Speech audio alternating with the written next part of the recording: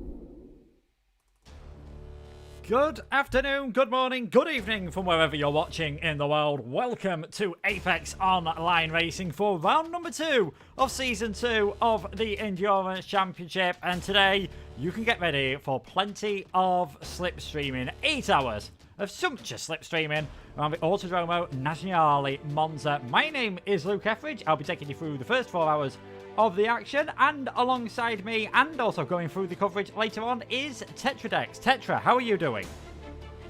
Very good, thank you. Also, yeah, good day for me, good evening, depending on where you are right now. Really looking forward to the race. It's going to be a very good one. Yeah, definitely. Should hopefully be some good race. I mean, the drivers will definitely be hoping, and we're expecting with the settings, that unlike Silverstone, rain shouldn't be as much of an issue. And I can tell you now in the practice session, it is beautiful, glorious sunshine. It should definitely be a fascinating race, and it was pretty close in the Super Pole earlier. Yeah, very close session. Very few surprises, I think, down the road. But yeah, very close grid on the top 10. I think we're going to see a lot of battles on the first few laps until things settle down a bit. But of course, we also have to always remember it's Monza, turn 1.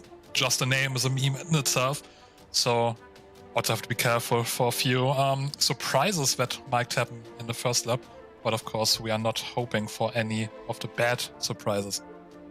Yeah, I think everyone's just hoping for a nice steady turn 1. You can't win in the endurance race on the first corner, especially around a circuit like Monza, but you can most certainly lose it. So we'll just have a quick look as the drivers are now getting ready for the session. You can see some of the grid there on the left-hand side. It is the Van Wall SimSport number 58 BMW.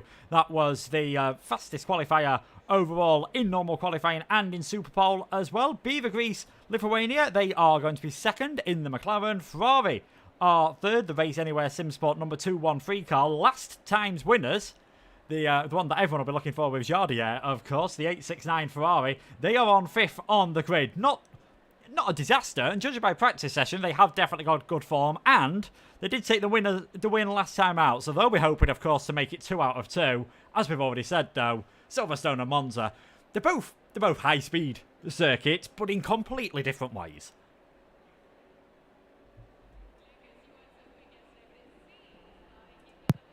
Yeah, very strong showing last time around from the Clown Fiesta Esports team. Name's going to be a handful over the course of the race. Going further down the grid, we have P6 Silver Racing Team. That's Philip Witschak starting, if I'm right. No, it's Novicki. In P7, we have the Butler Pyle Motorsport Team. P8, that's Fanwa SimSport 57. Not, I would say, quite unlucky qualifying from them. But still P8, good start, even though in the pre-qualifying they managed to put it on P2. In P9, we have the Armamentario, Skidanov Racing Team, and P10 behind them. The Porsche Spinella team in the Mercedes, of course, because that makes sense. Who had a bit of an off in the Super Pro session. Lost the car through Ascari, which, at least judging from the Super Pro session, is going to be the main focus for us today. Not in terms of overtaking, maybe as much as in terms of mistakes. And people, misjudging the curbs, I think, is the best way to put it.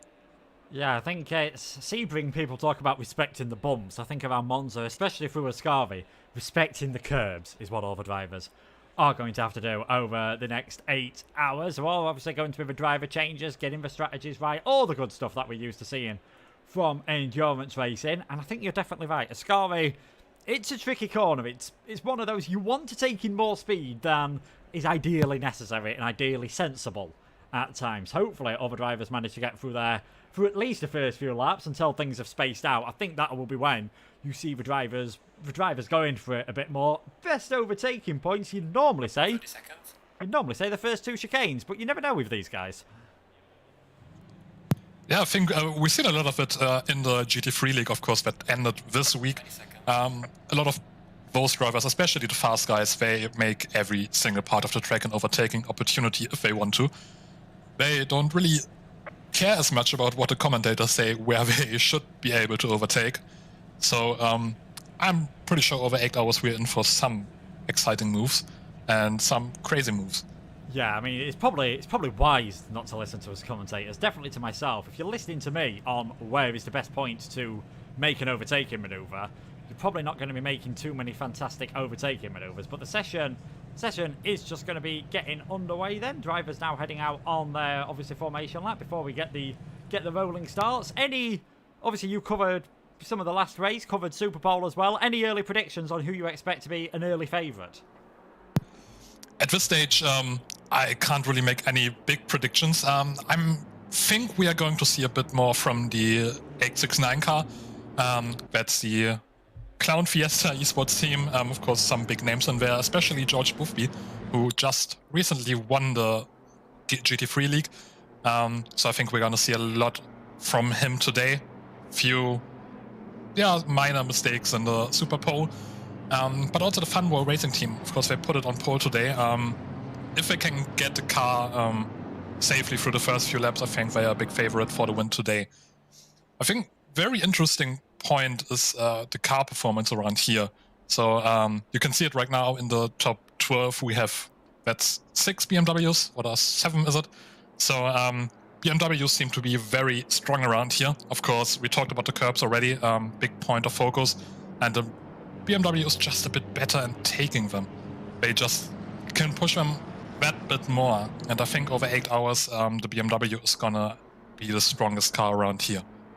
Yeah, certainly. I mean, we've all seen the memes, ladies and gentlemen. We wouldn't be surprised if that BMW just crushes the curb and leaves absolutely nothing behind. But no, not too surprising to see them that far up the order. It's actually the Van Wall team did a good results last time, but it was actually the number 57 car that came home in second place at Silverstone over a 9-hour race, securing that second place over the GigaChad Racing team, the number 72, by 0.6 of a second. It's just incredible how 2 teams, 2 different cars, 2 obviously completely different sets of drivers, over 9 hours of action, can end up separated by less than a second. Hopefully, in 8 hours' time, we're talking about similarly close racing.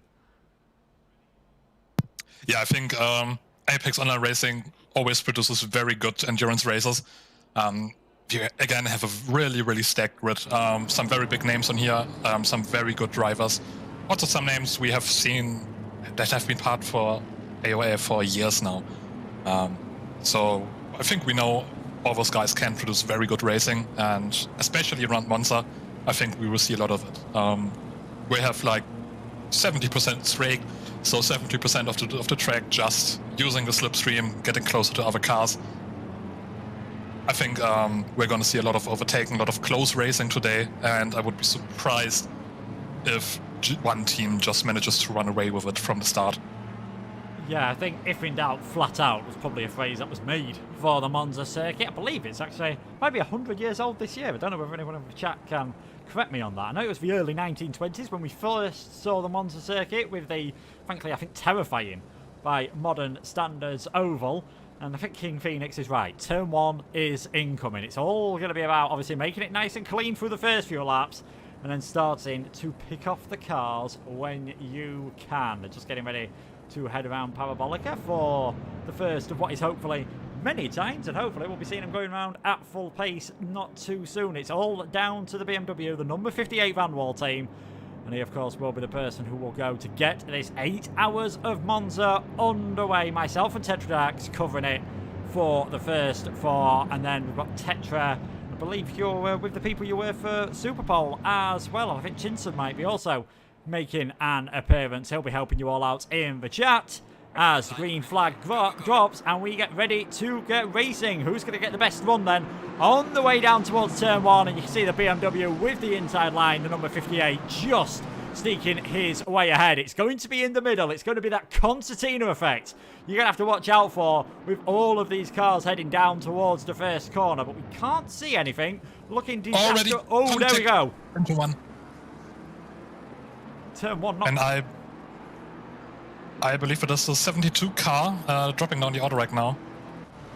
And a lot of trouble actually, many cars behind running into issues, and the Gigachat racing team still on the track, can't move, so they are down to last place now. Yeah, just such a shame. Like, it was looking pretty tidy for the first parts of turn 1, and then it all of a sudden, I think as we noticed, wasn't looking so tidy. So hopefully it does all sort itself out soon. We said the first laps of...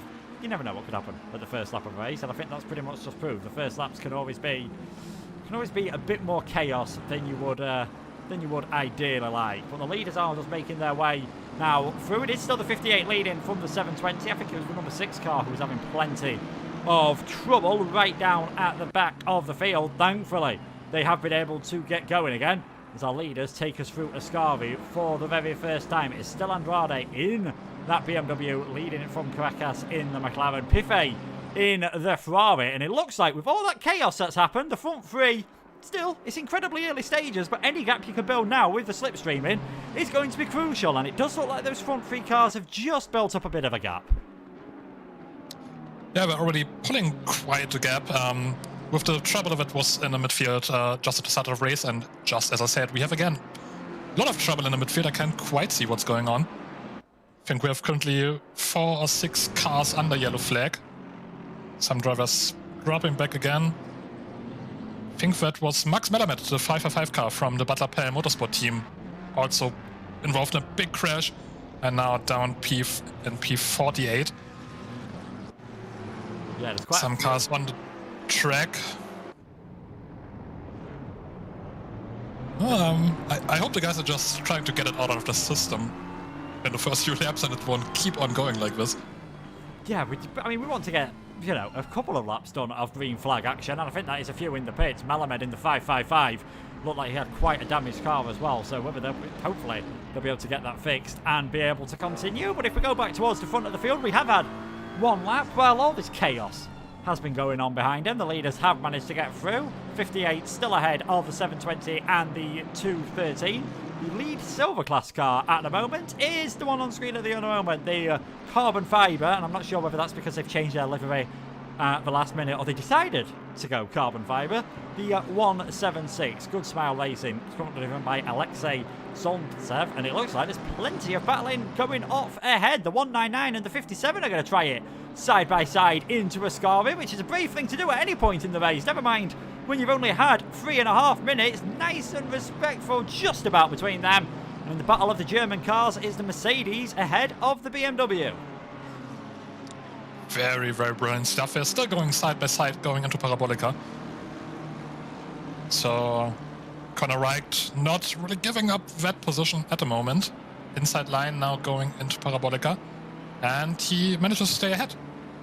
Yeah, does manage to stay ahead, and that's put the 199 offline, so that might give a chance to Papali in the 22 behind. Now things are settling down a bit more. It looks like we've had a cleaner lap. Not seen any yellow flags on that lap for now. touch wood. I do realise I'm being very brave saying that at this still early stage in the race. As, oh, I think that is Boothby getting past there. The 101 getting past last week's winners. So they're back down into 5th place now, are the 869 car, where they started this race. Did manage to take advantage on lap 1. Unfortunately for them, they have dropped down the order. We'll go on board with a Ferrari, and let's see if he can just manage to pull it out through Curva Grande. And in the end, I think perhaps wisely, later on in the race, he might have tried to hang one round the outside there. Still early days though, and still just wanting to play it nice and cool for now. Yeah, of course, we also have to keep in mind that this is not just a one-off event. We are talking about an Endurance Championship here. So all these guys have also get to keep the championship in their head. There's points to win here, even if you don't get the race win today. There's still 2 more races to come, and you really don't want to lose all your points just by a silly mistake in the first few laps. Yeah, certainly. It's always about consistency in endurance racing, just making sure you are, you know, consistently up there, scoring the high points where possible, not making any silly mistakes and sending you a long way down the order, because you can see there's a lot of cars still in the pit lane at the moment in time, fixing whatever damage, and hopefully for them, they will be able to continue. Would be a shame in this race. We've got, I think, blue flags already. Some of the cars who were involved in those first laps incidents probably just having to get themselves out. I mean, I suppose now at least you're sort of in free air. If you've been involved in a problem on lap 1, you can get into your own rhythm, but there's always that danger that you might try and push too hard and make more mistakes trying to make up what you've lost on lap 1, as we have got a yellow, I think, just coming out of a Scavi. I think the number 77's had a bit of a problem. Yeah, that's the Celtic Bromance car. They're just going slow. I'm not quite sure if anything happened to them. Just kind of pulled to the side, so maybe a technical issue or something. But no other car involved. Slowly coming to a stop right now, so I think that might be some sort of technical issue for them. Yeah, everything's sounding very quiet on board the Celtic Bromance car, so again, hopefully they are able to just crawl their way back to the pits, but I don't think that Aston Martin, unfortunately for them, is going to be moving anywhere fast anytime soon. Such a shame to see this happening on the first few laps of the race, and already we're starting to see a few traffic problems, which might just make things a bit more intriguing for what is now a lead pairing, as Piffet has dropped back. So we are now pretty much with a lead 2 cars, 58 BMW for Van Wall SimSport versus the 720 McLaren of the Beaver Grease Racing Lithuania team. Just trying to put that pressure on at the moment, and this is always a thing in all racing, especially endurance racing. Managing the traffic, if you're the first car, you sort of wake everyone else up. They're expecting the rest of the cars. When you come along for the first time, you can get yourself caught up in some trouble. Yeah, and just listening in on, I want to say, the team radio, we already have quite a lot of opinions in the driver chat. So people about the race start a bit annoyed, I think, about the cars on the first 2 laps. But for the moment, everything seemed to have calmed down, and we still have this battle for P1. I think the 720 dropping back just ever so slightly. And behind them, we also have the battle for P3 building up, with the 101 and the 869 on the heels of Pife. Yeah. So still, first few laps, still a lot to fight for, especially in the first few positions. And as we mentioned, back markers already coming into play. It's very early, but also the pit lane already busy, as if it's a pit stop phase, with all those people having to repair damages and everything going on. Yeah, I think, as a few people have said, Monza Turn 1 was Monza Turn 1. No matter how much you tell drivers to be careful, they are racing drivers at the end of the day. Sometimes the excitement maybe just getting better of a few on the run down towards the first corner. So there is this battle going on for 3rd place at the moment. The 213, the Race Anywhere SimSport car, leading this battle for 3rd, just keeping the 101 and the 869 behind him at the moment, where there's also a fantastic battle in sort of lower reaches of the top 10, 7th, 8th and 9th at the moment. Siege ahead of Strelnikov, ahead of Papale. That BMW obviously was ahead of these earlier, so he has dropped back now down in towards 9th place. And we'll see how they can cope with negotiating for traffic. Thankfully though, things do look to have calmed down as the leaders are just getting ready to start lap number 5 of the race. We're going to have plenty. Well, we've still got 7 hours 51 remaining. We've seen plenty of cars in the... Oh, we've seen someone going off there in the background. That is the 176 car. That's had some issues just on the exit of Ascari by the looks of it. Yeah, that was Solzner from the non-Grata team, I think. ACC is showing the wrong team name here. It's throwing me off a bit. But they actually had quite a good start, I just realized. So they started in P15 originally, now dropped back to P14 after the mistake. So probably a bit annoying for them. But so far, the race is going pretty good for them, I think. Yeah, still Until it didn't.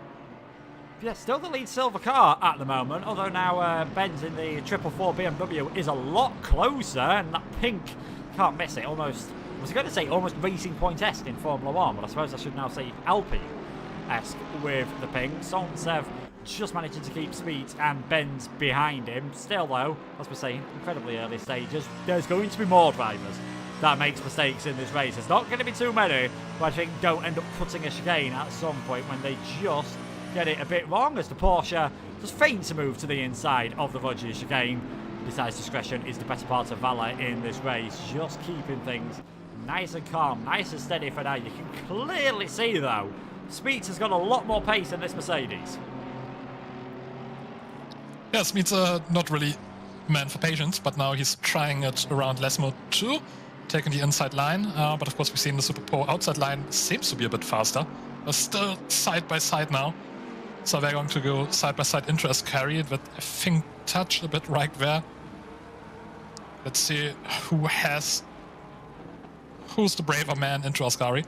And apparently it's Metz getting past Solznev, who's now in turn under threat from Benz for the lead in the silver class.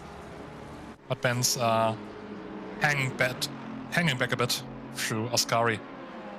And you can just see Smeltz just driving off as soon as he got past at the AMG. Yeah, the number 95 Porsche, who actually started down in 23rd place, so perhaps taking advantage, I say inadvertently, they'd have wanted to make moves on lap 1 of the race, of course, but perhaps taking advantage of all the issues that we saw into turn 1, as I think we've had another one at Ascari, and that looks to be the number 6 car, Nathaniel Shirley, just travelling very slowly in that McLaren. And it's proving to be the Sabre Super Bowl, and I think this is what we expected. It is so easy to just hit a curb awkwardly, light up the Vias perhaps even, on the exit of Ascari, and all of a sudden you're heading towards the barrier a lot quicker than you intended. Yeah, it's a very, very tricky set of corners to get right, and over 8 hours, I would say, in my opinion, nearly impossible, but then again, that's why I don't drive Tier 1 endurance races. That's why I just talk about them. Yeah, I think definitely wise for me, perhaps, to stay in the commentary box rather than behind the wheel. For the first time this race, we have actually got a bit of a gap forming at the front. The pole sitter, the 58 Van Wall car, now just starting to stretch that gap out to about 2 seconds ahead of Krekas. And you can, of course, see all these gaps live on the pit wall. There is the link in the chat with all the information. Unsurprisingly, there's been plenty of accidents appearing on the timing screen as well, with the various cars having problems at this first point of the race. Going back to what looks like to be one of the main battles in the top 10 is still this 3-car battle now for 7th, 8th and 9th place. And I think Ziyech might have just got a bit further. In fact, no, I think Ziyech has got a bit further away, and Papale's actually managed to get ahead of Strelnikov. I think that is the just behind him. That might be one of the lap cars trying to get involved in this as well. So things starting to settle down, as you would expect. First 15 minutes already nearly of this race out of the way. They've got plenty more to do, and it is just settling into a rhythm, making sure you don't make any silly mistakes, making sure you don't get it wrong into what is probably the heaviest one of the heaviest braking zone the drivers will have to cope with in this championship. That long run out of Parabolica down towards the Rettifilio chicane. We saw chaos there on lap 1. It wouldn't be surprised if we see a few cars having to cut to the escape road as the race continues.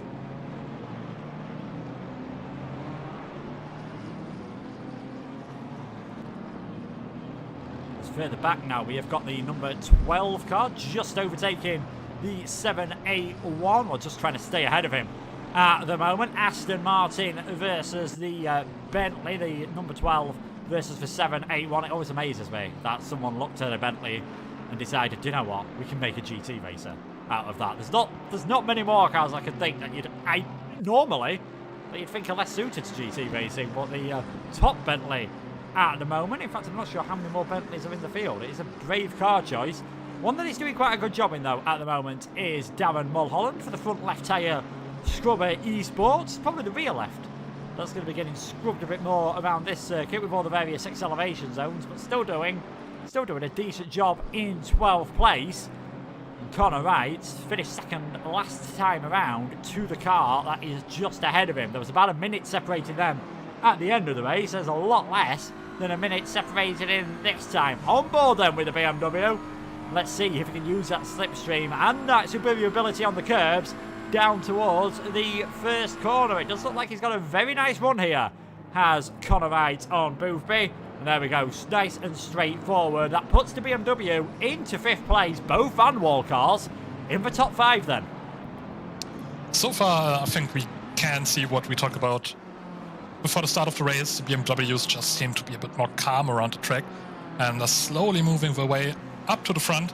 So whereas some of the other cars, especially the McLaren and the Ferrari, may just be quicker for a single lap, I think we can see the BMW just the easier car to drive, and over 8 hours and even in the first 15 minutes of this race just can be a bit more brave, can try a lot more moves, knowing that the curbs won't just throw you into the wall and end your race pretty early on.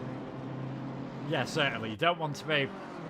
Yeah, you want as fast a car as possible. You don't want a nervous car. That will obviously cause some big issues for you as you're heading through the corners, and we've already seen quite a few have made some sizable errors early on in this race.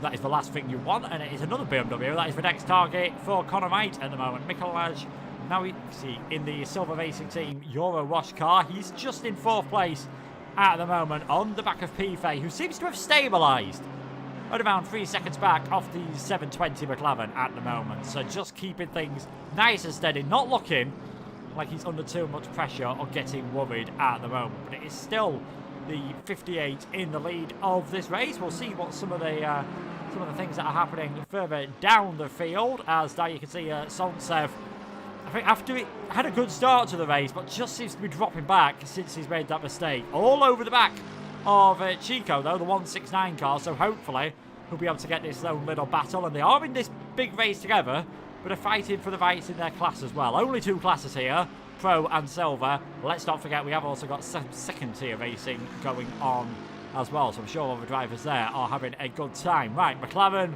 versus Mercedes. Which one of these is going to come out on top on the straight drag race towards the first corner? The Mercedes goes for the outside line.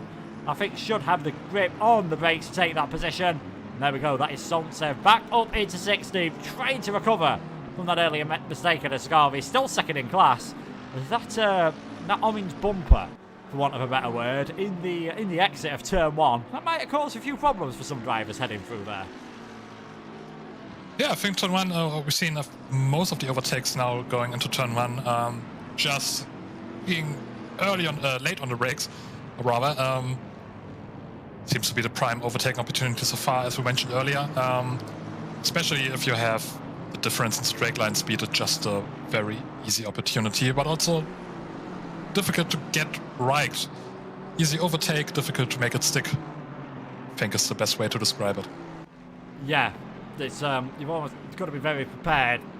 Like, as always, you've got to be prepared a few corners before when you're going for these overtakes around here, especially as we are expecting some of these drivers to do. They will pick some different points to get the overtakes. They're not just going to be doing it at the conventional points all the time. We will see some, I think, fairly brave moves as the race goes on, as we have got a bit of a train going on here for I think it's coming for 23rd place at the moment. Baliki's just got a bit of traffic ahead of him in the 2 seconds off the pace.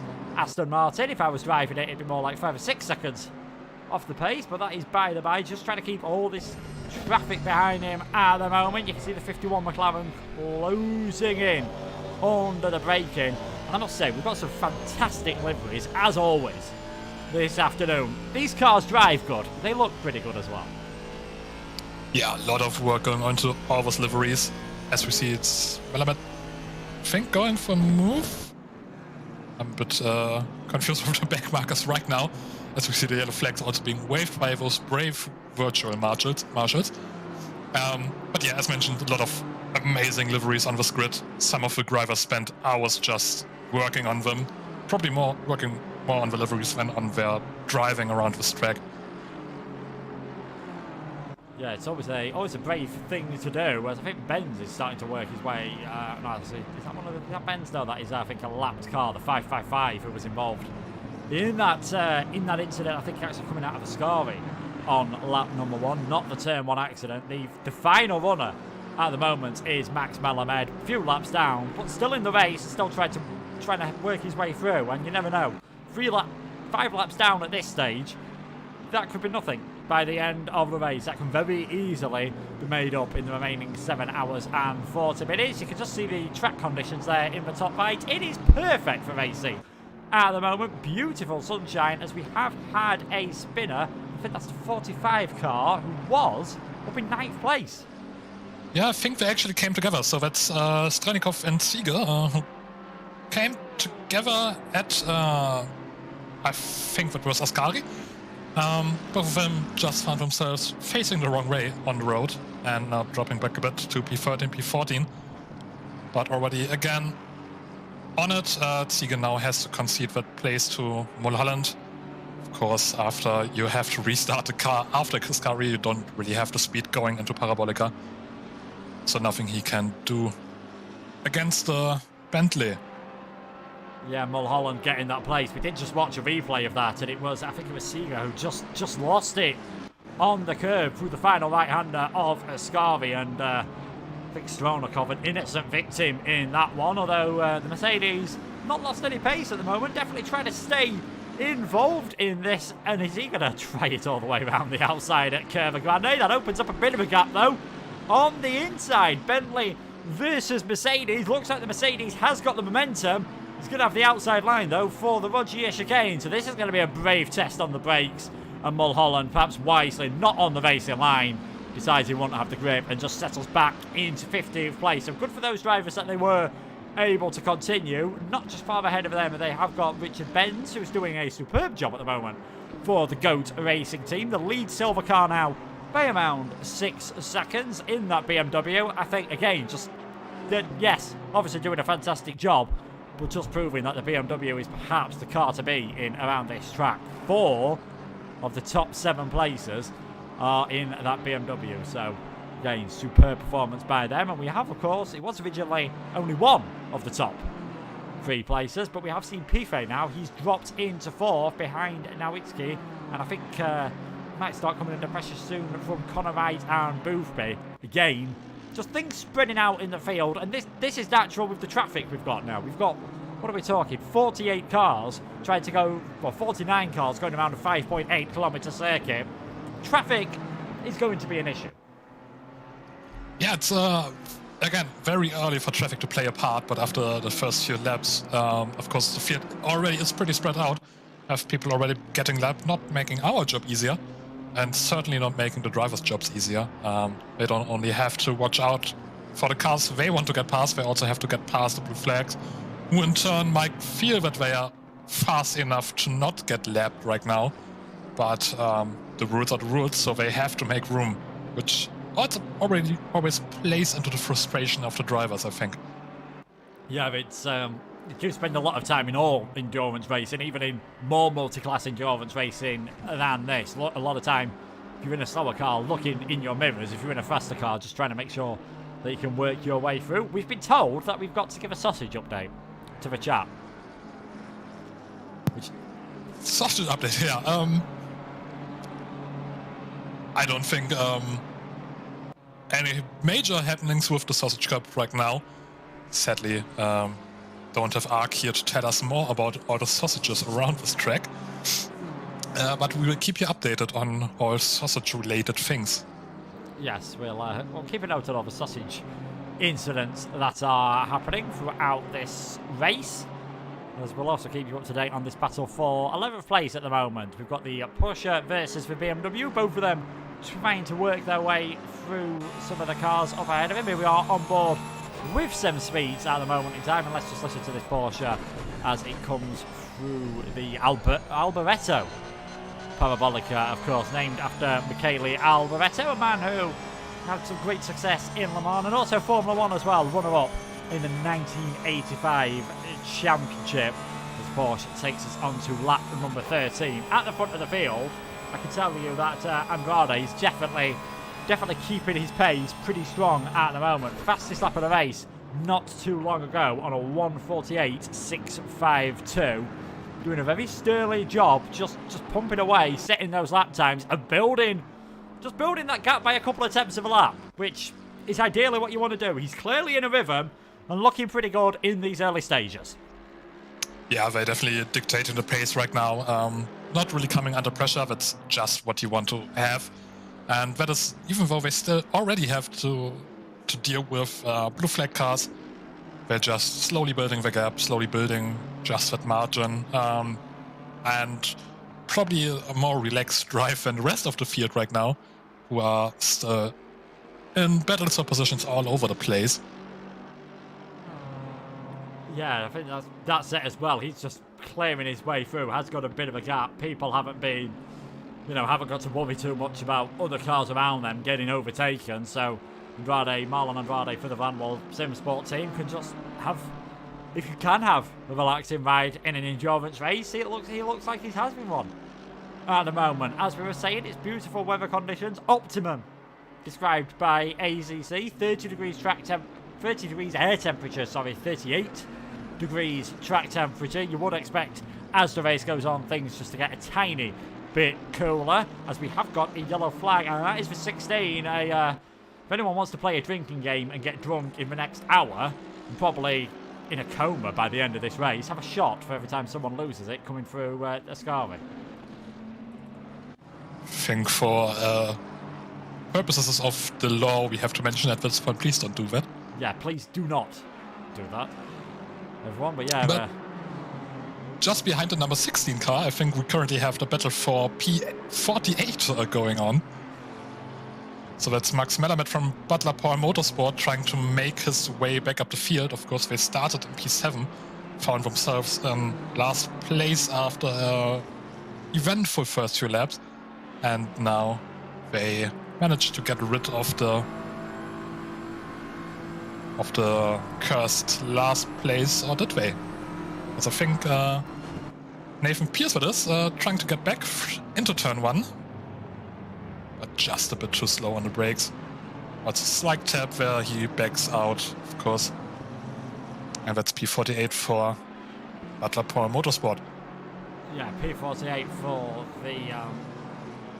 for Malamed, P49 for Nathan Pierce at the moment in that very food-based livery, and there's one in the McLaren behind him as well. That's the car in 22nd place at the moment, the 666 car. We've got Smarties on the 180, we've got Warburtons on the 666, and at the moment Bread is doing better than Smarties. Make your own mind on which one you'd rather eat. Probably this time in the day, if you just had your lunch, maybe you are going to relax with some nice sandwich. Other brands of bread and sweets, I feel we need to say, are available, but the 666 car just kind of on his own at the moment, just trying to work his way through the traffic and putting in some pretty decent times. And I think we are still got the 95 with Benz all over the back of him. That 444 really keeping him honest at the moment as the lead car in the silver class. And I think this time around might be the time he decides it's worth a shot down the inside into the Rettifilia chicane. And that is Richard Benz up into 11th place, getting pretty close to the top 10, which would be a fantastic result. I think in the last race, the top silver car was the Celtic Bromance, I think, finishing in 21st. And at the moment, 21st place for the number 10 Lexus is only good enough to get you 6th in silver class. So that incident at the start of the race, perhaps giving a few of the silver cars a bit of a higher position than they would have perhaps expected at the start of the day. Yeah, it's a very, very good result for them. not quite sure. I think Richard Benz, was he tier 2 last season? I might have to check on that. So also some guys from tier 2 just last endurance season doing a very good job right now. Another one of those is the guy currently chasing Richard Benz for the lead in the silver class. That's Ludwigs from Harvey Racing. Harvey Racing last year won the endurance championship in tier 2. Currently P15 and trying to make that P14 by getting past the Mercedes of Lukas Siege, which I think they have done into Ascari now, going side by side and just squeezing past them. Very, very good overtake. It was beautiful to see. And also Darren Mulholland just using the opportunity, getting past as well. Yeah, I think don't think we are going to see anyone else. Chico might try to follow it through as well in the 1-6. Oh, contact there. Big jump between one of the McLarens and Ziga, having quite a large hit into the wall for the Mercedes driver. I think somehow doesn't seem to have as massive damage as I thought it would. But yeah, really went off towards the wall there, did Ziga. It was a fair overtake by Ludwigs, but Mulholland following through, and then Ziga perhaps just caught out a bit offline. And then some side-by-side contact between him and the McLaren drops him down into 17th place, and really starting to come under pressure from Solntsev, third in the top class at the moment. At the front of the field, we're starting to see things happen. We've now got Connor Wright has managed to work his way ahead of Pife, so certainly seems to be the case. Is it the BMW drivers just getting used to that car? Is it the Ferraris maybe struggling a bit more on tyre wear than some of the others? Because Pife and Boothby, I've got to say, both dropping back a bit here. Yeah, I think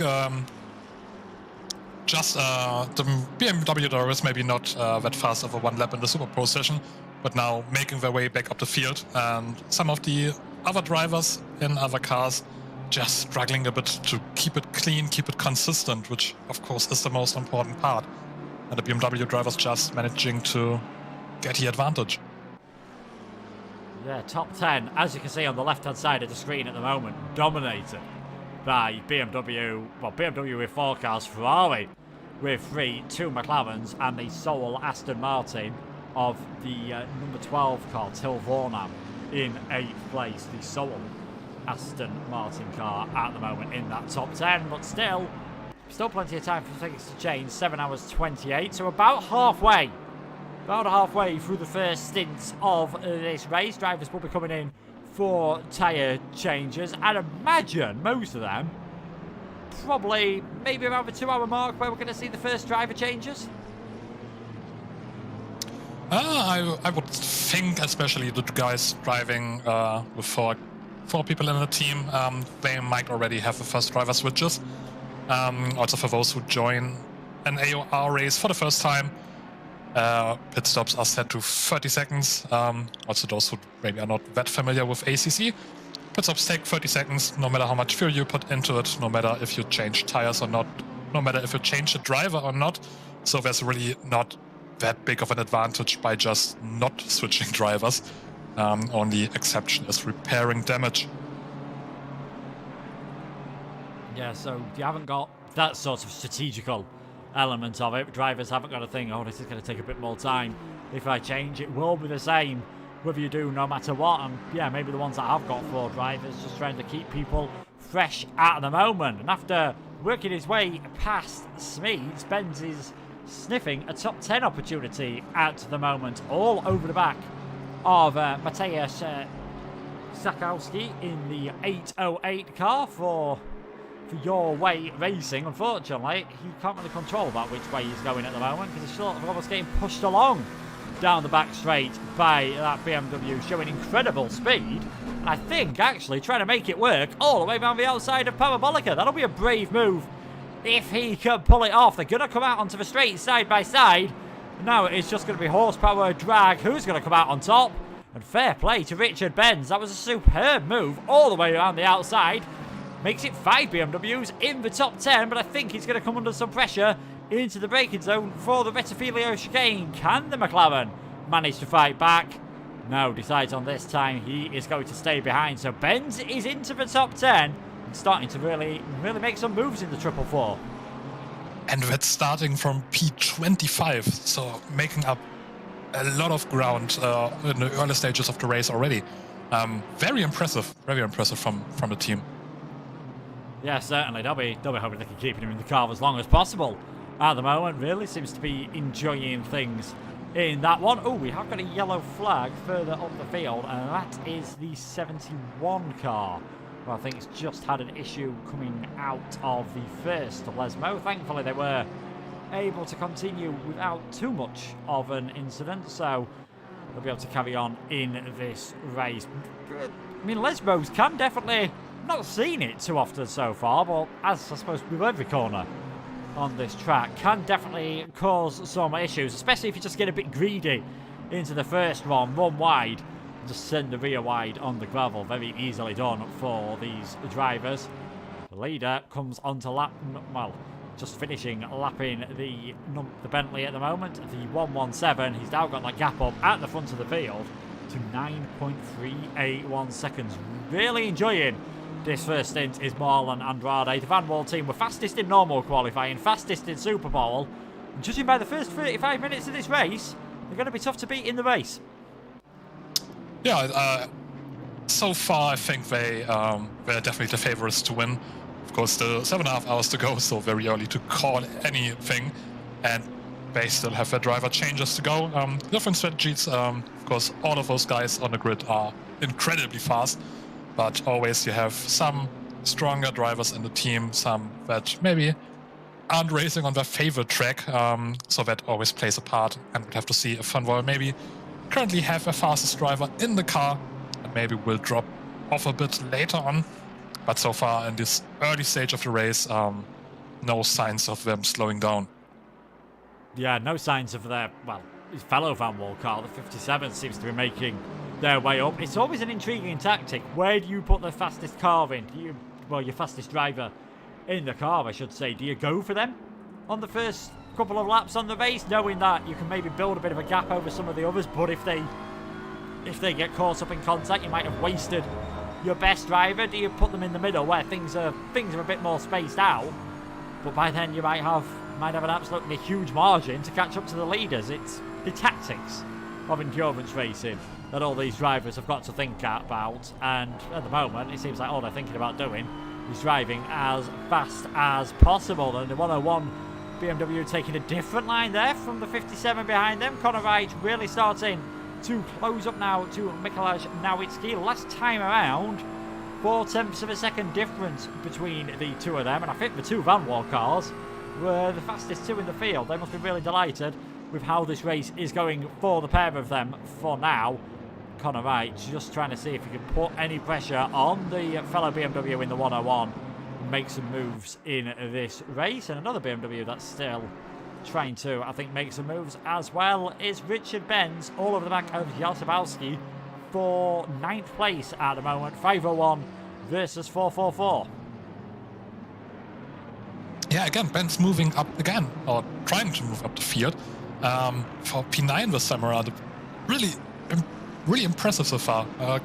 Can't help but being impressed by the guy. He's on an absolute stunk of a race. Yeah, again, as we said, other putting their fastest drivers in, have to come for a bit more, just gone for that pace now, and then just hope later on they will be able to keep that gap. As you can see, some blue flags obviously waving with all the fun and games that we've been having. Lucas Eads just trying to recover his way back up the field after having a couple, I think, well, one massive hairy moment through Ascari, which caused some quite big contact, and then some huge contact coming through the Parabolica, and I said he'd be very lucky to get unscathed from that.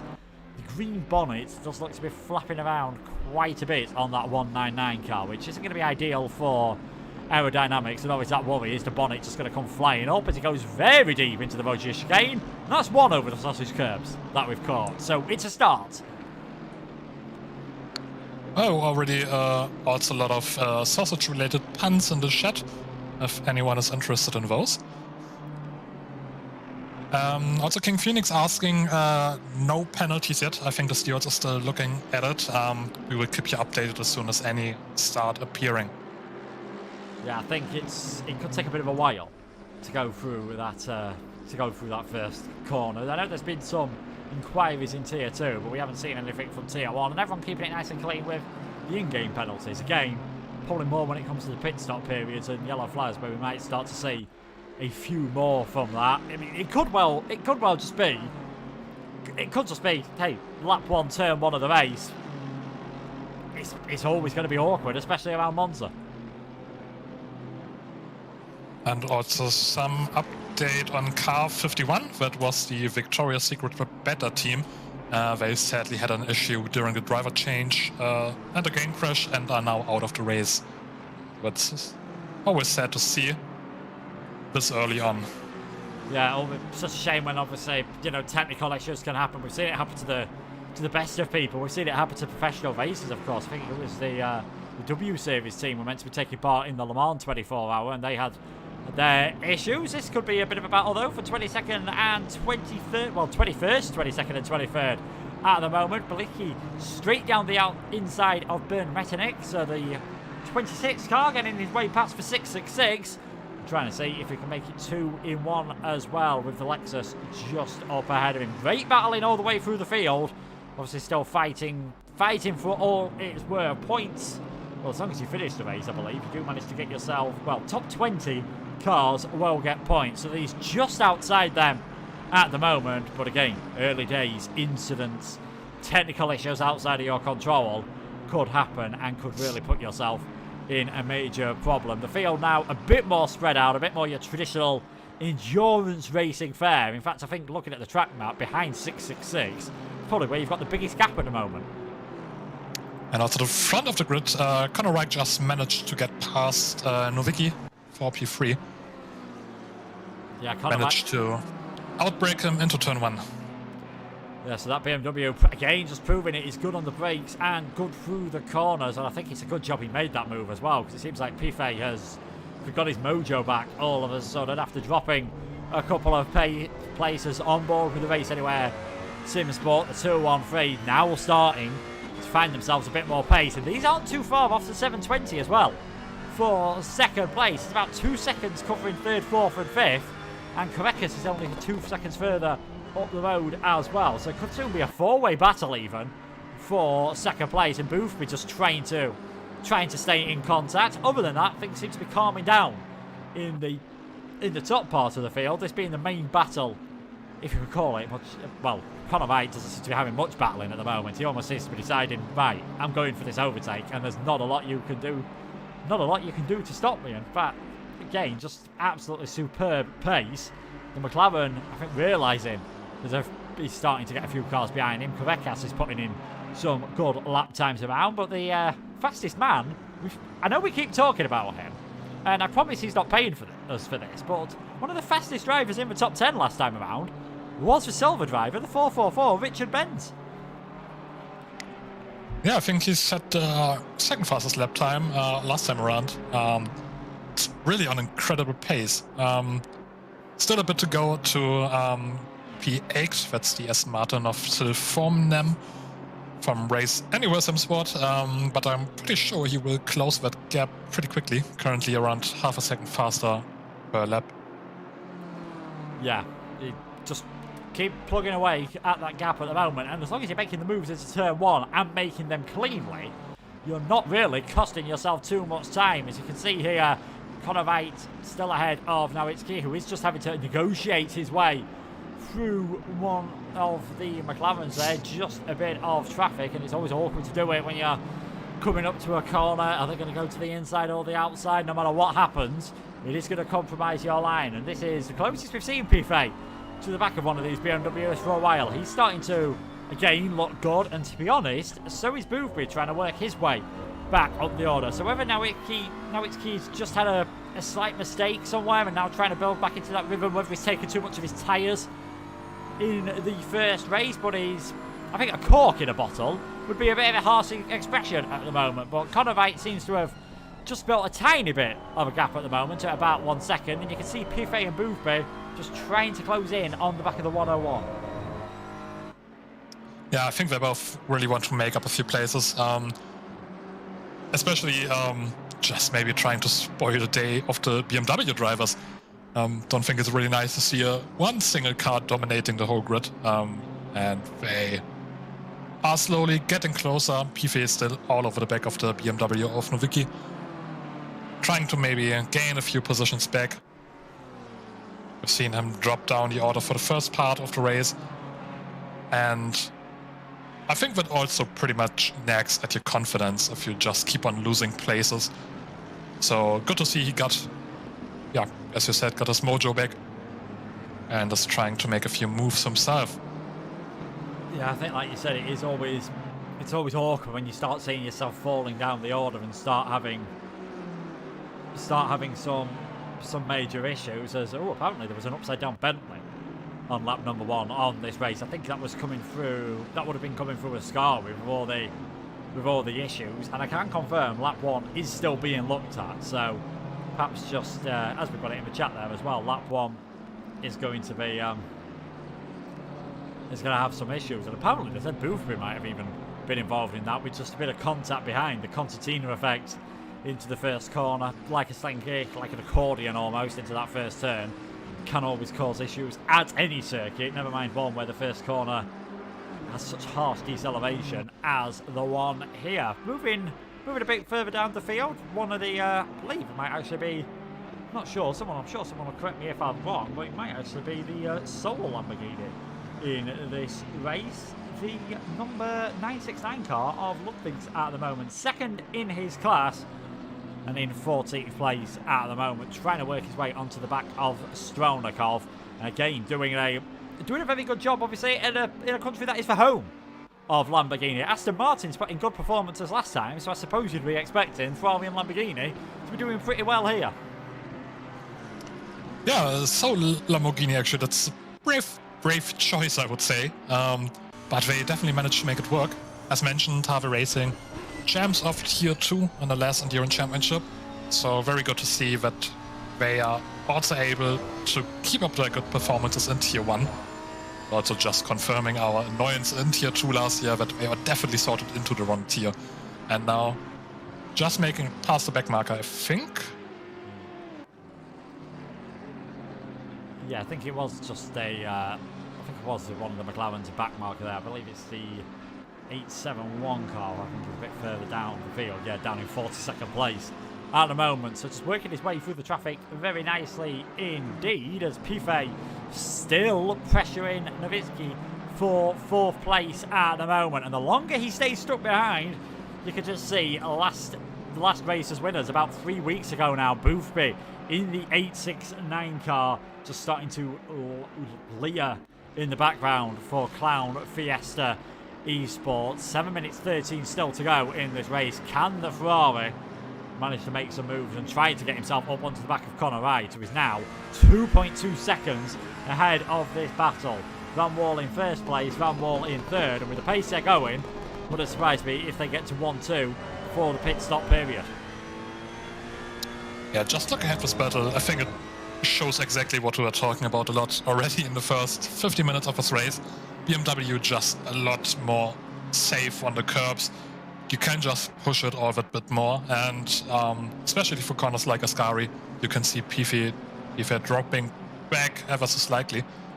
So that's definitely where the strengths of the BMW play out. Now it's a back marker. They have to navigate.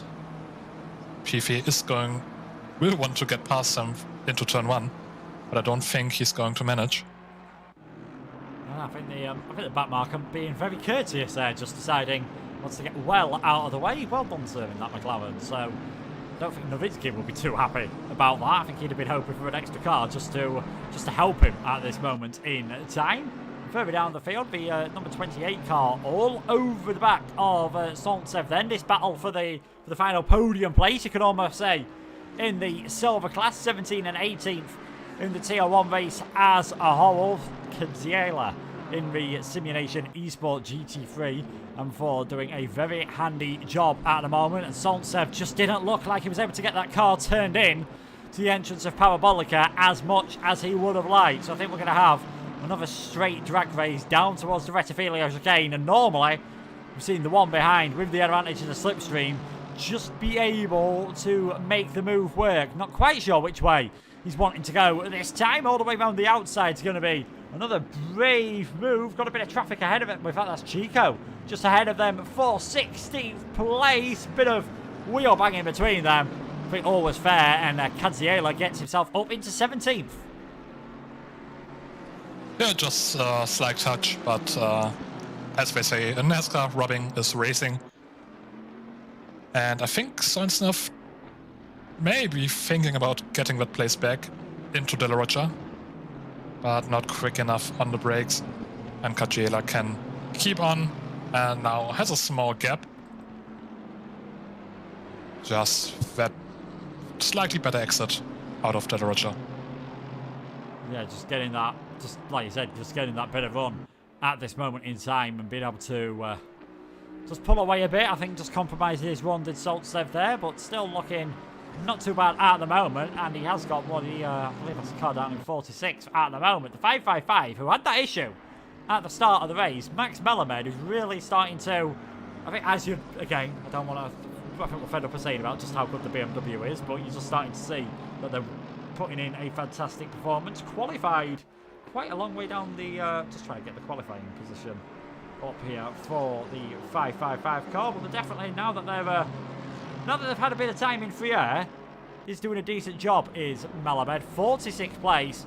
You can see Pierce is still quite a bit behind him in that great battle we saw for last place earlier. I think proving once again, even if it's not for points, they're always wanting to put in their fantastic performances and always wanting to do the best they possibly can. Yeah, at some point it's also just pride setting in. And also on the front, we have Conor Reich now on the back of Caracas. We talked about it, that it's pretty much an inevitable battle that it was going to happen. And I think over the next few laps, I wouldn't be surprised if we see Conor Reich getting passed into P2. Yeah, he's done, again, he just keeps chipping away by a few tenths of a second a lap.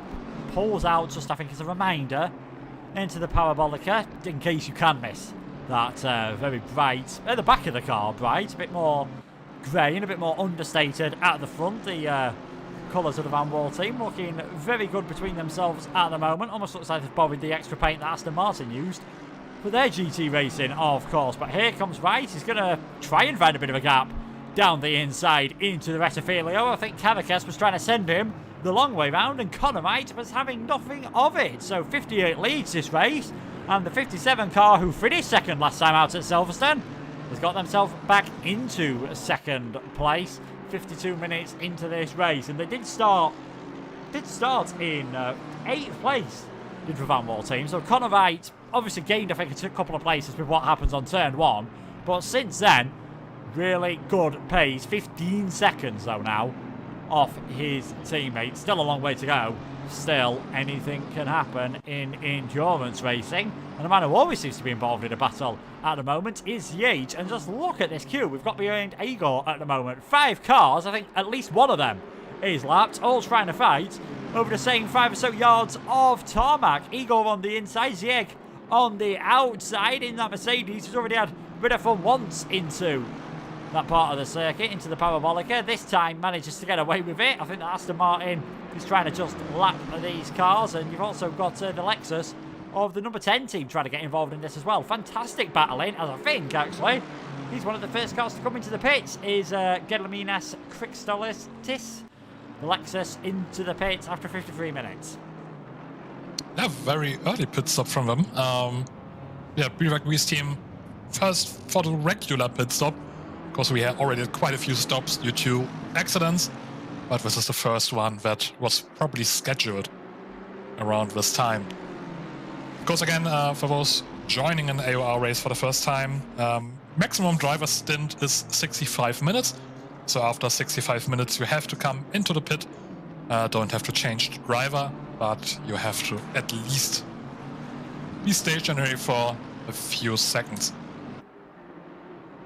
Yeah, maybe just trying to take it, maybe just thinking, are we getting held up in all of this traffic? Do we just try to coming to the pits, not get involved in any potential incidents that may happen. But yeah, the Lexus coming in a bit earlier than we would have expected. But we said around 52, 53 minutes rather than... Most people don't like to push it to the full 65. Normally do, you know, in a race that is on the hour. Kind of makes sense to try and come in as close to the hour as possible for their pit stops. Zieg still in 21st place. I think definitely with a bit of damage on that Mercedes. Unsurprisingly, looking at the hit it had into the wall earlier and the hit I think it took from Stronakov into Ascari.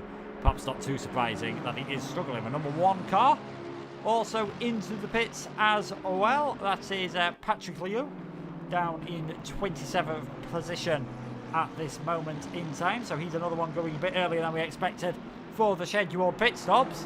We might even see in this scheduled pit stop period our first change for the lead, because ever since the start of the race there's been Marlon Andrade in the 58, just extending that gap now to 15.5 seconds. Also behind them, we talked a bit about the battle for P4, it was, with Fabian Piffet. He seemed to have made a mistake somewhere over the last few laps. It's now dropped down to P6. Both Nowicki and Boothby getting by. So now that battle for the last podium position that he was involved in for some time, he isn't anymore. Yeah, Nowicki just hanging on to that place. Whether, I mean, we didn't see anything, unfortunately, on stream. Whether there was any contact between them, I'm sure if there was, we will hear about it and we'll find out from the stewards. But ooh, that's a bit of a late move down the inside of the Technicolor Bentley up into, well, stays obviously in 6th place, but just getting rid of a lapped car, and that Bentley very wisely deciding to stay well out of the way. Also had just a small spin from Denis Drenikov from Crazy Fly Racing. Found himself facing the wrong way after Ascari, so for those playing along at home, that's another drink. Or I think some of you are playing eat a sausage every time somebody loses it in Ascari. I don't think either of those are recommended from a health point of view. I mean, I've got plenty of sausages in the fridge. I could probably work my way through it in this entire race, but yeah, Stronakov just trying to recover from that one, perhaps going a bit deep there into Rettifilio, now in 15 for the Crazy Fly Racing team. As you can see, some of the remnants, the reminders of what happened on turn number 1. Again, once we have any news about that incident, we will let you know, but I think given everything that happened, it might be quite a long way away. Yeah, stewarding, very difficult, especially for these massive incidents where you have multiple cars involved. And the stewards want to make sure they are actually punishing the people who need to be punished. So they are taking their time, rightfully so. Yeah, certainly. Obviously, do want to get things right, want to look at things with as many different angles as can happen. There's we're seeing here the McLaren just getting stuck behind the battle for 27th and 28th. I think another car is the 115 car. I think another one who's almost going solo in terms of not many other teams, if any, have gone for the Audi. That is the 115 car. Pareca in that at the moment. Donato Pareco for the Virtual Drivers Alliance in the Audi in 27th at the moment. Again, just enjoying himself in his own little battle with Santero. And you've got Gosselin not too far. Well, I think he's actually dropped back a bit now, but fairly close between these. And you can see there the Lexus of Crixtalatis losing about 5 places in that pit stop period. I think our leaders are still carrying on at the moment. In the next lap or two, I think we could have a very busy pit lane here at Monza. Yeah, it will be a really interesting pit stop period, I think. Especially because we will get a bit of clarity about all those people who had to pit earlier due to the incidents. But I think especially the first 10 drivers or so, they should all have to pit. They didn't come in yet. Maybe we will see 1 or 2 attempts at an undercut. Few people just one or 2 seconds behind the other drivers. That's a gap you can very much close by just having a better pit stop. As we have another car off, that's the car 9. That's Julom Hamling. Currently in a yeah, just seemingly stuck in a gravel trap. Not sure what happened there. Yeah, I think the van racing car realising he probably can't ram his way through that barrier as much as he would like to at the moment. So just drop in outside of the top 40 is that Mercedes, and another one with, well, I thought the dented bonnet on Zeke's car was quite bad earlier on. That is some substantial damage on the number 9 car at the moment. Would not be surprised to see them coming into the pit lane on this lap around. We have the first front runners coming into the pit. So that George Boothby and Fabian Piffet diving into the pits. So the 2 Ferraris coming in as well. Jarabowski further down the order. Papale coming in. Also from, I think was 9th place at the time. So the lead 4 cars managing to continue on a bit longer. We'll see where these come out, in what sort of traffic. Are they going to have any issues making any moves at the moment as we go back to look at Igor 55 in Victorious Secret, an absolutely superb pun name, if I do say so myself, just on the back of Bernd Metternich at the moment. The McLaren versus the BMW, a partnership that anyone who's familiar with Formula 1 probably isn't aware of, but those who remember the endurance racing days, the GT1 days back in the 90s at Le Mans, McLaren and BMW having quite a successful partnership there as well, but this time they're going to be fighting against each other, are those cars. And as you can see, we are now about an hour through this 8 hours of Monza race, and there is our leader coming into the pit lane, Marlon Andrade, as we'll just get what the timing gaps is at the moment. He's in the lead of this race. It's a 1-2 for the Van Wall team at the moment. Caracas in that McLaren for 720, just in 3rd place. The 101 BMW in 4th, and then at the lead Aston Martin is Vornam, but we are in the middle of a pit stop phase, so we will wait to see what happens when things have all calmed down, because it is now Nowinski who takes the lead of the race, virtue of the pit stops. Yeah, both Conor Wright and Caracas going into the pit as well. Also, we talked about the P5 and P6 cars pitting.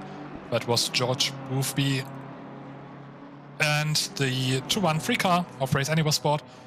Trevor Wenham now on the wheel, and they actually managed to get past Boothby. Boothby carrying on for a second stint, but now losing 1 position for the pit stops. Yeah, so that's good news, obviously, for the Race Anywhere SimSport team. Puts them in a net 5th position, or back up into a net 5th position, as it were. But Boothby looking, despite doing an extra long stint at the moment, looking like he's got those tyres up to temperature at the moment, and really starting to put a bit of pressure on his fellow Ferrari driver. Track temperature has dropped a couple of degrees since the start of the race, only down to 36, so nothing the drivers have to worry about too much from that point of view, with things getting a bit chilly for all of those, and those that haven't pitted towards the front, now it's Steve Benz and Smeets, we will be seeing coming to the pits very shortly indeed. A reminder, as Tretsurak said earlier on, 65 minutes is the longest stint you are allowed to do, and then you will have to come into the pits on that lap. We're watching the battle for, well, it's currently 11, well, it's currently 10th and 11th place, but he's effectively for 5th and 6th place. Benham in a 213 Ferrari, and last race's winners, Keku Clown Fiesta Esports, George Boothby remaining behind the wheel. Really close, really confident on the brakes into Rogier, but then just can't get the move done. Things spread out again, and it's a hard track to try and catch someone by surprise at, because if you send one down the inside into the braking zone and get it wrong, you are going to cause a massive incident. You are going to get yourselves in heaps of trouble.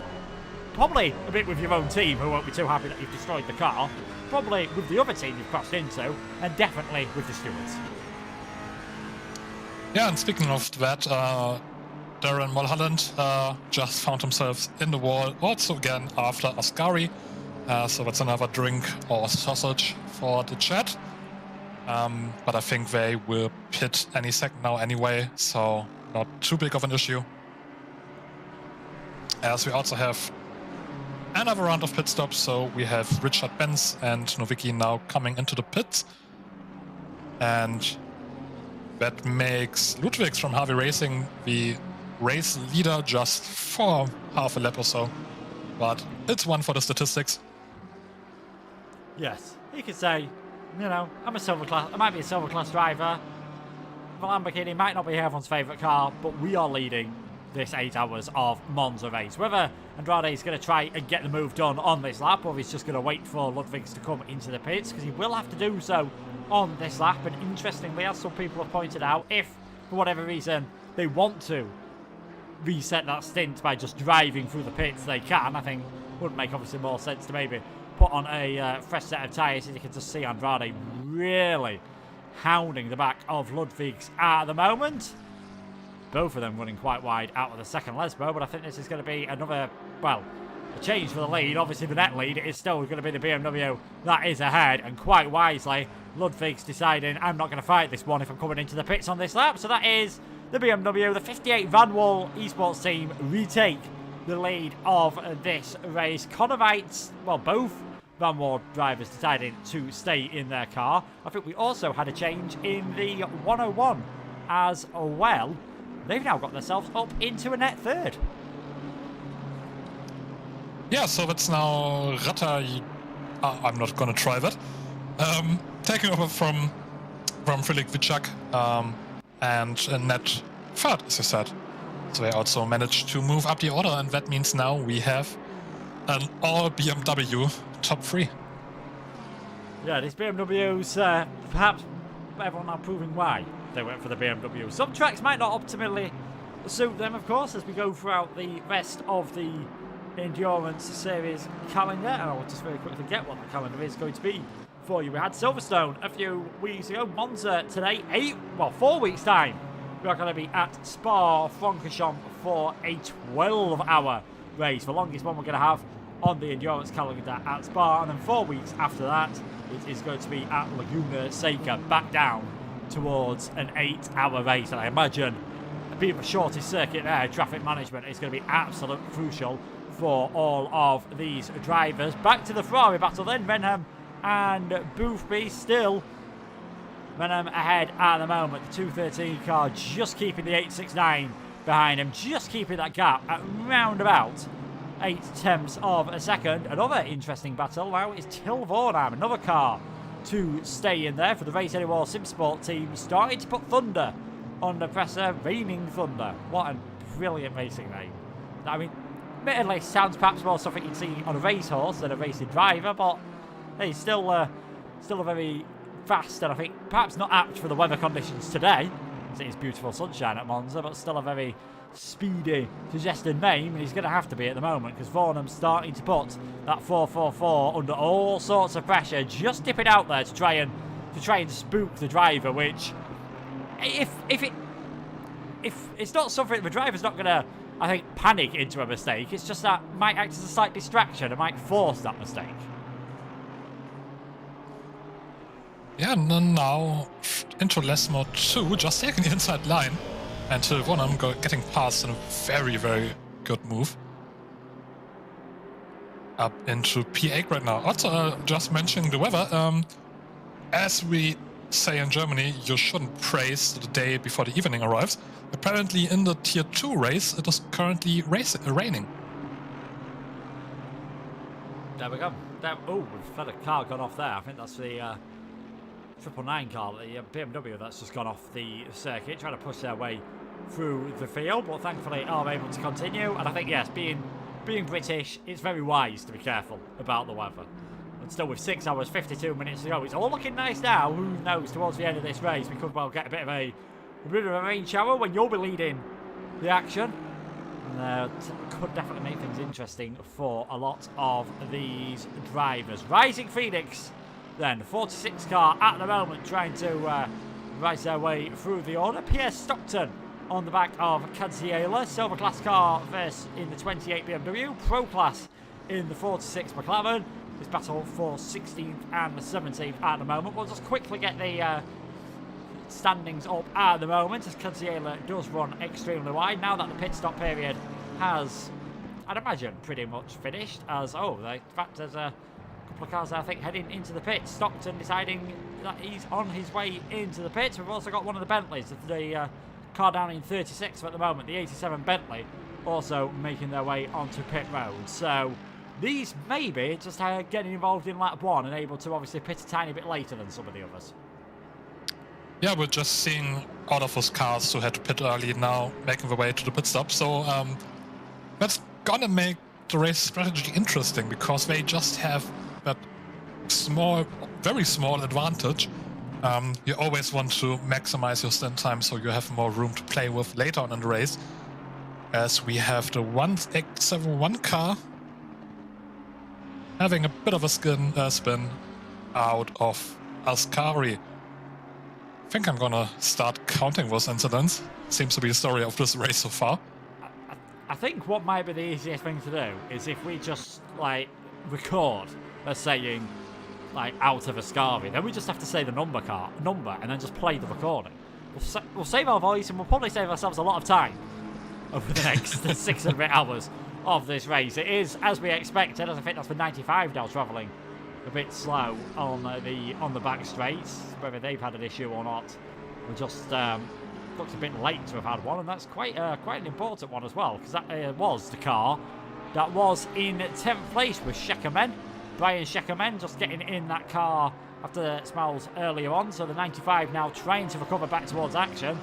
The 969 and the 808 all over the back of him. So just for this battle now, 11th, 12th and 13th between Shekaman, Latsuke and Kimchik for 11th, 12th and 13th. Porsche versus Lamborghini versus the McLaren. Yeah, so that's the Harvey racing car. They had a driver switch. Tilo Latuska now in the car, taking over from... That was taking over from Ludwig's. Sorry, I just forgot the names. Still all over the back of that Porsche. He wants to make a P11 also in the duel. Of course, the hunting down the 444 car for the lead in the silver class. Yeah, the gap between the lead cars in the silver class at the moment is about 15 seconds from the to Latuske. These knows that they can't really go for too much of a brave move, because Kimichek is right behind him, and Stronakov, another one who's double back in the stint at the moment, just on the back of those. Further up the field, now that he's got a bit of free air, Till Vornum setting a pretty decent lap this time around, clearly getting back into the rhythm of things for lead Aston Martin at the moment in the number 12 car. Last time around at Silverstone, I think it was the Aston Martins who were just missing out on the podium. In fact, the number 12 car, yeah, just missing out on the podium by a lap in the end, finishing in the 4th place. And it was the 72 car that managed to get the British mark onto the podium. Still Andrade just trying to stretch that lead out at about 17 seconds, and things calming down at the front of the field. Definitely not calming down in that battle that we did have on for 12th and 13th place. Here comes Matthias Kimishik. She's going to think about a very late dive bomb on the brakes now. I think even Daniel Ricciardo would have thought twice about sending one down the inside there. So Kimchik just stays in position. Knows that he might need to get a move on though, because we saw Stronakov earlier did have good pace, and the last lap around was 1.3 seconds faster than the battle ahead of him. So if the 808 car doesn't get a move on, 2 will become 3. You always want to clear those cars faster if you feel like you're being held up. And at the moment, Kmichik not really being able to do that. So both him and Latuska are losing around a second per lap on Stranikov, who we, as you said, is a very fast driver. And he's slowly starting to get involved in that battle. Yeah, he's about 10 seconds at the moment off the top 10, so a reminder, it is the top 20 that get points, but still on for a very decent haul at the moment, and depending how quickly they can work their way through the field, could be even better. We are seeing things just start to close up a bit further up the road then. 3rd place at the moment, you can see Wojciech there in the 101 in 3rd place. Karakaso lost out on that in the pit stops, and I think all of a sudden he's showing how determined he is to get that one back. Personal best, PB, on personal best for the stint last time around. So just starting to get a bit comfortable on those tyres in the McLaren, and you can see just coming through the Rogia and the first Lesbo really starting to hound that 101 car. So it wouldn't surprise me if the BMW 123 goes into a 124 sooner rather than later. We'll see if he can make the move on the run down towards Ascari, as we have got a yellow flag, and that is the number 9 car that has gone off, as Caraquez again just feinting that move, not able to get anything done now. But all of a sudden just seems to, again, a bit like we saw from earlier on in the 213 in that first stint. Had a couple of laps where they were just off the pace for whatever reason. Now seems to be coming back into it, and Caraquez really putting the 101 under some severe pressure. Yeah, it was a very good battle going on for multiple laps. Caraquez actually was the fastest driver on track last time around, so he's definitely gonna feel like he's being held up.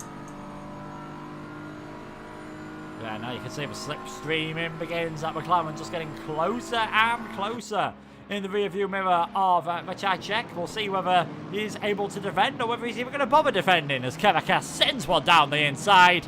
And the BMW domination of the podium for now. 6 minutes 45, well 6 hours 45 remaining in this race is over. Caraquez gets himself up into 3rd place. The 101 drops into 4th. Renham and Boothby have still managed to split up a tiny bit more. It's now 2.2 between them. And I think Vatashak's just going to think about here. No, not able to make that move alongside. So that's that position done then. That is for 4th and 5th place. And I think a bit further back, Raining Thunder, he's managed to, he's been passed by Prochinka and Stronikov and Kimchek, both getting ahead of Latuski. So a couple of the silver cars, maybe that was the case, having a few faster drivers earlier on. Still obviously early days in the stint, not that these drivers are slow whatsoever, but we're now starting to see some of those pro cars who had issues in the first stint just try to work their way back up the field. Yeah, a few of the cars that are currently stuck down the field we know are very fast cars. They were involved at the start. We have, for instance, the 72 car, that's the Giga Shard Racing team. They are in P32 and that's definitely not where they want to be or where they could be. And they're slowly making their way up the field over the next 6.5 hours. But I think all the trouble at the start also enabled a few of those silver class cars we are currently seeing on a very strong positions at the front to be where they are. And they are also not going to give up those places easily. As mentioned, we have Raining Thunder and P10, currently the leading silver class driver. And behind them, Latuska in P13 and P15 for Kajela. So the silver class podium also in the upper third of the whole race. It's a very strong showing from the silver class drivers. Yeah, and a reminder, last time around, I don't think there was any silver class cars in the top 20. Well, I think 20th was the top one. We've got one in the top 10 at the moment, and they've got 6 in the top 20. So for silver class cars, perhaps enjoying things at the moment. It is still early days. We did just see a drive-through penalty for one of the cars further down the field. That is, I think it's the number 77, which has managed to pick up a drive-through penalty. We'll have a look. Yeah, there we go. It is now Remy Papin for the Celtic Bromance team, another one who's been involved in a few issues earlier on, so they've got a drive-through penalty. It was on the way into the pit, so I can only imagine that is going to be a pit lane speeding penalty. They'll have to serve that soon and could very possibly drop them outside of the top 40. But as we head further up the field, everyone now still obviously getting themselves into a rhythm, head back towards, well, I was going to say a bit of a battle for 3rd and 4th place. Caraquez still just trying to build up that performance to Andrade, well, to Wright, who himself is trying to build up onto the back of Andrade. But these Van War cars, again, we haven't seen their second drivers yet. They decided not to go for a driver change, as is common across all the top 3 cars, the 58, 57 and 720, just sticking with their first driver. So almost certainly, you're going to say, will be going for a driver change next time around, and that could change things entirely. It's always a bit of a compromise, but you've got to go for with the setups in the endurance races. What suits one driver, absolutely fine, not necessarily going to suit another one. And as we've already spoken about, some drivers may not like this track. Some drivers may have preferences on when they want to drive. It's a difficult balance trying to... You can't please everyone. Yeah, it's one of the biggest factors of endurance driving, and in my opinion also what makes endurance driving so exciting, that you have 4 drivers per team at max. You need to, I just wanted to say please, that's maybe not the right word. They just all need to get into the same rhythm, get to have the same setup.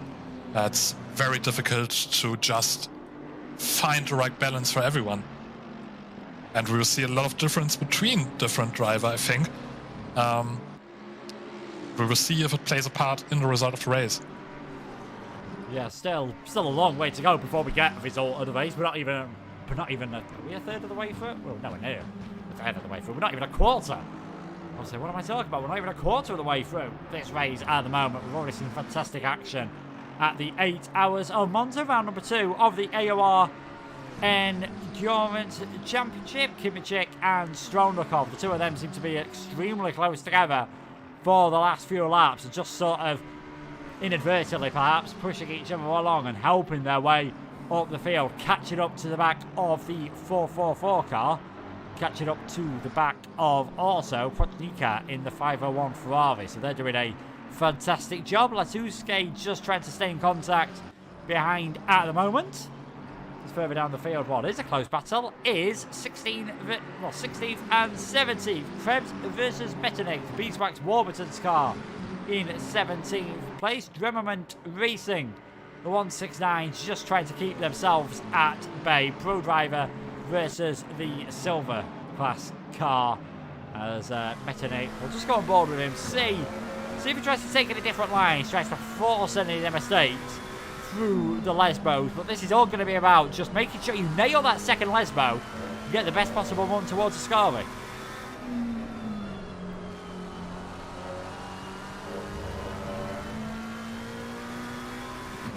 Both of them there getting a pretty even exit. I think Krebs taking a bit more liberties on the exit of the corner than Metternich, and it all just stays as they were for now. Cristalatis has managed to work his way up the order slightly as well after pitting earlier on. Did wonder whether that was going to be the wisest idea, and it certainly worked out for him. He is now in 17th place in the sole Lexus in the race. Gediminias Cristalatis with a Beaver Grease Racing Extra Greasy. Grease, you like that one? Like, we've spoke about the names, we spoke about the colours, we spoke about the driving. There's some thought gone into these team names as well. Yeah, some of them are really creative. Some of them are giving me a nightmare every time they're on screen. And one car that is currently having a nightmare is the car 28. That's Kajiela for Simulation Esports.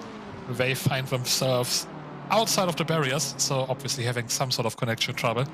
And by the looks of it, I don't think they will be able to continue with the race. Yeah, we did see Kadziela just plummeting down the order. Such a shame for the car that, let's not forget, was third in the silver class, but it looks like any chance, well, I think they'll be happy just to get back into the race now. It looks like it could all be over for Kadziela. We've also got Papale to come into the pits in the number 22 for Revolution Sim Racing. So we're now just starting to see a few more little, maybe gremlins catch out, always catching the field out. As for Papale, the car's down off the jack, so hopefully we'll be able to see him heading out of the pits soon. And just back towards the leader of the race, keeping that gap now consistent at about 15 seconds. It is the 58 car, the Van Wall SimSport car, ahead of the 57 Van Wall, and then the 720 car, the Beaver Grease Racing Lithuania car. One of the teams, in fact, that's both of these front. I'm just trying to check at the moment. It's interesting with that. We've got some teams at the front of the field, like Andrade, like the 58 Van Wall. They've only got 2 drivers in there. The other Van Wall car has got 3 drivers, and obviously Clown Fiesta Esports, who won the last race, have got 4. Have you got, when you've taken part in these races, have you got any preference? Would you rather have a smaller squad, knowing that you can have a bit more time in the car, or would you rather take advantage of having as many drivers as possible and just making sure you're as well rested as you can be? I think having more drivers in the team is always a bit of an advantage, just because you can switch it up, you can have rested drivers, you can take a break, and doing one of those with only 2 drivers, you drive 4 hours each. Concentration will start to kick in, exhaustion will start to kick in. It's always a bit harder. Of course, having more drivers also means you have more drivers, what we already mentioned, that you need to find the right setup for, that need to get used to the track, that you need to coordinate. But over the course of a whole race, in my opinion, it's an advantage to have more drivers in there. Yeah, I think I've got to agree with you. I'd rather have more, keep people as fresh as possible, and you never know, if you do want to just change things up, make something a strategy, it's always possible to do so. Someone who wasn't getting a rest for the last few laps was Mateusz Kimiczek. He can now maybe relax a tiny bit more, because Denis Stronikov has finally managed to work his way through, so he's got his McLaren back into the top 10.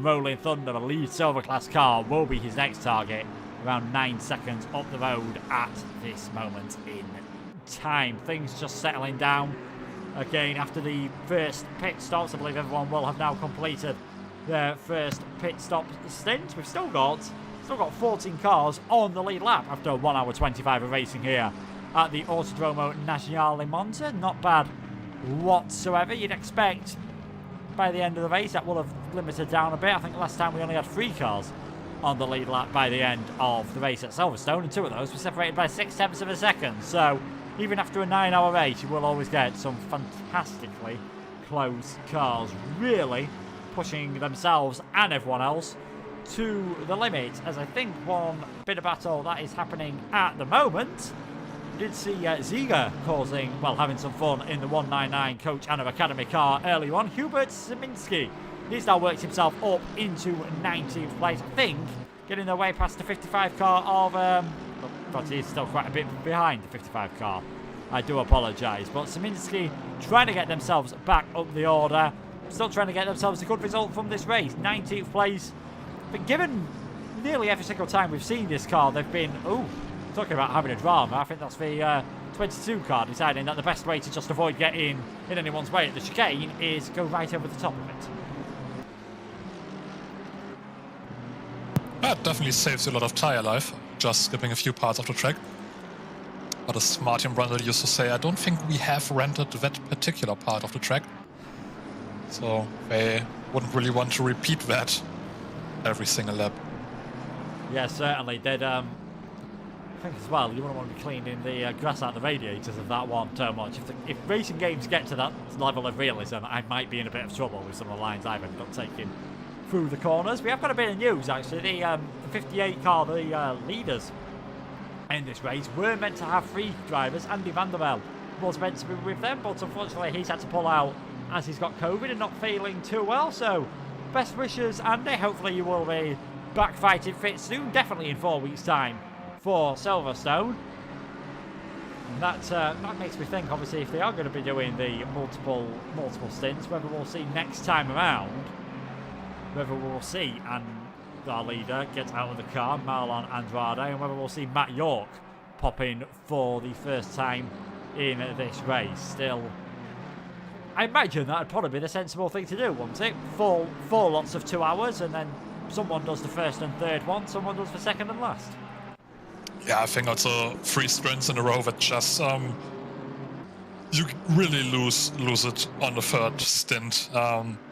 As mentioned, exhaustion setting in, but also just things you don't really think about before starting an endurance race, like I really have to go to the toilet.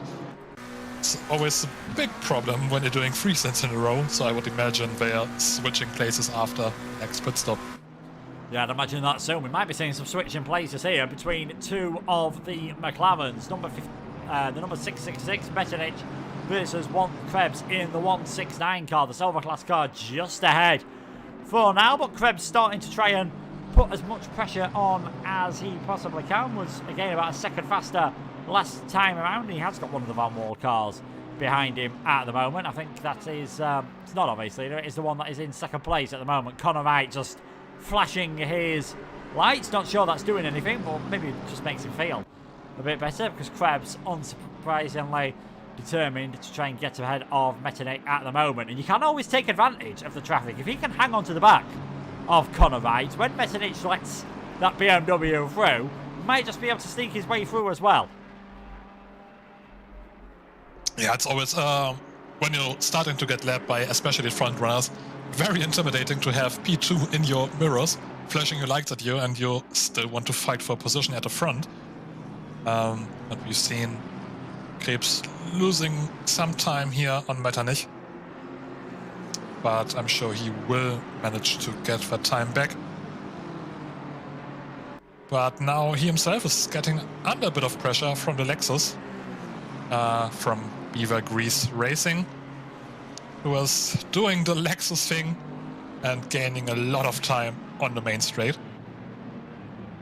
And Brave into turn 1 manages to get past into P17. He gets himself up into P17, and I imagine the 177 just saw that that Lexus getting closer and closer in his mirrors. Scott Cranston might have squeaky bum time, I think is the nicest way to put that one at the moment. The Aston Martin, the 177 car, because Chris Stellartis, very late on the race and able to make it work, was about 20th before the first pit stop.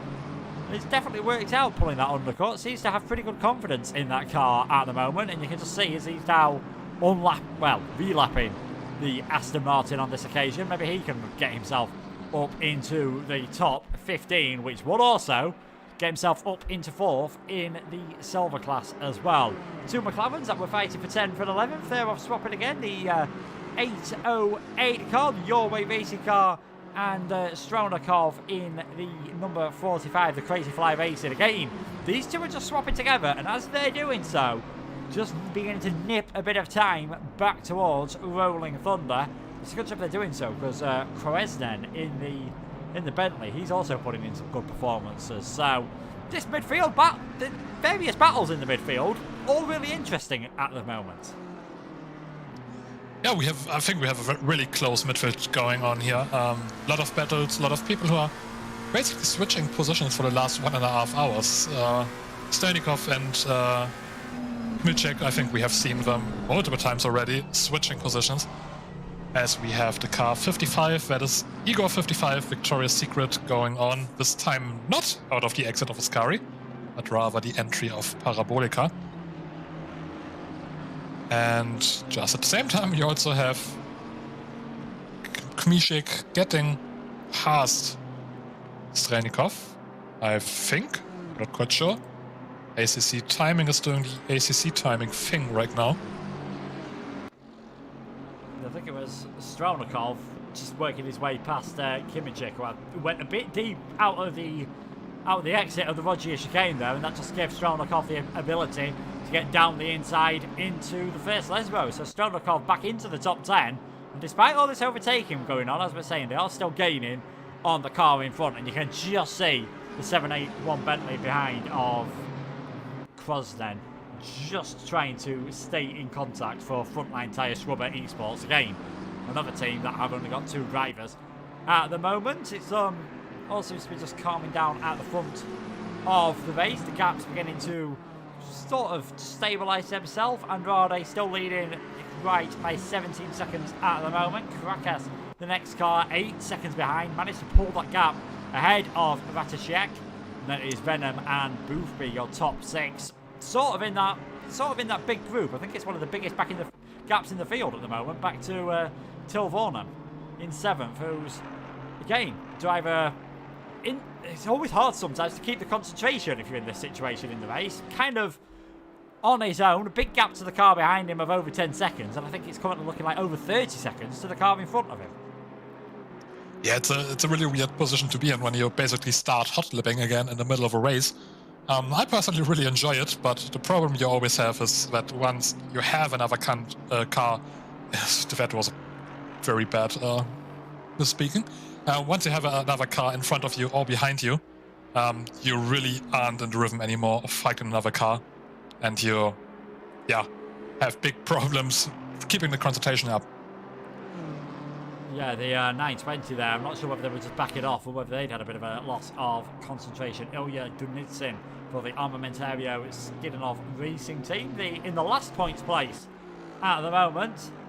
Schuckerman still not too far behind them, so we could be seeing a battle soon for that final points-paying position in this race with 6 hours, 26 minutes to go. That track temperature continues to just creep down to 35 degrees. And as Tier 2 has shown, there's always that slight possibility of getting some mixed weather and perhaps even some rain later on in this race as well. I think they'll all be hoping, though, that they do just get some nice, straightforward, dry running.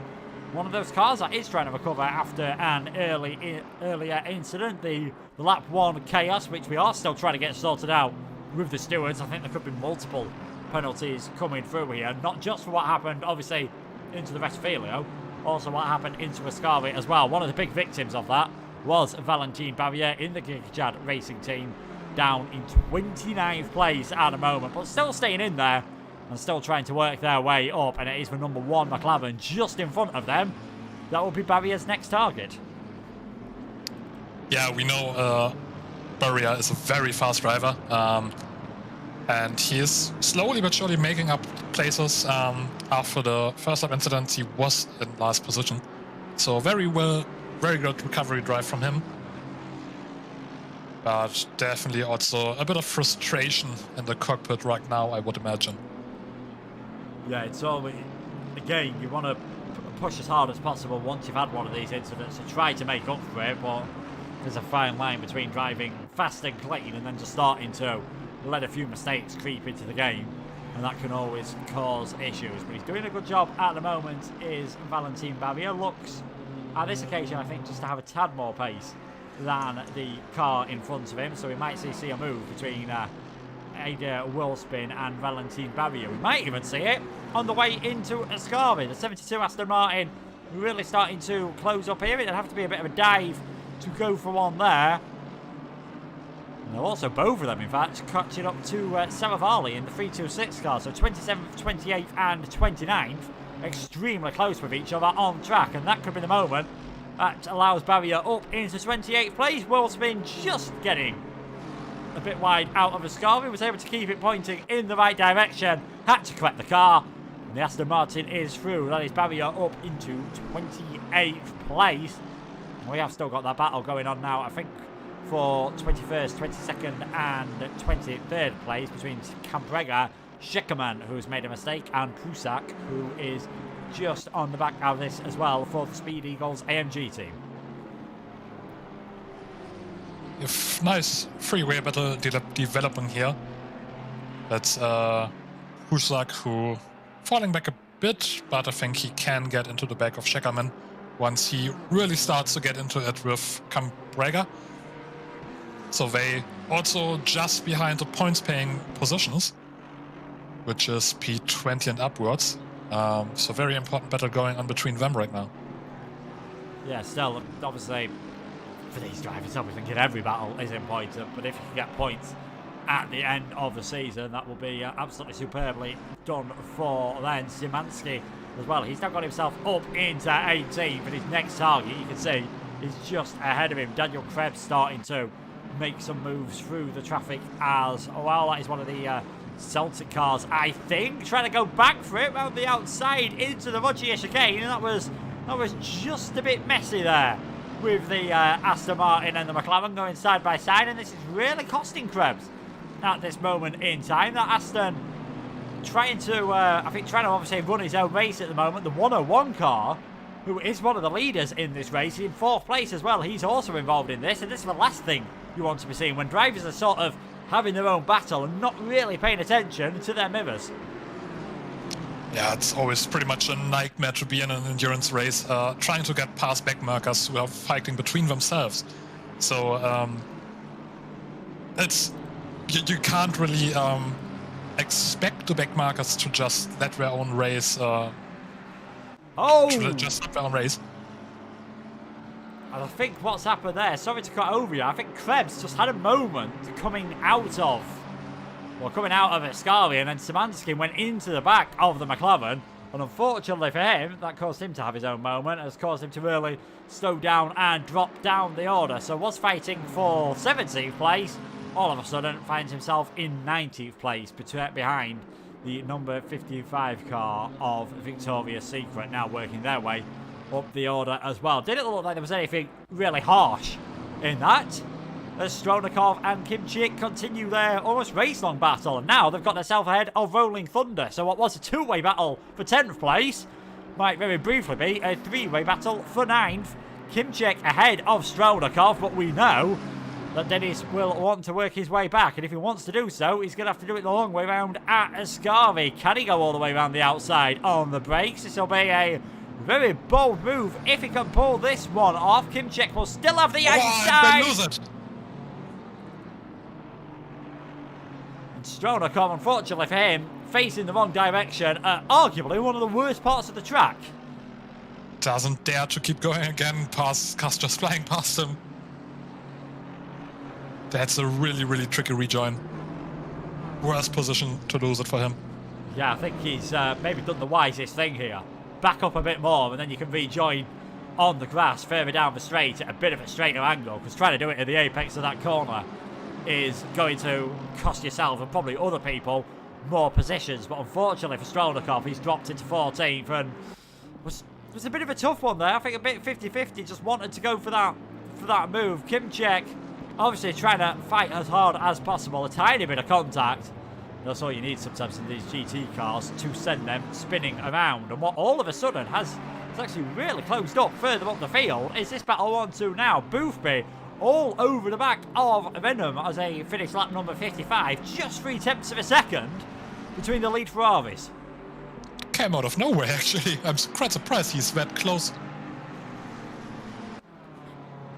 But yeah, trying to make a P5 on Trevor Wenham. Boothby on Wenham, a battle we have seen quite a lot of in the GT3 League. Let's see if Boothby is brave on the brakes. Well, pretty much, but of course way too far back to try anything into turn 1. But gap now down to 2/10s, 3/10s. So this is one to watch for the next few laps.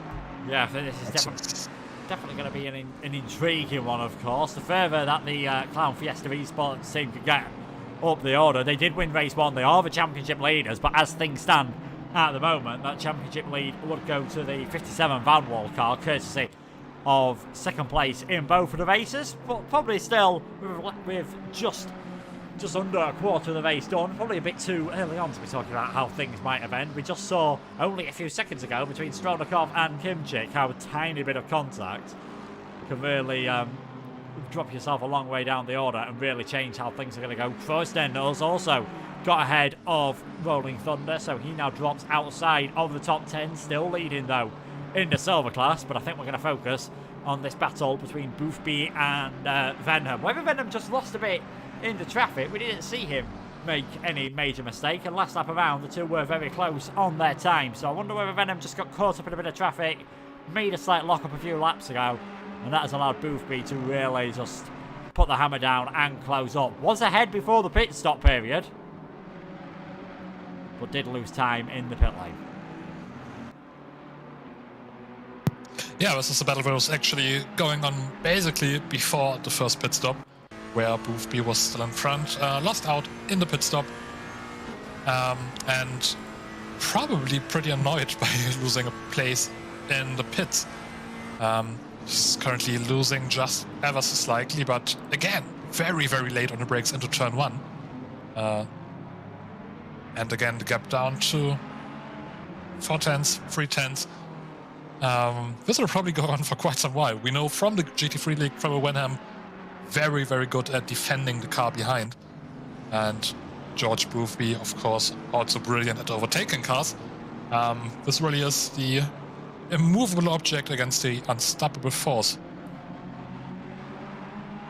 Yeah, hopefully they don't end up coming together too much whatsoever. I'm sure, you know, top GT3 drivers that we've seen here at AOR, they will try to keep things as clean as possible, and it does look like Benham maybe got a car that's a bit slipperier in a straight line, but Boothby got full confidence on the brakes. But imagine he's going to be coming out of the car at the next pit stop in around just over 15 minutes time. You would expect those first pit stops to be. And that's probably where we're also going to see some changes in the lead cars as well. The number 58 just comes on to lap number 57 then. Andrade leading this race. Connor Wright about 18 seconds behind on this occasion. Then it is Krekas in third. Ratacek in fourth. Back to that battle between Boothby and Venom. Just can't get close enough. Perhaps through Ascari, and now a long way back at Parabolica. So I think for this lap, it is going to be just another lap of them following. What is getting really interesting, though, is the battle for the lead in Silver Class. Rolling Thunder, as Fizzy said, if he is sandbagging, maybe he needs to stop now, because Tilo Letterskate for the Harvey team really putting him under pressure. The BMW versus the Lambo here. Last time around, the Lamborghini, I can only imagine Thunder made a mistake, because he was 3.7 seconds slower than the car behind. Yeah, very much seems like just small sideways step, and that was good. Now taking advantage. These two also quite used to battling each other.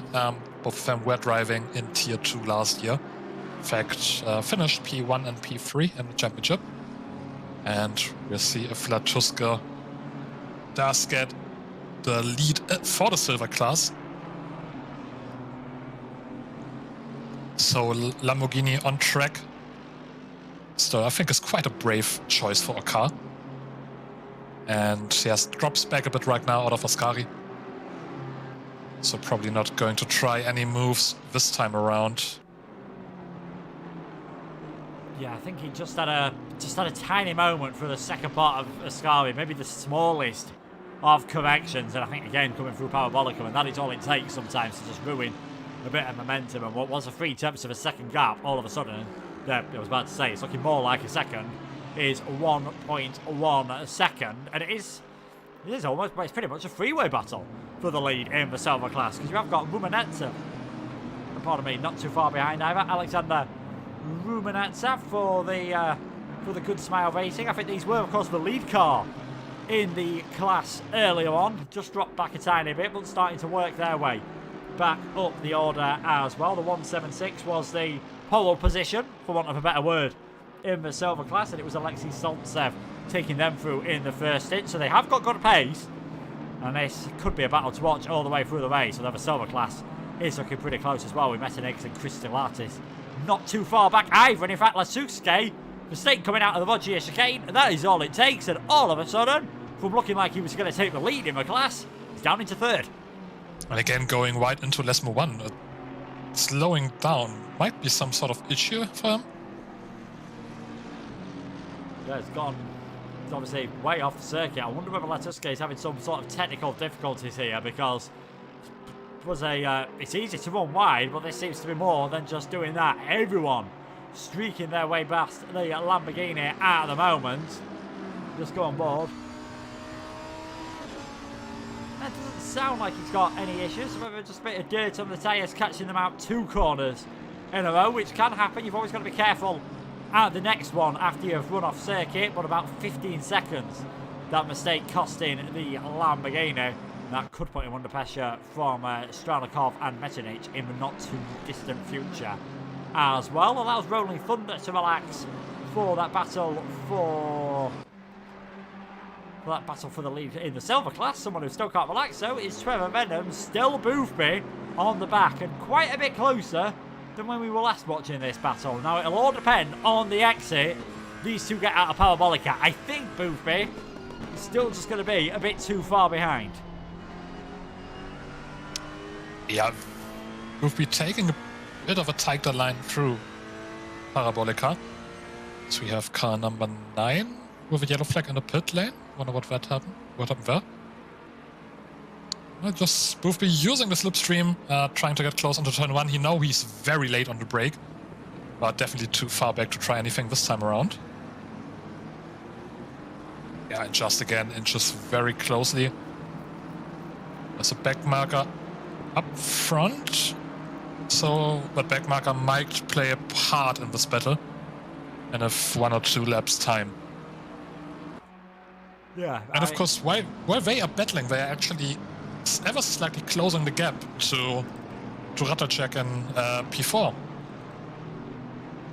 Yeah, Ratacek just doesn't seem to have quite, you know, no disrespect, doesn't quite seem to have been able to keep up the pace that his teammate did set earlier on in that 101. So whether you are going to see him coming under pressure from Venom and Boothby, I mean, things will balance out as we've still got the yellow flag from that number 9 in the pits, Steve Hughes, and that is not the most helpful camera angle there. The Ram Racing car, I think we saw had quite a big moment earlier on. It says actually there, DSQ, so I think that could be, that's a disqualification. Well, there you go, they're going to be well out of this race. Such a shame for things to end that way, and Boothby was again just really hounding the back of Venom through the exit of Ascari, but can't quite get close enough when it really matters. Yeah, Boothby is really struggling to get close enough to Trevor. We'll see if he maybe can get the exit he needs this time around out of Parabolica. I think he is closer than he has been the last few laps. And now using all the slipstream he can get. But I don't think it's going to be enough.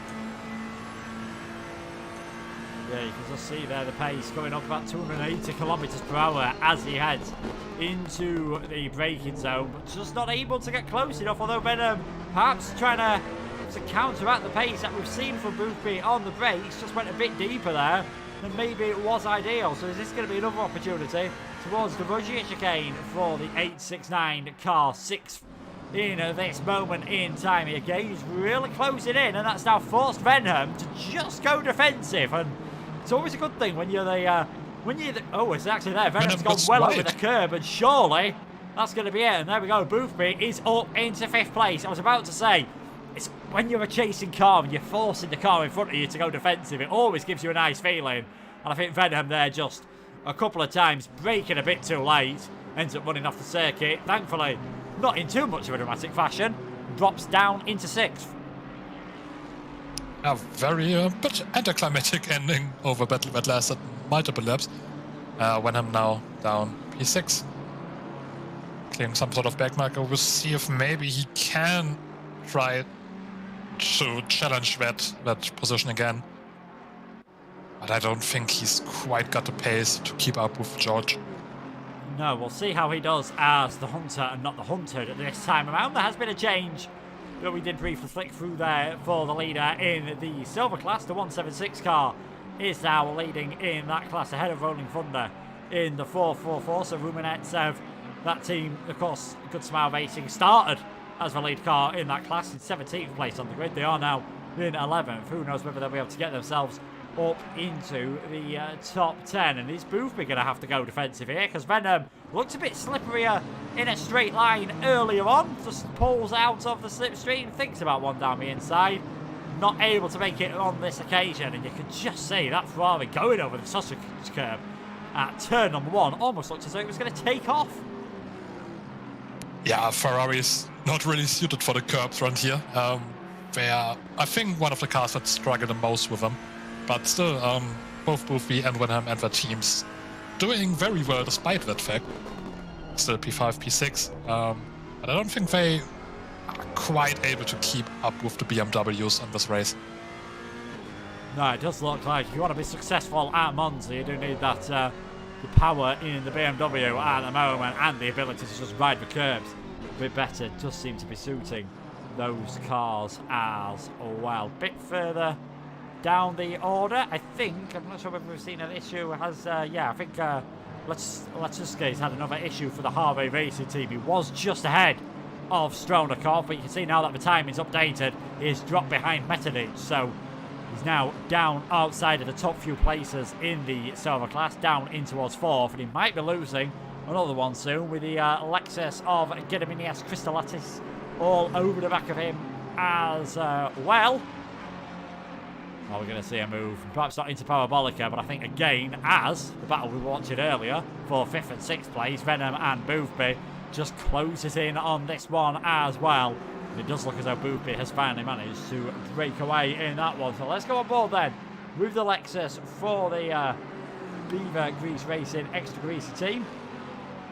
And let's just see if he can manage to make this move work down the inside into turn number 1. He's going to be quite a bit behind, but we've already seen him go a very late move on the brakes earlier on. And that is another one from Crystal Artist down the inside this time. I don't think Latuske is going to be too happy about that one. But all of a sudden, the Beaver Grease car into the top 15. And importantly now, we finally have the penalties coming out for the first lap incident. I think most importantly of all, we have a 35-second penalty for car 57. So that's the car currently in second, having to stop in the pits 35 seconds longer than they want to next time they come into the pits. And that's definitely gonna lose them P2, probably also P3 and P4 and P5. Yeah, just getting up a timing at the moment. They're 20 seconds off the lead of this race. Yeah, that's going to knock them. They're only 20 seconds ahead of Venom at the moment. So there we go. They are going to drop outside of the top 5 completely. That's a big penalty for Connor Wright then, who was obviously driving at the start of this race in the Van Wall SimSport team. That is big news for them. Some of the other penalties that we've seen, we've got a 20-second penalty for the 969 car, 35 seconds for the number 30, 90 seconds for the 555. Never seen a 90-second penalty. Ouch. Really coming down with the hammer on them. Wow. Yeah, some of the other penalties as well. 20-second time penalty for car number 46 and 96, both of those for ignoring yellow flags, and a 25 for the 760. So in terms of obviously time loss, the biggest losers are the 555. In terms of the one that's going to look to have the biggest impact in the race is maybe the man we are on board with at the moment, Connor Wright. A 35-second stop-go penalty. It's like we said, it is going to drop them outside of the top 5. I think Latuske has decided, you know what, things aren't going well. I might just come into the pits and get rid of this penalty as soon as possible. We thought Venom was going to drop back from the back of Booth, but fair play to the Race Anywhere SimSport car in the 213. He's keeping 3 weeks ago's winner honest, and he's really sticking with this car. I think both of them also had quite a lot of trouble with back markers the last few laps. Lost around 4 seconds on the 101 car in P4. And we have the 1808 car just having a bit of an off out of, you can guess, Oscari. Yeah, I think another one finding trouble there. Kim checking me your way racing 808 car spun round, so has dropped behind Crosden. Still manages to keep himself in the top 10. I wonder whether he'll think about coming in a bit earlier than some of the others, because we are now, obviously, we're not too far away from when we are expecting drivers to come into the pit stops for their second. These did do a driver change earlier, so it will be intriguing to see whether they do another one. As the leader carries on, Andrade still in the lead of this race, was ahead, was well clear of that incident. Clearly, though, his teammate, well, yeah, you could say teammate in the other Van Wally's SimSport car, Connor Wright, not so much, to 57. 35 seconds off penalties would drop them out of the top 6. And would probably just make things even more secure than they look at the moment for Andrade. But again, only a quarter of the way through the race, we could still see plenty of action, plenty of issues with back markers. Could make things interesting. What is going to be interesting is Krebs versus Szymanski as they come on to start their next lap of the race. McLaren Power versus Mercedes Power. I think with the inside line, it's going to be 16th place for the 199. Krebs fighting as hard as he's worth there. Whoa! Oh. Just kept a bit of a nose in there. I don't think Szymanski will be too happy about that. Obviously, we only get that one. I mean, we can have a quick look at it. Just on the replay there. Unfortunately, it's a bit too slow pressing that. It looked like to me almost as though Krebs just perhaps thought Szymanski was going to give him a bit more space coming out of the exit of the Rettifilio than he actually got. Yeah, a bit of a weird one. Clumsy, I think is the way I'm going to describe it. Clumsy. A bit. It could have been avoided, but I think obviously some of these drivers coming towards the end of their stints, maybe that mental fatigue is starting to come in now. As the number 72 car, Barrier, they've been working their way up through the field of last week's podium sitters, but unfortunately for them, they've managed to get a drive-through penalty in the Giga Chad Racing Team car, so as they try to recover their way back up into the points. That's one extra obstacle that they could have done without, as Will spin into the pits in the number 1 car for their second pit stop in this race. As further up, Boothby still, well, this is going to be pretty difficult indeed. Boothby, I was going to say, keeping Venham behind him, but I'm not sure how much longer for, because the 2-1-3 right underneath his fellow Ferrari. Just coming now into turn 1, neck and neck, basically bump drafting. And Trevor doesn't actually try a move. That's interesting. Just stayed on his line. I think he also knows that George is just so late on the brakes into turn 1. It's not really worth trying anything. Still behind for now, but also we of course have in around 5 to 10 minutes the pit stop phase coming up. Some back markers already pitting right now. And the last time those two, second penultimate time was to change positions was through the pit stop. So maybe we will see the same thing happening again. Yeah, that is how, I mean, this was the order they were before the pit stop. It was Boothby driving the 869 occasion. On that occasion, it was Fabien Piffet driving the 213. The 869 lost out. He has managed to work his way back ahead. I'm pretty surprised, actually, last time around. I think Venom may be thinking, I'll just take the slipstream. Perhaps maybe not thinking about heading into the pits. We've seen Crystallitis come in fairly early again, so losing out on that top 15 place that he had. Krebs has also come into the pits. Rolling Thunder coming for his second stint in this car, and again, it's amazing. Boothby, I think it is clear now. Boothby's got a bit more confidence on the brakes in that car, that Ferrari, going for a bit more power in the corners, whereas Venom's looks supremely fast down the straight and has been able to just keep up with him on this occasion, as Conor Wright comes into the pits for what they will definitely be hoping is the longest pit stop they have to serve in this race, which of course means this is effectively a battle for fourth as Renham dives into the pits. Yeah, again, they're probably going to try the undercut. Let's see where they come out after the pit stop. They might have some trouble with back markers, as this field is very, very spread out over the track. So no big gaps they can really pit into. Also, of course, always difficult to guess where you're going to come out. We've seen Formula 1 teams struggle with doing that prediction, let alone sim racing teams. So Boothby now getting a breather. George can relax just for 1 or 2 laps until he has to come in himself. I would think he's also going to get out of the car. Would be very surprised if he does 3 stints in a row. Yeah, I think as we spoke about earlier, 3 hours in a row is a big physical undertaking. Oh, Tavasvik. That was not ideal whatsoever. Scott Cranston tried to go for one down the inside. And you can just see there the tail end of that incident. The Celtic Romance car spinning around what looked as though he was going to get himself up into 29th place.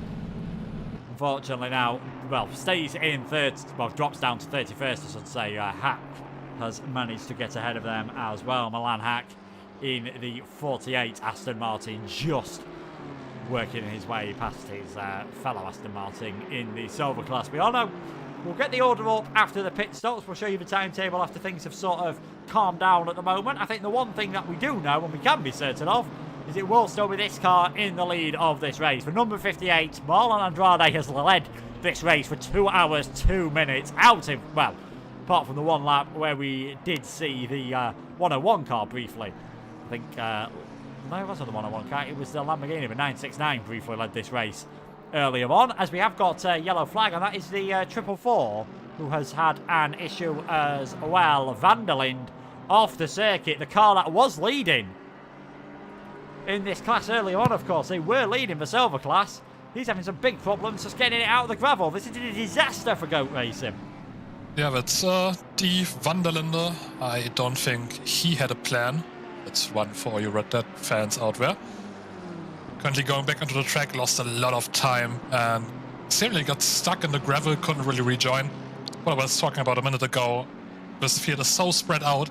Once you go off, you just have a hard time finding that gap to rejoin. And of course, we know the stewards here, rightfully so, are very, very hard on unsafe rejoins. So you just want to wait for the right time without punting anybody else off. Yeah, I think we've, I think again, as I was about to say, we've seen how harsh they can be on those rejoins. Rightly so, a 90-second penalty for the 555 earlier for what's happened early on. We've got a 30-second stop go as well for the 213, and that is massive news for this race. Maciej Hejla coming into the pit, serving that 30-second stop go penalty, which might just promote the 57 car back up into the top 5. Yeah, but also essentially gave P4 to George Boothby, or rather the Clown Fiesta esports team. Now changed drivers. As we said, Maciej Malinowski now taking over the wheel of that car. Also the race leader now in the pit. They also changed drivers. Matt York taking over for Funwar SimSport.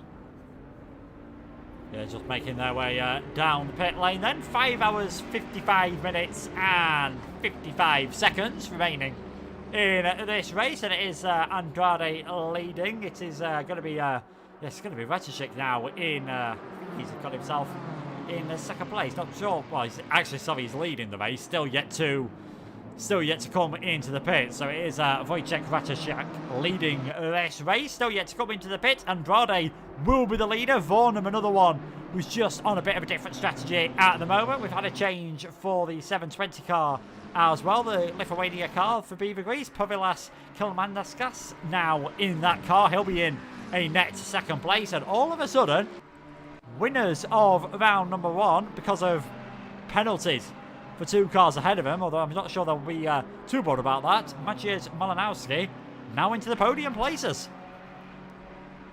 Oh, very, very good pit stop period for them. Benefiting from a lot of penalties down the road. We see another few penalties coming in right now. I think those are still penalties from the earlier round. Things a bit confusing right now with the pit stops going on. But we will have a clearer picture of who's who in a few minutes' time.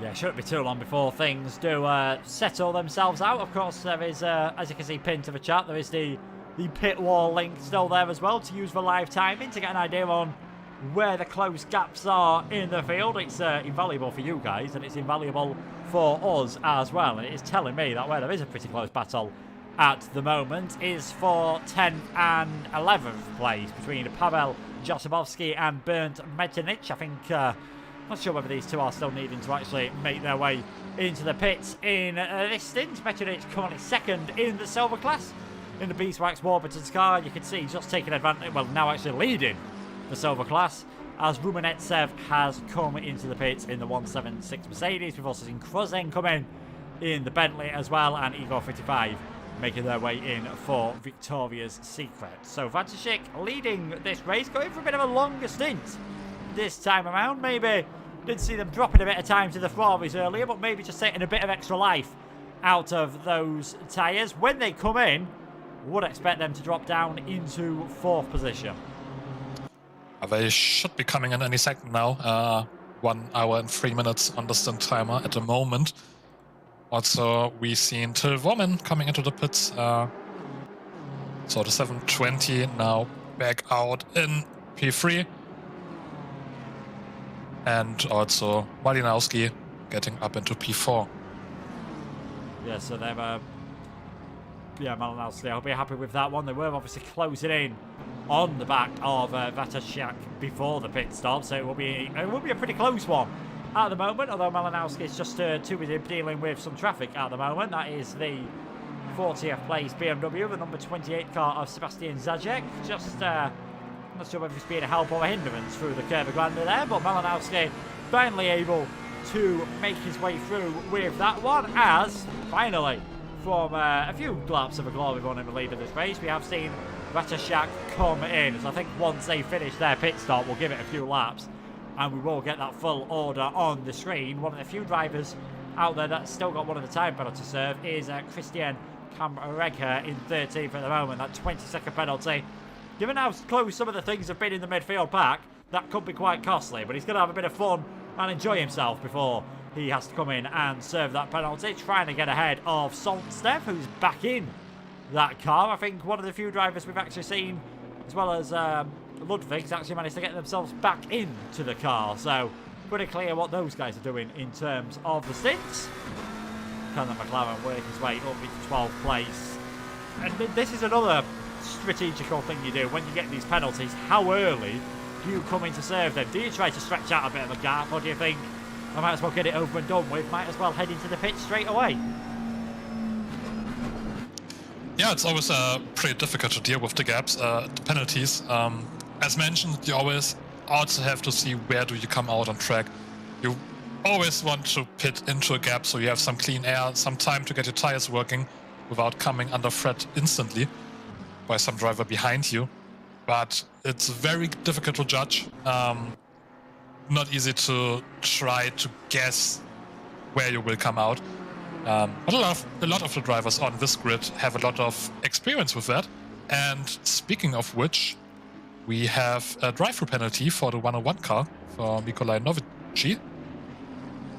And that will probably put them back in P5. Yeah, it will. So quite a dramatic pit stop period. The 6 lead cars, I think, as we were putting them at the start of this, well, pretty much from the start of this race, the 58 101 and 57 BMWs, 869 213 Ferrari, and the 720 McLaren. 3 of them have had some pit stop either given by the AOR stewards or an in-game penalty during this pit stop period. So that has really mixed up the order. That will put Malinowski up into the podium places. It'll promote Denis Latz, who's driving in the car for the first time today, up into P4. But yeah, Nowitzki, with one of those penalties, you will have to come into the pits sooner rather than later. And that is a bit of a disaster for them. Another BMW that is still looking nice and good though, and is now actually a lap ahead of Maciej Heiler, who's in 8th place. So the top 7 cars, the only ones remaining on the lead lap at the moment. Matt York in the lead of this race. He'll be hoping he can continue where his teammate left off, Marlon Andrade, of course, and to try and at least give, when he next hands over to Andrade, give them perhaps a bit more of an extended lead. Now, Nowitzki comes in the pits. That is going to promote Malinowski onto the podium. And let's just have to wait and see if it also puts the second F1 World team back into P4. Of course, lost a lot of time serving that penalty, and they are indeed promoted back to P4. Now free to hunt down Malinowski, try to reclaim their second position, just clearing a back marker into turn 1. Yeah, and if you want a feeling of just how bad a drive-through penalty feels, just as we went on board with Nowitzki there, just coming out of the pit lane, everyone streaking past you, flying at full speed, doing probably around 150 miles per hour, whereas you're feeling like you're doing around 50. And that can be really costly indeed. Well, back on the hammer down for Nowitzki. We know he's got the pace. We saw that early on when he was able to make it a BMW 1-2-3 for a brief stage just before the first pit stop period. Now, him and Denis Latz are probably going to have to try and get the hammer down if they want to catch up to Malinowski and also catch up to Pavelas Klamanskas, 30 seconds off the lead of this race. Where another battle is happening out on top. Kambriga still staying behind Sontsev, who he had a few issues earlier on, had a few spins, but still put in some really good pace. And this is another thing sometimes.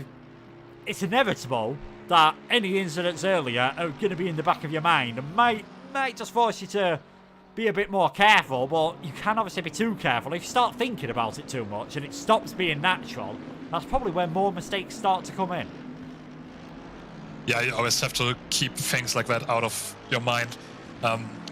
You can only really focus on the lap you're currently driving. Anything that was in the past, or just even thinking about catching another driver in 5 or 6 laps time, you would just quickly start to lose time because you stop being focused on what's in front of you. Even in this sim racing environment, concentration is so important and really plays a huge part in how well you're driving. Yes, a couple of cars who might be thinking about who's in front of them soon. Ludwigs and Mierzejewski at the moment battling for 18th and 19th position. The Harvey car, Ludwig's back in that Harvey car and has managed to get himself back up into 18th position. That is 6th in the silver class at the moment. Is the BMW going to be able to fight back? He went for a late one into the power bollicker, but decides to just stick behind on this occasion. There's also battles going off for the final points paying position between Duzanitsin and Chico. Those two really close together. 920 versus the 169. And you can just see as we go on board, in fact they have got themselves up now, I think, as Chico up into 20th place. I think with some of the issues that a few of the other cars have been having, of course. Reminder, top 20 do score points here. That was Rizzo who came into the pits in the Soul Audi. He's going to drop out the points. And Ivanov as well in the Bentley also dropping down the order. Did say once things had calmed down a bit, we would show you the full timetable just briefly. So it is the 58 car in the lead of this race now by about 29 seconds. Just further back off them is that is the McLaren, obviously, in second place for 720. Last week's winners with Malinowski in the car now in third position. After penalties for both the 57 and the 101, they have dropped to 4th and 5th place. We've now got Nogueira in 6th for the 12. Josabowski, Heiler, Sonstev and Camprega rounding out the top 10. But Camprega is about to drop down the order as he is into the pits and will be serving that 20-second penalty. That's interesting to see now that things start to settle down a bit more. We have a bit more variety in cars in the front positions. Still, of course, have these 3 very fast BMWs, P1, P4 and P5. But the next BMW you'll find down in P15. That's the man with the plan, Dutch van der Linde. Daniel, I'm sorry. So, yeah, fewer BMWs than we initially expected in the upper third of the race right now. Most importantly, of course, still Matt York. Probably quite, I don't want to say boring race for him, but I don't think he's going to expect any action in the next few laps, probably for the rest of his stint. And probably not too sad about that either.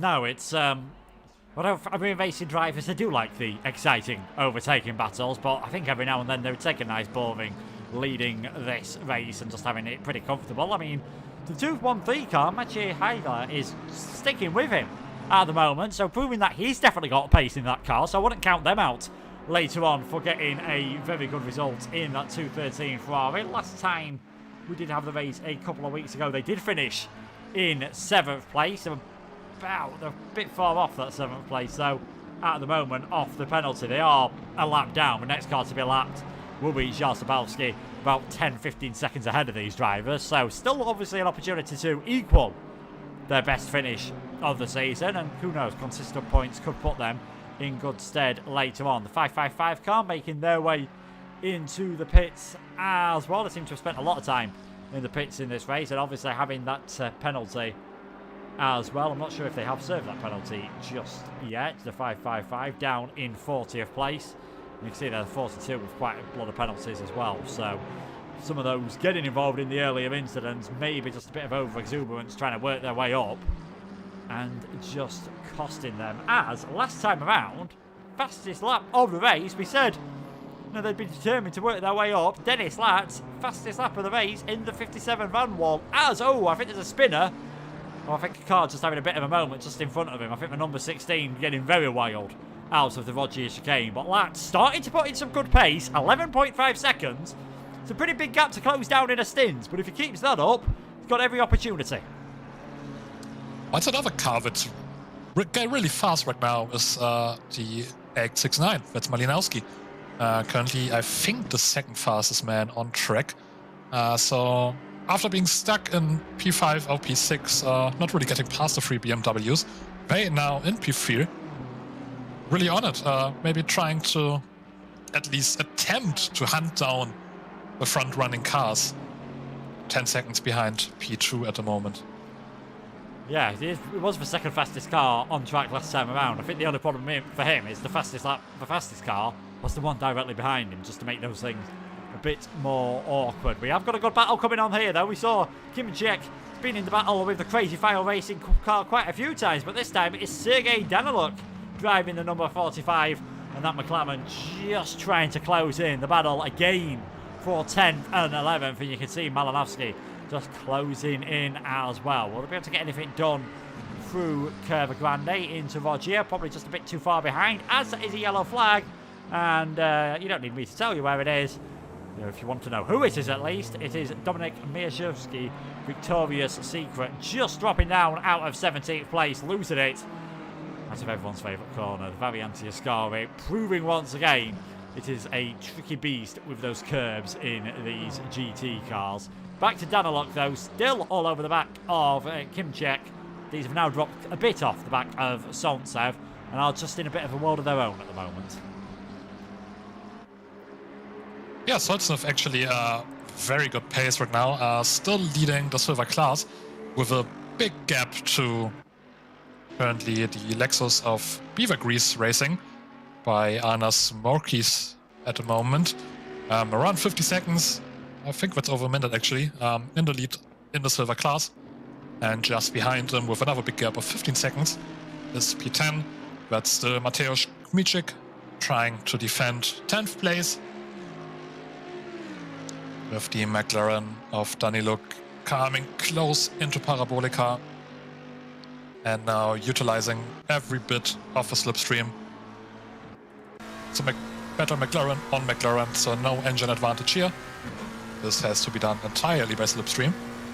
Don't think he's close enough this time around.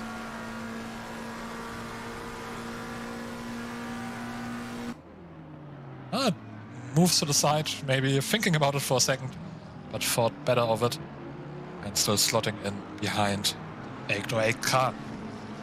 Yeah, still just sticking in behind the 808. I think the number 1, and I believe it was number 526, had a bit of a, well, maybe it might have been the 326 actually, seeing as they were close together. I think they have had a issue coming through Ascari once again, so we've still got the majority of the field is still taking part in this race at the moment. Thankfully we haven't lost too many cars due to connection issues and the like earlier on, and we are still seeing some superb action all the way throughout the field where there could be one. We've seen 2 McLarens going at it. We might still see McLaren versus BMW. Ilya Dunitsin on the back of Chico for 17th and 18th as they try to work their way up, maybe onto the back of that gaggle of silver class cars, 13th, 14th, 15th and 16th. It's getting close for the podium places in the silver class.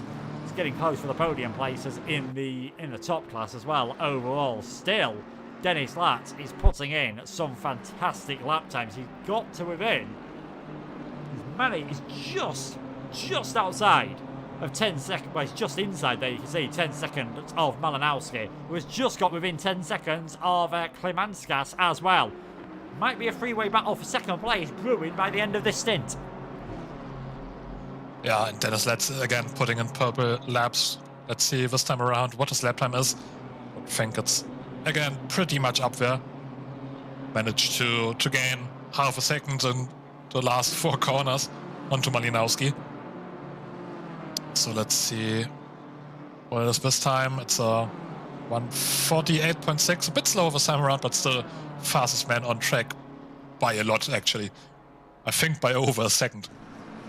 Yeah, only man in the 148.6s, and definitely about a second faster than the 2 cars ahead of him. So doing a brilliant job in the number 57 car to try to recover from that penalty that they got earlier on. Van der Linde's almost getting pushed down the straight here by the number 48. I don't think he'll complain too much because it is helping him get onto the back of Jean-Eric Tonstad. This battle now for 14th place, almost going 3 wide on the one down towards the Rettifilio chicane. And there we go, Daniel van der Linde, although Tonstad's going to try and hang it in there. We've seen that go wrong for a few drivers earlier on, and now it's just going to be power between the McLaren and the BMW to see who takes advantage and who takes the lead and who takes 3rd place in the silver class. And it looks like on this occasion Daniel van der Linde is just about going to be able to hang on to that and get it through. Tonstad not able to get the move done as we see the 46 car trying to unlap themselves there. So that is van der Linde recovering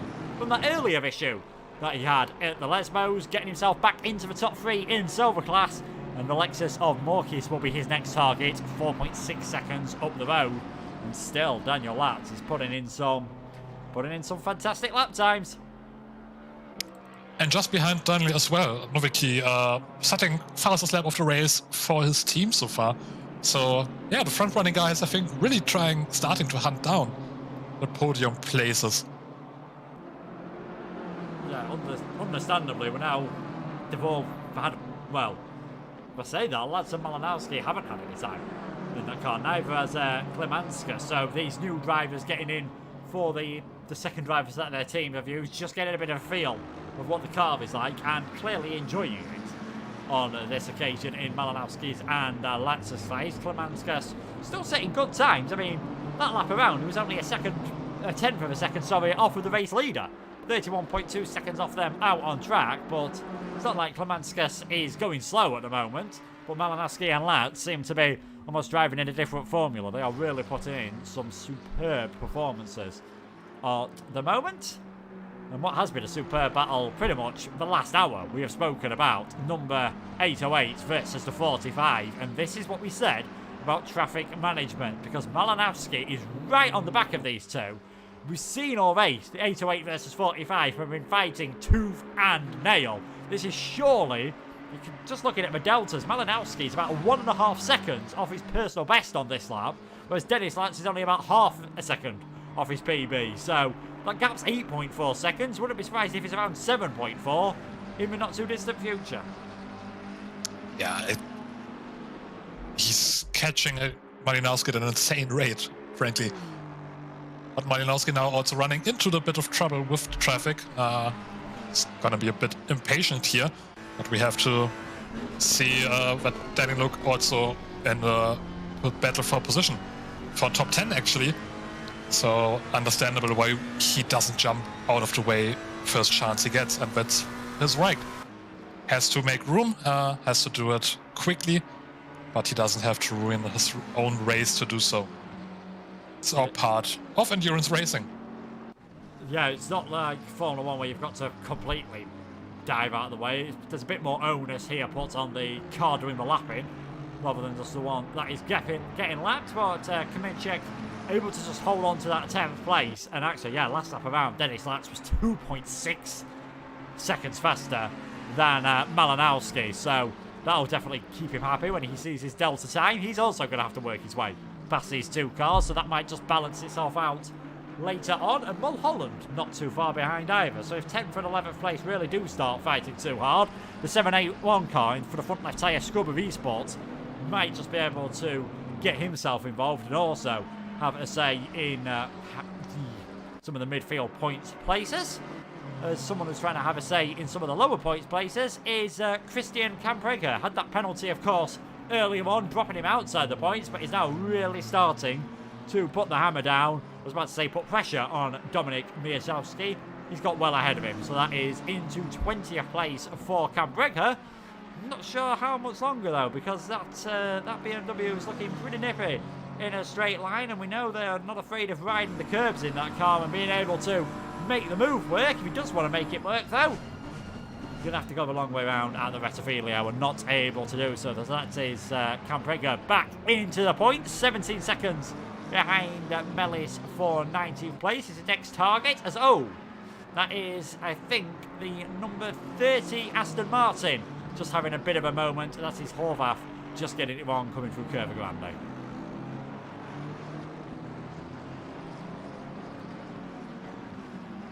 Yeah, a bit of a moment there for the 30 car. Not quite sure what happened. Don't really seem to be in any fight for position, so maybe just a small error. 2.5 hours onto the race, that can happen. Not too big of a deal. To see it down the grid. I think we have pretty much a freeway battle going on for P28. Yeah, it's looking pretty close with P28 at the moment. I think Fekas has just dropped back a bit from that and seems to be going a bit slower. But McKee's putting in some pace in that. I'm going to go. I think it's like 80s Benetton-esque. What it's reminding me with all of the colours for Cert Motorsport. Really closing in on Patrick Liu at the moment. Heiko's not too far ahead of these as well. But yeah, Lou, McKeeve and Rekas keeping us entertained for 28th, 29th and 30th. Effectively, it's 27th, 28th and 29th, because as you can see, Erdheim in 26th place currently still has that 25-second penalty to serve. Yeah, so also down the grid, still battles going on. We tend to focus on the first few positions, of course, but also down the grid, these are still very good drivers, still fighting for every position they get. Even if it doesn't pay points, at least it pays a bit of bragging rights, at the very least. And with 5.5 hours to go, nothing is said yet. They still might make their way up into the points, but they have to start somewhere. So they definitely want to gain those places right now. Yeah, I was about to say, took the words out of my mouth. Just because it's not points now, doesn't mean it won't be in the distant future. And looking at McKeeve, he wants to make sure that he is in that 28th place sooner rather than later. You can see Rekas also just recovering from that issue earlier, getting right onto... Oh, as I say that, I think that's Rekas in the wall. Coming out of Ascari, I think the commentator's curse proving just the right time there, and Lou and McKeeve battling here. Down the inside goes the Bentley, up into 28th place. Rekas just wheel on the grass out of Ascari, easily done, sends the car pirouetting round and into the barriers. Yeah, and McKeeve now P28, so as we said, effectively P27. And up the order again. We have a few battles developing. We just had Ludwig's getting past Tonstedt. So the sole Lamborghini on the grid after a few rocky laps in the last stint, making up those places again. I think now in P4 in the silver class. And also the battle for P10 shapes up a bit with Mateusz Kmiczyk trying to get past Daniluk. I think we have seen this battle already. Few drivers just seemingly can't really let go of each other.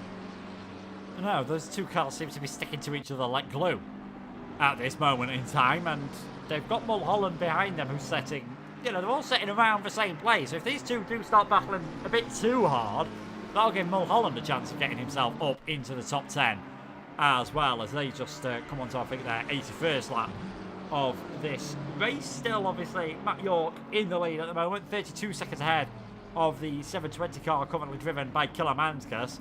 He's now 8.3 ahead of the 869. And it's about 6 seconds back to Dennis Latz as well. So that is really starting to compress for second, third and fourth, as Kmiczyk just looks and thinks about where he can get things done. On this occasion, possibly just a bit too far behind to really put masses of pressure and do anything about the Daniel in the number 10 car.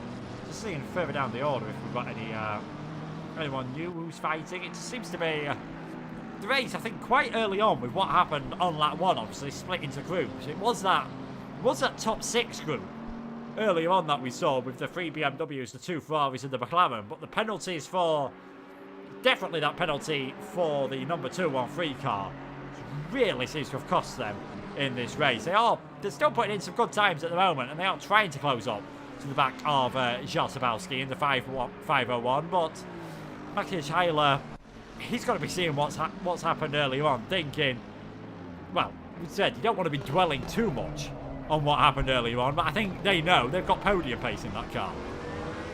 Yeah, start from third position, drop down the order a bit, but yeah, it's gotta be annoying for them. Just through that penalty, dropping back 5 places. No, but slowly making their way up again. Not a lot faster than Jarzabowski and P7 right now, but just ever so slightly faster. And sometimes that's all you really need.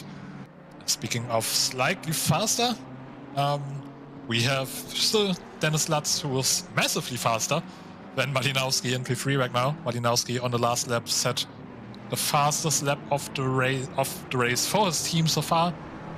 Around 1/10 slower the lap afterwards. Also trying to catch up to Klimanskas, who we haven't talked a lot about so far this stunt.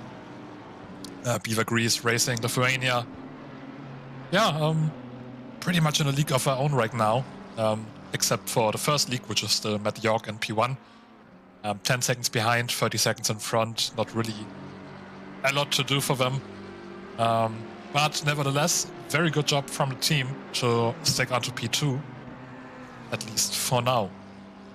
Yeah, still hanging on to P2, and actually just getting about a 10 for 2 a lap onto the back of Matt York. So in terms of what you'd want to see from a race position, this is probably pretty ideal, because in the top 4, the fastest car with the top 4 at the moment is in 4th place, then 3rd, then 2nd, and then 1st, as one of the McLarens just pulls well out of the way there. Pretty sensible driving by them, but yeah, Pavelis Klemantskas just doing a good job at the moment. Just that car's been on its own now, I think, for quite a while, has that McLaren, with all the incidents happening to some of the others, but they still know that they've got cars behind them that could close in, and any penalties or any just slight mistakes from Matt York up ahead, they have definitely still got a good opportunity on that lap around, actually just losing 0.2 a second to the car in front. It looks like Kim Czech has just dropped back a bit from Daniluk, and that's going to allow maybe Mulholland to get a bit closer. You can see air temperatures drop down now to 29 degrees from 30 earlier on, so things are just still cooling down a tiny bit. Might just help the tyres if anyone's struggling with the tyre overheating. We'll just give them a tiny bit of a reprieve. Someone who might not be getting a reprieve soon, though, is just trying to see, like, seeing the Morkis in 13th place at the moment. Now, Daniel van der Linde just starting to turn the screws, starting to put some real pressure on that Lexus, who has almost stealthed its way, I think I've got to say, up into 2nd place in that class. They've been doing a very good job. We just maybe got a tiny bit under the radar compared to some of the others. Yeah, a few of the cars we have on the grid, we just don't really notice them, which I think for the drivers is the best position to be in. Because if you don't get noticed, that means you didn't have any big accidents, any big happenings. You're just doing a solid job driving quickly around the track. Yeah, and I think we saw earlier on, of course, I think with one of the Mercedes, when I did notice you, sometimes you do end up heading towards the wall, and I do apologise about the commentator's curse. It definitely does seem to be a bit of a speciality of mine. On board then with Van der Linde in the 444 Goat Racing car. You don't even need a gap to Morkis to see it is extremely close. They are, though, quite a bit further off Sontsev, who's doing a fantastic 3rd stint for his team, 2nd stint in that car in the 176, leading in the silver class. Now, is Van der Linde going to be close enough to even possibly entertain a move into Ascari? Not on this occasion. I did see in the background as well Ludwig's go for a bit of a wild dive on one of the cars he was lapping, because he knows also if there's any issues between Morkis and Van der Linde, that could be his opportunity. Yeah, I think we see the battle for the silver class positions. I'm not sure if the drivers have it in their mind or if they're just thinking about the overall race result. But from our position, we of course know that they are currently fighting for P2 in the silver class. Doesn't really change anything about your points in the end of the race, but as we mentioned, it's all about the bragging rights. Yeah, definitely all about the bragging rights. Some other definitely put these penalties in earlier, but I think they have all been sorted out. There were some more penalties. There was a 2.65 second time penalties for the 3.26 and the 16 for ignoring yellow flags and causing a collision, and 25 second time penalties for the 48 and the 6 for the same offence. Just obviously not as strongly done as Morkis perhaps just going a bit deep into the Rettifilio chicane, and this might be the opportunity for Van der Linde to make it work all the way around the outside at Curva Grande. Can't hold that one off, but can he dive one down the inside into the Loggia? This is going to need Morkis to give him plenty of room, and he does so. Great driving, great overtake there by Daniel van der Linde, gets himself into 13th. Yeah, so that's now P2 in class, and Morkis now also finds himself under pressure from Ludwigs. We just mentioned it. He was aggressively trying to get past the backmarker because he knows that he is now in the position to fight for that last podium spot in the silver class, and slowly gaining on Morkis. down the Saragiglio Straight. I don't think that's how you say that.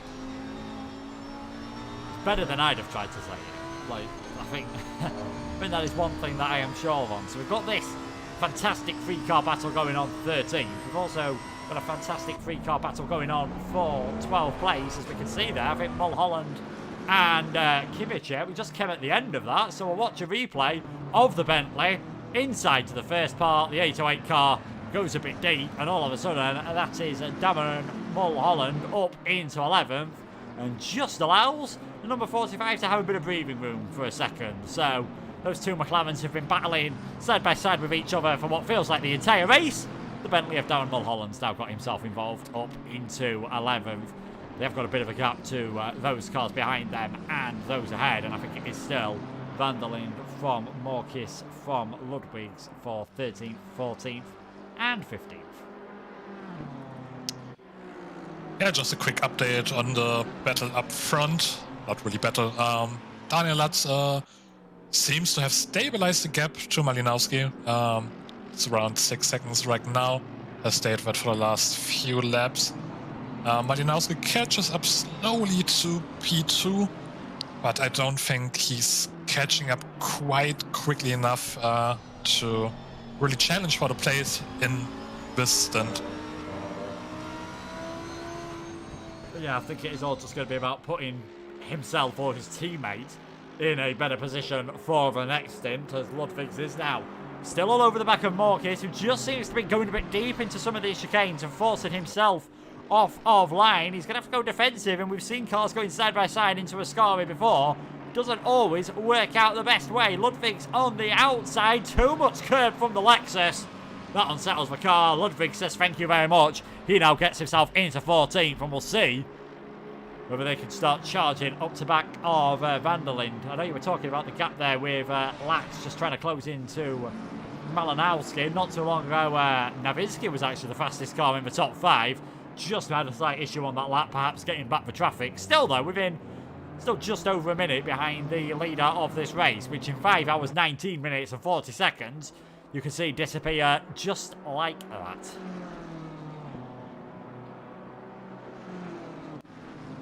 So, yeah, battle for P14. Morkis definitely losing out on that position to Ludwigs. Can't really keep up anymore. Just seeing if we have another battle going on track right now. As we saw just Morkis missing the braking spot for T1. Bit too eager to get that position back. It could always happen, obviously. As soon as you've lost a place, you want to fight back. Maybe just braking that little bit later to try and, as we saw perhaps happening with Arnas Morkis, just to try and force the car in front of you into a tiny little error, as the McLaren just ahead of him. I think that's the car way down in 41st place now. The number 16 just making a slight mistake coming through the Vod here. But yeah, Morkis just keeps his head down. He's got a 4.5 second gap to the car behind, so nothing to panic in that situation. And obviously these are all racing drivers, but sometimes the person in front of you is just faster than you. You've almost got to not think about them just driving away a second or two a lap. Well, a second or two every couple of laps, and just try and hold your own race and just wait and see how it goes, especially in something as long as this. I mean, we're what, 35% of the way through this race? There's plenty going to happen at the moment. Most of it we've got no chance of predicting. Yeah, I really wouldn't put any money on this race at the moment. Even for the first 4 positions where things seem to be a bit settled, I don't think it is settled at this stage. Oh no, I think you'll be a brave man. I think brave man or woman to just say that anything is going to be settled at this moment in time, as I do believe we've actually might be getting someone else joining us in the commentary box soon. I think just like that, we have managed to get Benikage back after his issues earlier on. I was going to say, I'm so glad that you've managed to get those issues sorted. I think you're pretty relieved as well.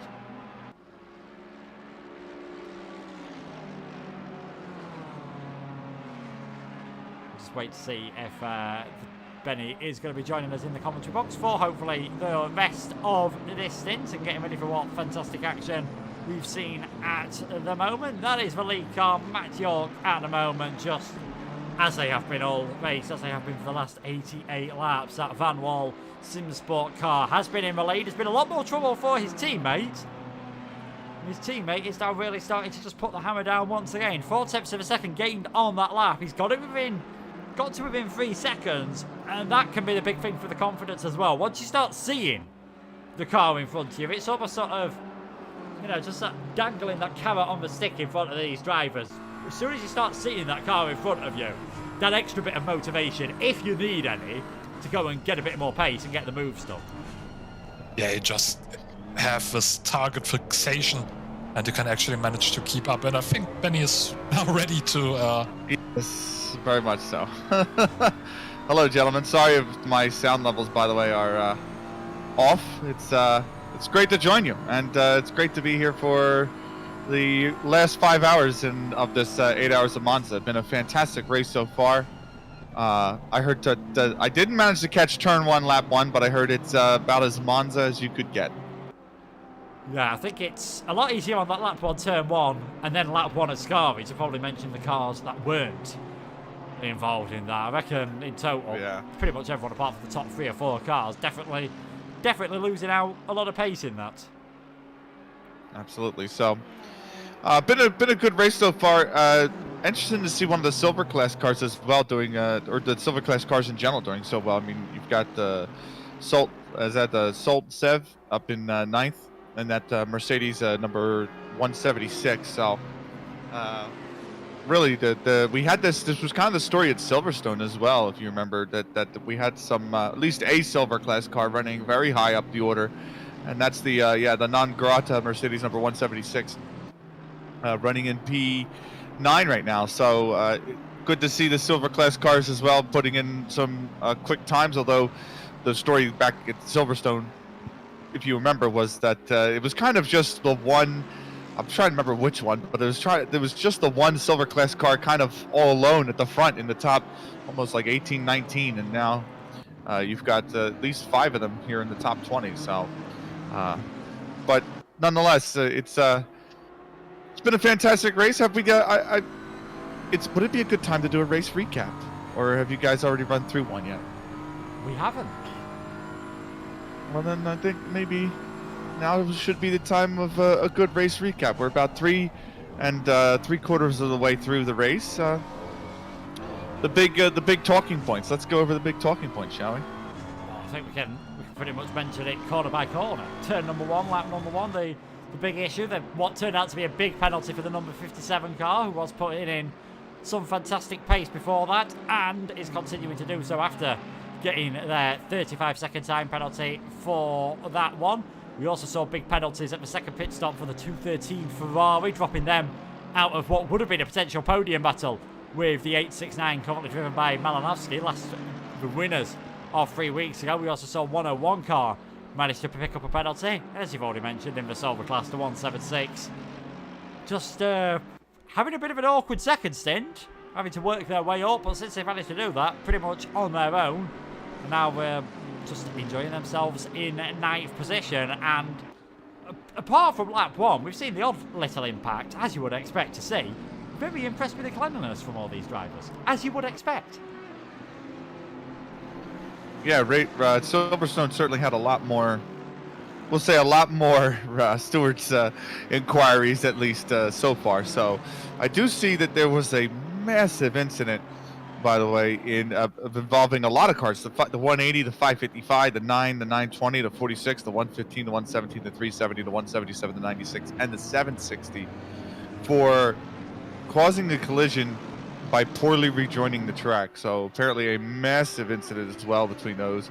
I'm trying to recollect the lap, but I want to say it was about maybe an hour and a half ago into the race. So that was that's a big 90-second time penalty for the 555, who had an overall a pretty decent Silverstone race, if you remember, in the previous round. But Melamed now down there in the Butler Powell Motorsport BMW number 555 in 39th, P39th after that big incident. So A couple of the platinum cars looks like they got collected up by that and have not been able to recover their way up the track yet. The 180's also right down there. That's Theobald, Mr. Theobald down in P38 as well. So two big incidents, but you're right. Overall, seems like it's been, aside from those two incidents, seems like it's been a fairly clean race.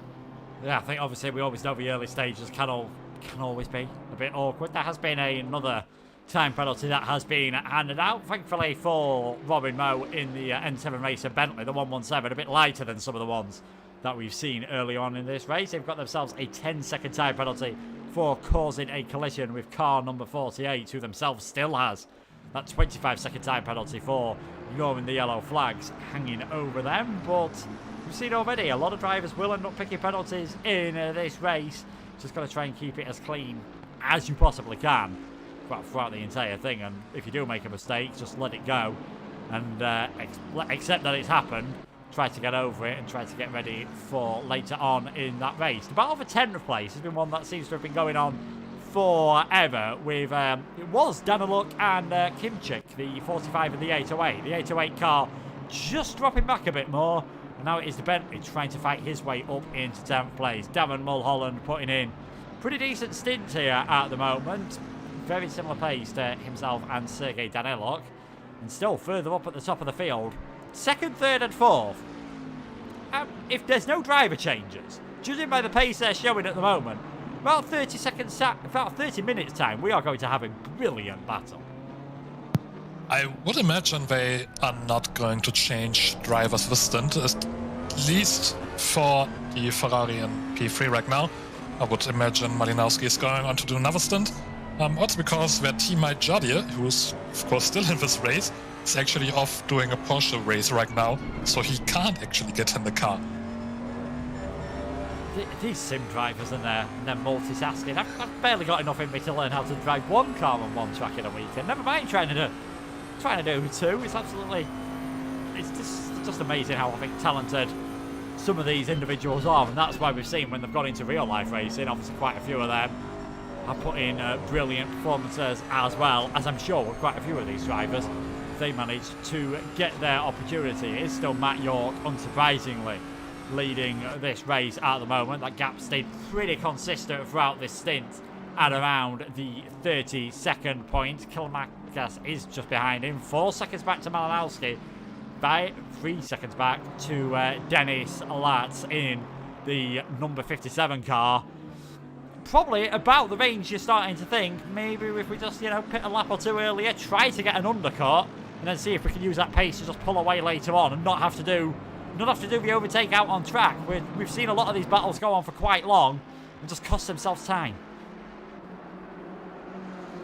Yeah, absolutely. One of those is that battle as well for P11. Gap now up to 1.2 seconds. Been watching it for the past few laps, and it looks like Daniluk is just starting to try and put a little bit of a wider gap between him and Mulholland back in P11. That's between the McLaren number 45, the Crazy Life Racing McLaren number 45, and the front left tire scrubber esports Bentley number 781. But like you said, I'm more excited for this, or I'm a little bit, I should say, starting to build the excitement for this battle that we could have, like you said, 4P2 through 4. Those gaps only 3 to 4 seconds each, then, so we could get a real just intense fight towards the top for P2, especially Malinowski as well, if I remember correctly. That's actually Kilamakas and Malinowski in the 720 and the 869 both were up towards the top 10 in the previous race in Silverstone as well. So both of these racers already well accustomed to battling each other on track if they did have to do it on track. So I'm looking forward to maybe seeing that again. I would love to see that again on track. So still, what was I gonna say? I gotta say, it's been a eventful morning, and apologize for not joining you, gentlemen. I messed up my ACDC. Had to re-download the whole darn thing. So it's been an eventful 12 hours. I had a fire alarm go off in a cast last night. In the middle of I had to leave the broadcast running, no commentary for like 15 minutes because I had a fire alarm go off, and then today I launched ACC, and here I've broken. You just don't get that in real racing. I know. Luke, you mentioned you don't know how drivers do it in 2 cars around 2 different tracks, let alone just practicing for one. And it reminds me of the NASCAR drivers that would do, or the IndyCar drivers, vice versa, that would do IndyCar, and then they would take a helicopter flight over to the NASCAR race. They would race NASCAR, and they would race like two full-on races in 2 completely different disciplines in the same day. It's just, that to me always blew my mind that some drivers did that. So that is commitment, ladies and gentlemen. I imagine it's also a bumper pay packet as well. So I think if you're paying me to do it, I'm definitely going to try my best to make sure that I get there. And Malinovsky, you can see here, just still trying to get past the 176 car, trying to lap them, taking advantage of every little bit of slipstream that they can. And let's not forget, if it wasn't for that penalty earlier on, you'd probably be seeing the number 213, the Race Anywhere SIMSOK car, currently being driven by Maciej Haila. 4.3 seconds now off the back of Jarobowski. Still working their way up the order. And still, obviously, with 5 hours, 5 minutes remaining, we're probably going to see the 3rd pit stop phase start soon. It has been the Lexus, usually been one of the first cars currently being into the pits, currently driven by Arnas Morkis, 15th place overall, 4th place in the silver class. Whether that is going to be the same way, whether they're going to try and stretch things out that bit later. The sun now starting to set here out of the Monza circuit. You can see the local time of 6:02 p.m. so it's going to be very dark by the time we get to the end of this race, and it always that adjustment the drivers have to make, spotting the braking zones, just get that a little bit more awkward, as if driving these cars around Monza wasn't hard enough. We also see the wind picking up a bit more clouds appearing. That's probably not going to mean anything, but I would imagine making a few teams nervous right now, especially with the rain on the Tier 2 race. Would be very interesting if we get any more rain on the server. Maybe we just have to channel our inner crop, and we can get a bit of crop weather on this race. Yeah, a bit of rain. Commentators and I'm sure some spectators will be doing a rain dance. I don't think too many of the teams will be wanting to do any of them. Ilya Nitsin just working their way back up the order now into 15th place, getting ahead of Arnas Morkis with a beautiful move around the outside, I must say, at the Parabolica, doing a very good job indeed. Just a further bit back of this one, you've got Marcel Chico all over the back of Tonstad. It just seems, apart from what we saw at the front of this race, it just seems that whenever there's 2 McLarens anywhere near each other, they just seem to stick to each other for the entire race and refuse to leave themselves alone. Yeah, this battle has been brewing for just a few laps now, and so we'll see if Marcel Chico, who showed good pace over at Silverstone, is going to be able to get by the silver class rival ahead of him in John-Eric Tonstad, Beeswax Warburton's McLaren number 666. Chico, you see, having a little bit of a sniff, having an inquiry going around that second Lesmo, but not finding the pace, or just enough of, I should say, track position. You might have him down here on the run. He's actually going to go for the move towards the outside here on the run down towards, is this the Ascari chicane, I believe, and so he just is going to get by. It looks like he's just has gotten by the McLaren number 6. Oh no, I'm sorry. Is that it? Has he? Yes, he has. He's gotten by. Chico has moved up into P17 off the back of that. So nicely done from the 169. Pretty solid move, and he used that long straight on the run down to secure 17th position. So nicely done from that McLaren. It's a bit of bad luck for Tonstad there. As soon as he got overtaken, he had the BMW of Matt York coming up behind him, so didn't really have a chance to try to fight back and had to give up the position to the race leader. Yeah, always, again, now that we're getting towards the midpoint of this race, everyone's really settled in. As you can see, just from the track map there, apart from just around Parabolica now, there's not too much of a gap around here. So once you are getting overtaken, there is always another car right behind you just to sort of compound your misery. Further up, back towards this battle that we are expecting soon for 2nd, 3rd and 4th. It is now really starting to close up. 2.5 seconds, the gap from Klimanskas to Malinovsky. Again, 2.5 seconds from Malinovsky to Denis Lat. So really starting to put the hammer down, putting in some consistent lap times. Let's not forget Clown Fiesta Esports won race number 1 at Silverstone by about a minute. You're going to need something spectacular to happen here tonight to repeat that. With 5 hours to go, you never quite know what you might see. Do you go in early to try and, force, get that undercut done, take advantage of the fresh tyres? Or do you just, if you're in a good rhythm on this set, do you just stay out a bit longer and try to push it until the maximum 65 minutes? I would say you want to push it a little bit longer. But, you want to, nobody wants to make the first decision, right? It's one of those ones where you just try to time everything, make sure you're not going to be undercut, make sure you're not going to be, caught out, staying out when your opponents are going on to fresher tires, or maybe even, trying to undercut you. So everybody's just kind of waiting to see, I would imagine, and try to base their decision off what their opponents do. So whoever pulls the trigger first could be the one at the biggest disadvantage. But nonetheless, I'm hoping they stay out and give us this wonderful battle that we want to see for P3 and P2. Yeah, I'm hoping, really I'm hoping, after what happened at the last pit stops, we get a clean side pit stop period from everyone, because it's really brewing into something fantastic now at the moment for the final 2 podium places. I'd hate to see any penalties from the in-game or just from the stewards as well get involved, but you can see, even with having to get past the traffic, Malinovsky still managed to get that gap down to 2 seconds, and Denis Latz has also got it within 2 seconds, and briefly there we had all 3 of them within the same camera shot. This looks to be one of the closest battles in pretty much the entire field. Things are really starting to spread out, as you would expect. One man who's just oblivious to all this happening is Matt York, 32 seconds ahead. It's the first stint where obviously his teammate was the one extending the gap, built up about 15 seconds in each stint.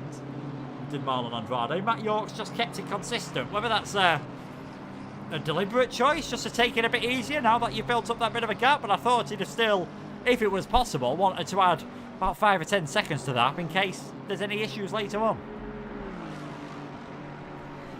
There's a battle brewing in the back, by the way, for P32. Scott Ullman trying to defend against Eider Wilspin, who is gaining on the position, only a half second back. So he's got to let some lap traffic through as well, it looks like, has Ullman. So just wanted to make sure he doesn't give up too much when he lets that lap car go by. He does, as they're going to run down to the first turn here. You can see Wilspin has been gaining in the last few laps. The lap traffic is widened the gap now to 1.1, but those two getting ready for a battle in the back as well for P32. You see Ullman is, Wilspin's really showing a lot of pace out of these corners, and given that Bentley quite a picture to look at in the rearview mirror, at least, that McLaren hungry to get this move done.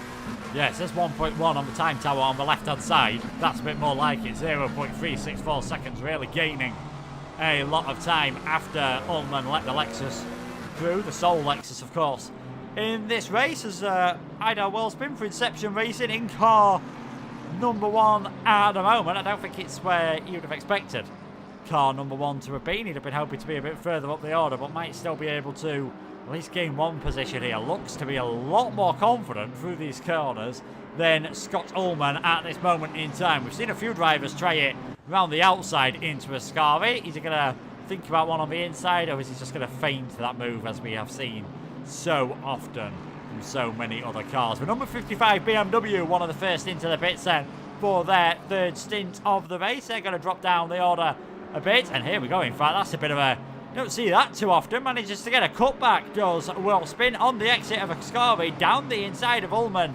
heading towards the Parabolica. Should get this one done on the brakes, and that is a bit of contact at the end of it. But a very nice move there from Wilspin. Had the pace, smart driving, up into 32nd.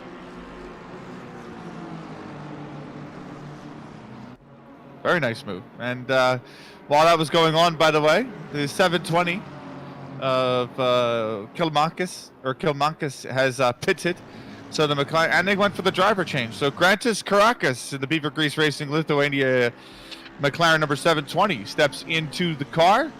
And so also pitting was the number 8, but I don't see him that far up the order. That's that number 8 was a car that in Perak who was certainly having a solid Silverstone race, and now of course caught up in the incidents in this race that's got him towards the back of the field. But it is Grantis Caracas who is down in the P6, the 720, changing drivers, changing tires, and a new stint for our top one of our top 10 runners.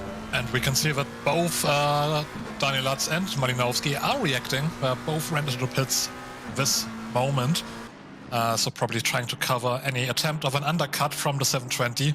720, of course, coming under pressure from both of these cars. So it will be very interesting to see where those two end up on track. And if maybe they manage to get past Caracas.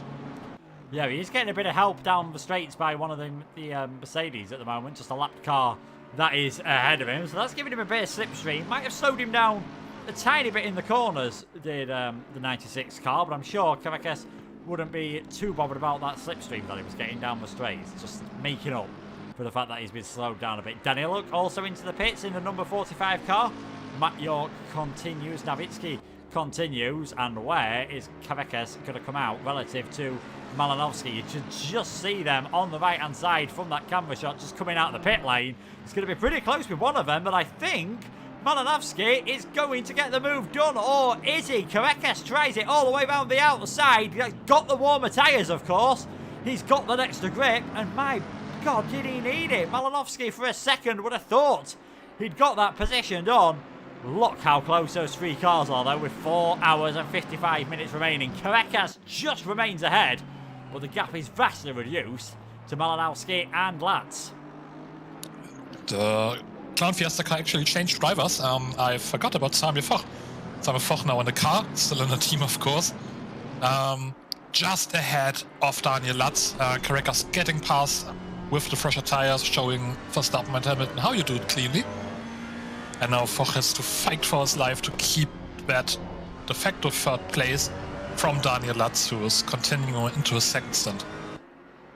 So Latz is definitely going to have to fight for his life at the moment, because if you look how close Latz is, he's going to be on the outside line, the racing line for Ascarvi. Has he got the grip on the brakes to do it? Doesn't need to. So there we go, straightforward for Daniel Latz. Gets himself up into 5th place. That will effectively be 3rd after everything ties himself out with the pit stops. Would not be surprised by that time, though, if the number 57 cars got themselves, despite that 35-second penalty, back up into a net 2nd. Yeah, solid move, has to be said. I love the move by Caracas, by the way, going in towards the opening chicane of the lap. That's just, I mean, it's a very narrow chicane. It's very tight, and to really have the confidence to drive the car through that chicane and up into P4. Fantastic work, really, from Grantis Caracas. It has to be said, a really good move. And I see, I was wrong. I got to admit, I said maybe the first car that pits has the disadvantage. In this case, Grantis Caracas and the 720 Beaver Grease Racing Lithuania team, they pitted first, and they come out ahead of the pack. Latz putting a lot of pressure on them, granted. Just about 6/10 back, you can see. It's still, I mean, the gaps are even closer now than they were prior to the pit stops, but still, Caracas pits first, and he comes out ahead of the pack. Yeah, despite maybe, well, actually, maybe it did help him actually getting a bit of a slipstream from that Mercedes just ahead of him on his outlap. Might have given him that little extra bit of a boost down the straight that he needed. He might need a bit more of that on these next few laps, because Dennis Latz is looking like he's started this next stint as he left off the last one, really putting in some good pace in the number 57 car. Samir Foch just a bit further behind at the moment, but still I'm sure nothing too much to worry about in a net 4th place at the moment. They will take that. They will take 2nd, 3rd and 4th back when we see Mikolaj Navitsky and Nicholas Nogueira get themselves up the order. And this is, again, a bit of a solid, under-the-radar, maybe a bit lonely performance from the Race Anywhere SimSport Aston Martin. They're in good stead at the moment, and they've kept it clean when it comes to penalties. That's gained them 1 place at the moment. Keep that up, might gain them a few more by the end. That's Lats, by the way. Looking, he had a little look towards the inside of the Parabolica as he's trying to get the better run out the corner. Actually, he might have it down towards turn 1 because he is really closed the gap and he could move at any moment in time. That BMW is right on the nose. He is going to go for the move towards the outside of turn 1 down the straight. Very long straight. They haven't even hit the braking zone yet. They're just into it. Caracas keep the position. It's going to be very difficult because the BMW's got the inside line for turn 2 and they're still going to go side by side. It's Caracas really, like you said, having to fight for his life. He's fighting tooth and nail right now, just completely unwilling to give up this 4th position as they still go side by side now down towards the 2 Lesmos. Yeah, heading into the Rogier chicane, of course. Which one's it going to be that comes out on top? And I think somehow Caracas, fair play, sir, defended for his life. Still just about ahead for now. Lance is going to have to go all the way around the outside at the Lesmos, which is not something you see too often. And for now, just goes back in behind. Brilliant defensive driving from Caracas, and very fair from the 2 of them. It would have been very easy to push one or the other over the curb or onto the grass. Gave each other racing room, and it has given us this battle, which has gone on now for nearly a lap. Here comes Lats again, trying to think one round about the outside of Ascari. Gets it done on the brakes. And Dennis Lats finally, I'm sure he thinks, gets himself ahead of the McLaren. Brilliant stop. I actually got goosebumps right now. Brilliant battle for 1 lap. Caracas now has to give up the position. A bit too early on the brakes into Ascari, but he's still not... I don't think he's giving up the position right now. Taking a tight line through Parabolica right now. But I don't think he's going to manage an attack into turn 1. This time around, BMW just too quick on the straight. Yeah, that tight line also is the reason I think Lats has been able to get the move done, or at least start to challenge the position down to turn 1. He just takes so much momentum compared to that McLaren down to turn 1. But like you said, he was a little bit early on the brakes. He took a lot of curb at that Ascari chicane, and that kind of solidified 4th place for Dennis Lats. So overall, though, really nice battle. Like you said, really fantastic stuff here at the front. Absolutely. You got goosebumps. My mouth's watering. It's everything you would want as a spectator. But well played to the 2 of them. And of course, I'm sure Falk back in the P6, Samir Falk, would have loved for that battle to go on a little bit longer because he's been falling off the pace a little bit of these 2. And he must have been watching he's been a spectator to that whole battle, thinking, please let this go on for even longer. Try to bring him back into the equation. But now that Lats has got the move done, it does not look like that's going to help Falk try to get back towards these top 3 runners. Well, effectively top 3 runners once, like you said, the pit stops do work itself out. Which, by the way, York seems to have pitted. The 58, BMW number 58, looks like he's come into the pits as well. Correct me if I'm wrong, gentlemen, but I think he has taken a pit stop. Yeah, his last lap. He just came out of the pits. For the moment, that makes the 101 car the race leaders, because they have to pit this lap, but still race lead lap for the statistics. And I am not quite sure where they will end up after the pit stop.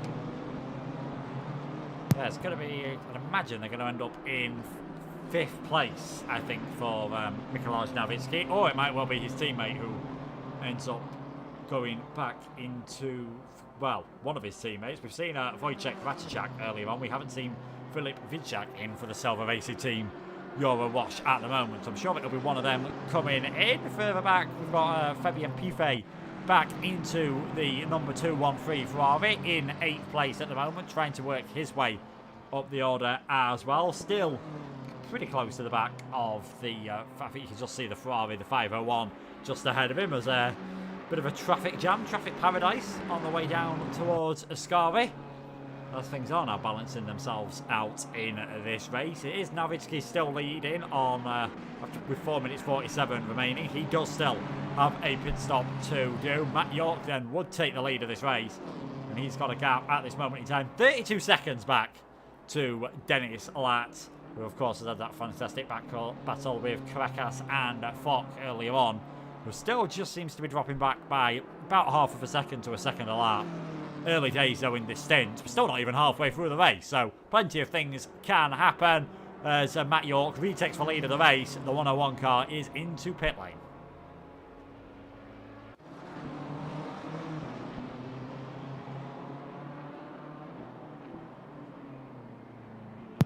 And the podium battle we had going on for a while, Samuel Foch now dropping back a bit.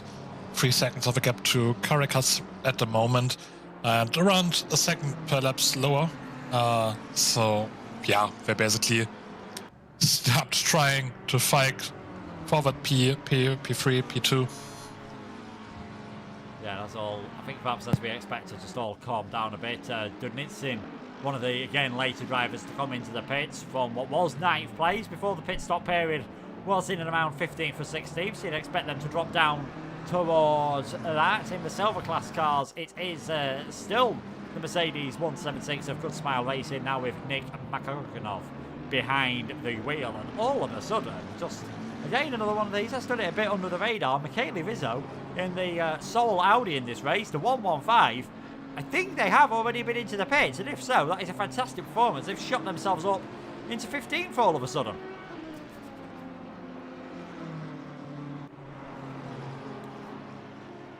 Michele Rizzo's done a fantastic performance for them. Daniel Schwabe is now driving the 969 for the Harvey Racing team, and it is probably the, judging by stint 1, right at the start of this race, about what, 2.5 hours ago since he was last in the car.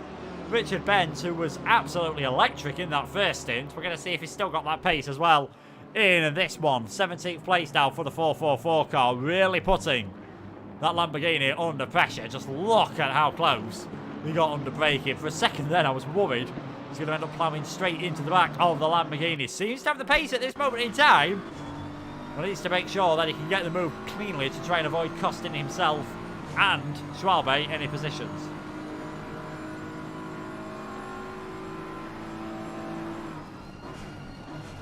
Closes in into the back of the Roger again, on board then with Richard Benz at this on this occasion. Still just staying on the back of these drivers. This battle about 16 seconds off of Rizzo at the moment, so there's still a bit of a gap to get up to the nearest cars up ahead. Richard Benz in that very bright, vibrant pink BMW. You're not going to miss that in your rear view mirrors, and it looks like it's not going to be in the rear view mirrors of Daniel Schwabe for too much longer. Bit of a mistake from the Lamborghini, and there we go. Benz up into 15th. Yes. So Benz, even though he went a bit wide through Lesmo 2, went through the gravel, manages to overtake the Lamborghini. Also those two battle that they are pretty used to from last season.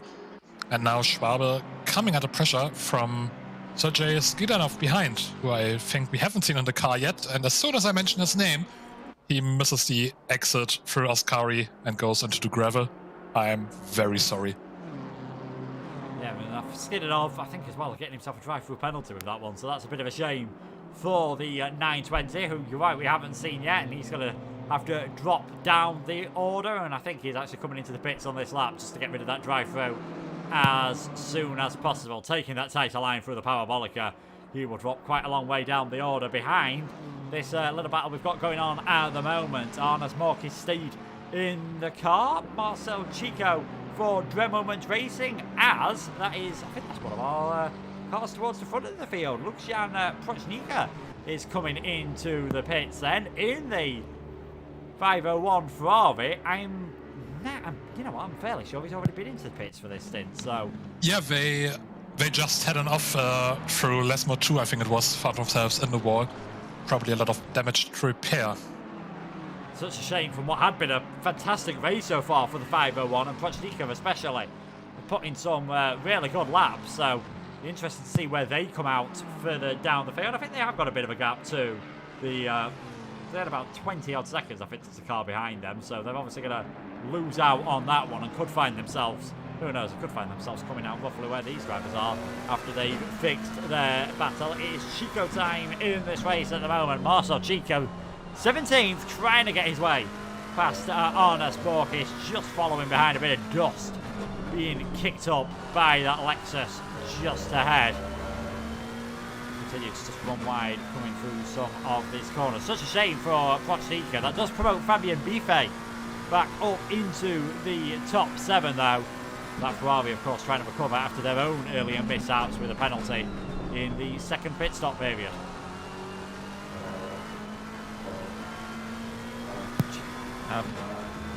Go ahead. Yeah, I think probably very annoying for Pfeiffer. He's still in the car, actually. I think for the... Is it third stint? Going a long way. I think it's his second stage. He did change for the last one I hit the P3. It was only a few minutes ago. You think I'd be able to remember who was in the car? It was Trevor Venham, I think, who was in the car for the... yeah.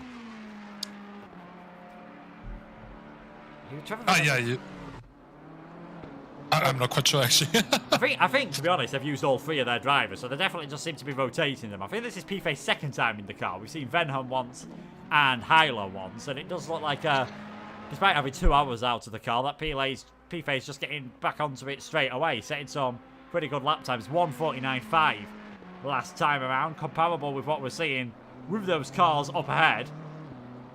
And it's still the 2 BMWs, though, that are setting the pace of the field, though. 1:49.0 for Matt York and a 1:48 last time around for Dennis Latz. He's got that gap to 29 seconds. It's creeping down. It's going to be a while before I think Matt York is going to be getting worried, and I imagine we'll be seeing his teammate in before he gets to that pace. But Dennis Latz, this double stint, he's just lit up the field and really got the 57 car back in with a fantastic chance of taking that championship lead. And we still have to remember the 35-second penalty they served. Without the penalty, they would right now be leading the race. Incredible.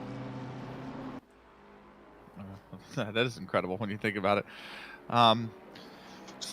While this has been going on, I've been watching this battle with Chico and Morcus, and it looks like Chico finally on the run down towards Ascari has gotten past Artis Morcus for P16. So Marcel Chico and the Drehemont Racing McLaren number 169 is up into P16. So nicely done from him. And yeah, Matt York retakes the lead after you said that the pit stop came out. And so Dennis Latz, P2, after all that battling, has managed to put a good gap between him and Caracas, who, you know, they had that battle for over a lap, and now 2.7 separating them. So it looks like Latz has come out the better between the 2 of them.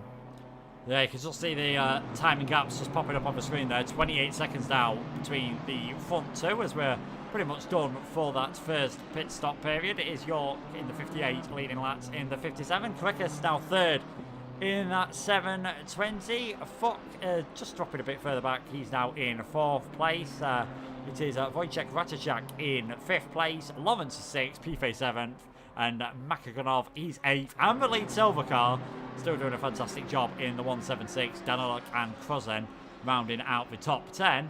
4 minutes 38 remaining. Still plenty of action to happen. Where we are getting a bit of a battle, though, is currently 18th and 19th place Stockton, just closing on the back in his Rising Phoenix racing car onto the back of the Warburton's car of John-Eric Tunstad in the 666.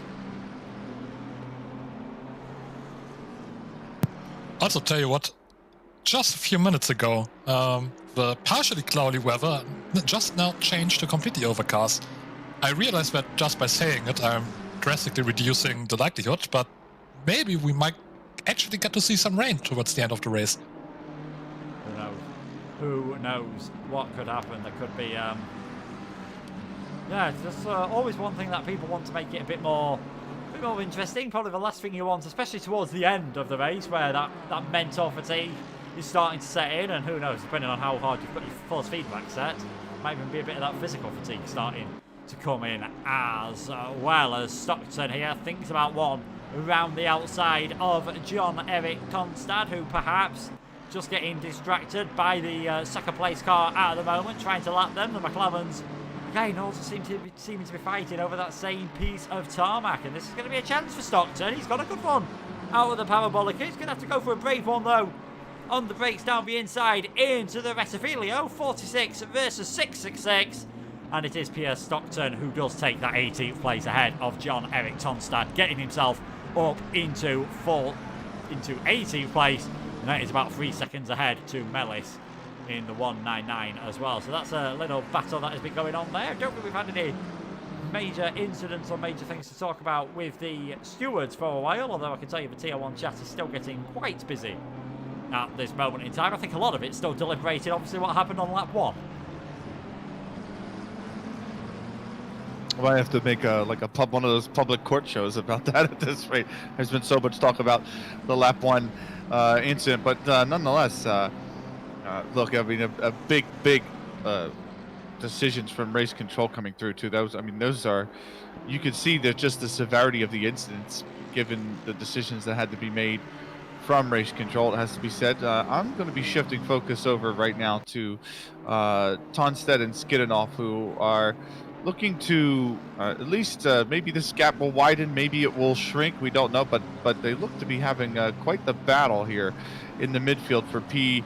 Actually, Stockton and, like you said, Stockton and Tonstad, Stockton did manage to get the move done, but Skidanoff in the 920 BMW right behind Tonstad now, looking to take P19 off of this silver class McLaren number 666. That's the Beeswax Warburton's McLaren.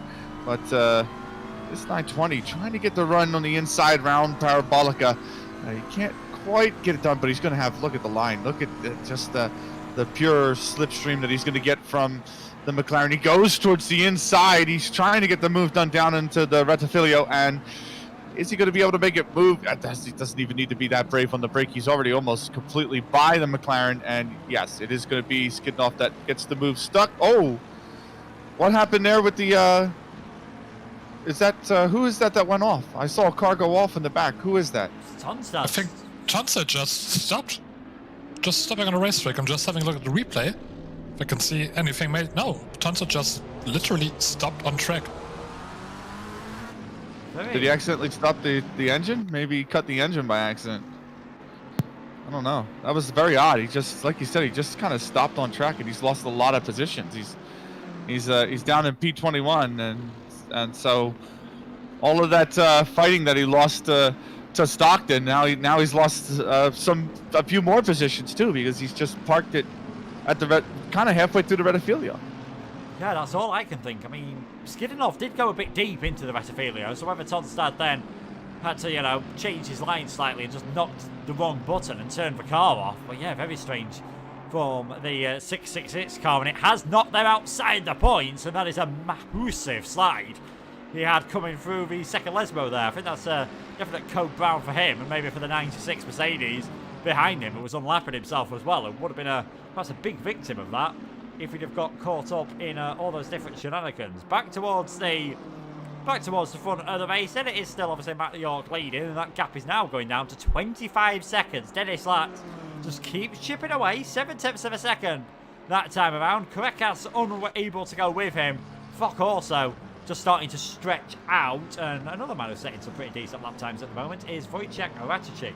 1:49.1 was the previous run. He's obviously trying to recover after the own penalties that the 1:01 had earlier on. The BMWs were 1-2-3 in the first part of this race. They were dominating. Who knows? Still 4 hours 33 seconds remaining. Still probably a slim chance of us ending up with a 1-2-3. With the pace they've shown all the race long. I know this is a brave thing to say with 4 hours 33 minutes remaining, but I think we're going to need something strange happen for a car other than one of the van walls to take the victory. The amount by which Dennis Latz is catching the 58 car, just incredible. It's taking out around 8-7 tenths per lap at the moment. Just relentless from Latz at the moment. Doesn't seem to be letting things down or letting things slip. That has the fastest lap of the race, or the 1:48 .207, only set about 10-15 minutes ago, really is still flying around in that car. Doesn't seem to be having any issues with the traffic. Just seems to be metronomic consistency that you need in endurance racing. Sometimes it's not about being the fastest, it's just being able to set the same time lap after lap after lap. Looks like at the moment Latz has got the speed, Andy has got that consistency as well, and I think this time around it's going to be another second or so gained on his fellow Van Wall driver. Yeah, 149.6 for Matt York, 148.6 for Dennis Latz. Pulls out and pulls within another second. Maybe won't get it done on this stint, but those two will definitely be closer together, where, judging by how they've been going so far, that is where we're likely to see the driver change at around the halfway point for the 58 and the 57 car.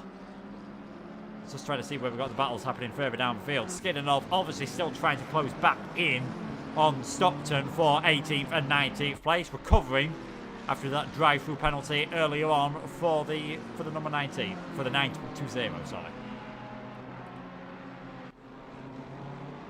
One thing I wanted to mention, by the way, is I want to give just a really go over the 444, the BMW number 444, running in P12, the GOAT Racing, Richard Benz. This GOAT Racing team had a lot of struggles at Silverstone. Were caught up in quite a few incidents, had a lot of track extension penalties, and they're putting in 148s for the last lap and also for their best lap, as they're getting by some lap traffic here around the Parabolica. But you know, up into P12, so last race they were 15 to 20 positions worse off, really, than where they are now. And to see that recovery from GOAT Racing so far with 4.5 hours to go, granted, but nonetheless, running a very solid race so far in P12, and a lot of pace down there in that silver class car. I mean, you're talking about a silver class car that's running 148, running P2 in class as well. So Makagunov is up in P8 right now for the Mercedes with the 176, but and I know that's very far ahead. They are very far ahead, but still, it's been a really good race from this 444 GOAT Racing team so far. Yeah, it's about 45 seconds that gap at the moment, but we saw this in the first stint from Richard Benz. Maybe we can even call him the Dennis Latz of silver class in this race, because he just seems to have that consistency and really be able to put in some absolutely superb lap times. Has got that car back into second within class. It was only at the start of this stint he was battling with Schwabe and obviously Tonstad, who did have that issue. He's now managed to pull out about 9 seconds on Schwabe. Pochnika has come out in 13th place after their contact in the wall earlier on, so it'll be intriguing to see if that Ferrari can work themselves back into the top 10. But yeah, these the silver class cars seem to be having someone's had a big slide coming through Ascari there. I think have they just about held on to the car? I'm not quite so sure. We're not seeing any yellow flags at the moment, but yeah, Mercedes definitely lighting up the meters through Ascari. That won't do the tyre life any good whatsoever. And I believe we are also joined in the commentary booth right now by Shinson. Welcome to you. Good afternoon, gentlemen. How are we all? Very, very good. How about yourself?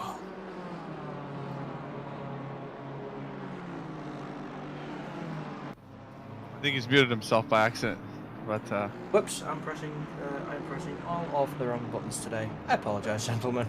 it's all good. But my big question, Luke and Tetra, how are you holding up? You started the race. I apologize. I left you on a rock and a hard place, but you started the race. You're 3.5 hours into the race. How are you holding up? I'm still doing great, although I will take this opportunity right now to just prepare myself for the second half of the race for 10 or 20 minutes, and I will be back with you in a moment. And I think we just lost Shinson Versi again. Apologies. The Discord was doing a few strange things today. Anyway, hello everybody. Hello everyone. I mean, how I'm holding up as well, I'm holding up a bit better than my number 55, who's just gone for a spin out of the second Lesmo there. I believe that is the Victoria's Secret car. thankfully they are able to get going in 37th place as Watson just serves his drive-through penalty. I was going to say, I'm used to shorter commentaries than this, and I realised as there was about 5 minute 50 remaining of this race, I completely went through my drink of water, which is never ideal, but we must soldier on for the remainder of this first stint. Of course, it will be Tetra who will be streaming the second half of the race over on the AOR channel. You'll have plenty of warning when you need to change over to that, but it's been a very interesting race at the moment. The 58 car just seemed to run away with things for the first half of the first half of the first half, I suppose. That the first quarter of the race, I suppose, would be a better way of putting it. But Dennis Latz has just started to slowly just chip away at that time, has got himself back into second. They must be ruining that penalty in the 57 car at the moment. Otherwise, they'd have been well clear. Absolutely, they would have been. It would have been almost carbon copy of the last race. Remember, in Silverstone, we had the KEKW Clown Fiesta car, which is currently running in P, I want to say 4. I believe Falk is at the wheel of that one. They went pretty much wire to wire, so they didn't get super pole. They qualified P2 at that Silverstone race, and then immediately took the lead on lap 1 and never relinquished it. And I'm sure had that penalty not happened for the number 57, Daniel Latz, and that BMW number 57 would have been in the same position to just really be well out in front, like you said. So, but the pass is the pass. They can't think about it. They just got to bunker down and close this gap. Daniel Latz doing a fantastic job of doing just that as well. So, really solid stuff. 23.6 is the gap now. As we got a battle. Am I seeing this right? No, I'm sorry. I beg your pardon. It's lap traffic. I thought I saw a battle, and I'm like, but my camera has, well, it's fooled me. It's just lap traffic. Still, overall, Jensen, welcome aboard. Good to have you. And Yeah. I gotta say, I need the old mug of tea. I feel like I've already done 4 hours after coming home real late last night and then waking up early this morning and not being able to launch the game, and it's been eventful. So I'm actually gonna pop out to get a mug of tea real quick. Don't complain. Like, things have always improved with a mug of tea, and you might need a bit of a drink depending on what sort of battling we're going to get soon. 17th and 18th place, Alessio Mellis versus Piers Stockton. The McLaren, obviously, having worked his way past Tonstad, has now pulled away from Skiddenov. Stockton really starting to put in some good pace in the number 46 Rising Phoenix racing car. Not quite rising from the ashes in this race. Have been in and around the lower reaches of the points all the way through. It looks like Stockton has got the pace though and might be able to work his way past Mellis in the not too distant future. Probably we've seen, unsurprisingly, the majority of the moves happening. You make sure you get a good exit out of Parabolica. Mellis trying a bit harder than some of the others have done earlier on to break that toe in the Mercedes, and I think he might have just done enough to make sure that Stockton stays behind him. So the Mercedes stays in 17th, and Stockton very late on the brakes, almost going straight into the back of the 199. McLaren is quite a slippy car. I do know there have been a couple of reported changes since the new challenge pack came out. So there have been a couple of changes to the McLaren. Before I messed that up. Yeah, normally the McLaren is a very, very slippy car in a straight line. So not the best at curbs. So it's kind of half and half here at Monza. But yeah, I'm a little bit. I will be honest. I'm a little bit surprised the McLaren didn't catch the Mercedes a little bit quicker. Yeah, it did look, especially with the exit, it looked like he'd have looked compared to the ones we saw earlier, that it was going to be fairly straightforward for Stockton to get ahead of Mellis into turn number 1, but in the end was unable to do so. And yeah, 46 McLaren just sticking behind the 199 Mercedes for now. If he can recover from that slight issue, perhaps, like you said, just getting it wrong on the curbs. I think we've seen a Ferrari go for a bit of a jump over the curbs earlier. The BMW clearly able to handle them better. Perhaps that's no surprise why they are leading this race at the moment. Matt York in first, Dennis Latz in second. Still just knocking it down. Now 22.4 seconds. That gap at the front of the field after 117 laps. Karekes trying to just stay within 10 seconds at the moment, but it's been, ever since the overtake, a bit of a lonely second stint in the McLaren for Grantas Caracas, and Falk likewise just doesn't look to have the pace at the moment to stay in contact. Still just over half of this race to go, still plenty of action. And as Tetra said just before he left to have a quick break, it's getting darker and it's getting cloudier out there, and we've seen rain in Tier 2, and that is, I mean, towards the end of the race, that is the last thing you want. Rain starting, if the rain does come in the final half an hour or something in this race, you've done a long endurance race, you're exhausted, all of a sudden, you've got just one extra variable that you could really have done without. Yeah, no rain so far, which is a good thing. Monza seems like an easy track though. It always seems like an easy track, and then you get in a car, you try and go fast, and it's not as easy as it looks. So especially if you're following another car. So like, I'm not surprised the McLaren outbraked itself before of Stockton, because the McLaren has not the best brakes, and the Mercedes does have a fair amount of grunt under the bonnet as well. But it's definitely been an interesting race. The BMW's not really looking like they have any issues or challenges in the race today. Obviously there was the issues I saw at the start, which I shall not mention, and a little bit of a mix-up of the field there. But yeah, seems very controlled by the BMWs. The cars I'm surprised aren't doing a little bit better at Bentleys, because the Beamers and the Bentleys do tend to quite like eating curbs, or to please Lord Arcetuthis, eating sausage curbs. By all means, by the way, please do mention the opening. I mean, it's very imperative to the race. It's very crucial to where we have ended up in the race, right? So, not to hammer on or point fingers, but just in terms of the storyline of what we've seen at Monza so far, very much shaped by the two big incidents that we've had. But nonetheless, it's been a really good race at the front for York and the BMW number 58 team.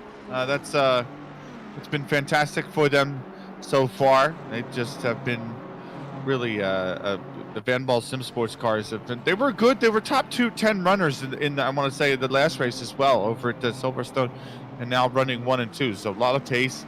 The gap, by the way, we talked about it. It was 32 seconds. I remember when I first joined this, joined you guys in the commentary booth. 21 now is the gap. 21 seconds between York and Latz in the two Van Wall Sim Sports cars. But you know what? You said the Beamers and the Bentleys seem to have the pace. Certainly the BMWs, because in both tiers, we were seeing BMWs really dominate the field. And here in Tier 1, we've got 3 in the top 10, and over in Tier 2, I believe they had 6 or 7, or not 3 in the top 10. Yeah, 3 in the top 10 for this tier, but I think they have 6 or 7 over in Tier 2 right now that are in the top 10. So really,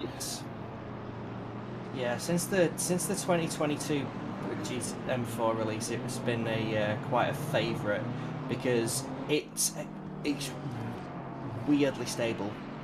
One of the things with the Bentleys and the BMWs is not so much like the overall pace they've got, but especially at a track like Monza, how much you can actually cut a curb and not have it unsettle a car as much. Like compared to say a Ferrari or a McLaren, the BMWs and the Bentleys are just, I don't know what it is. It's just. But here's a question for you guys. When, and I am saying when, the 57, as he runs a little bit wide at the second Lesmo, when the 57 catches the 58, will they fight for the lead, or will they do the team thing? I think you gotta fight for the lead, don't you? You gotta fight for the lead. Certainly you want. I mean, I would imagine if you know, look, you've got to go for the gap, because if you no longer go for the gap, no, just but I do think. Do not quote I that. won't bring it up again. I won't bring it up. I tried to in the first one. You're like, no, please don't. No, so just a little homage to our first time commentating together. If gap car, like no, that's not how it works.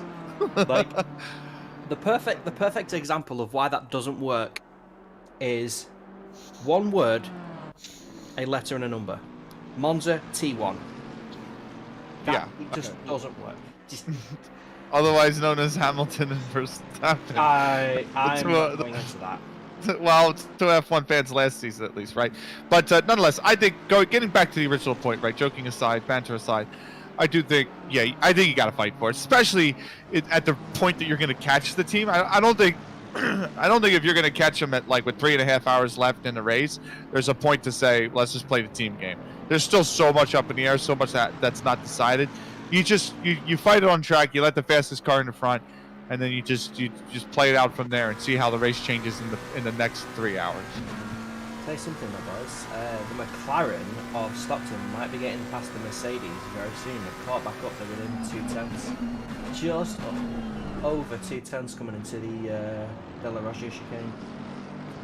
Yeah, Stockton's really picked up the pace all of a sudden out of this. Got a fantastic exit out the Rocha chicane. Just has to stick behind Mellis, and not too far off the back of Monkeys either for 15th position. And these two have a bit of an issue. Skidanov's there as well, so things really started to heat up for 15th, 16th, 17th, for perhaps 18th place. You can see all 4 cars in a line there, and you can just see how determined Stockton is looking at this moment in time to try a move. It's going to be the long way round at Ascari, which seems to be the favoured way to go into that corner, but you need a very forgiving car on the inside. That didn't happen there. Mellis is around, and Stockton in the gravel. Benny, what was that about? If there's a gap?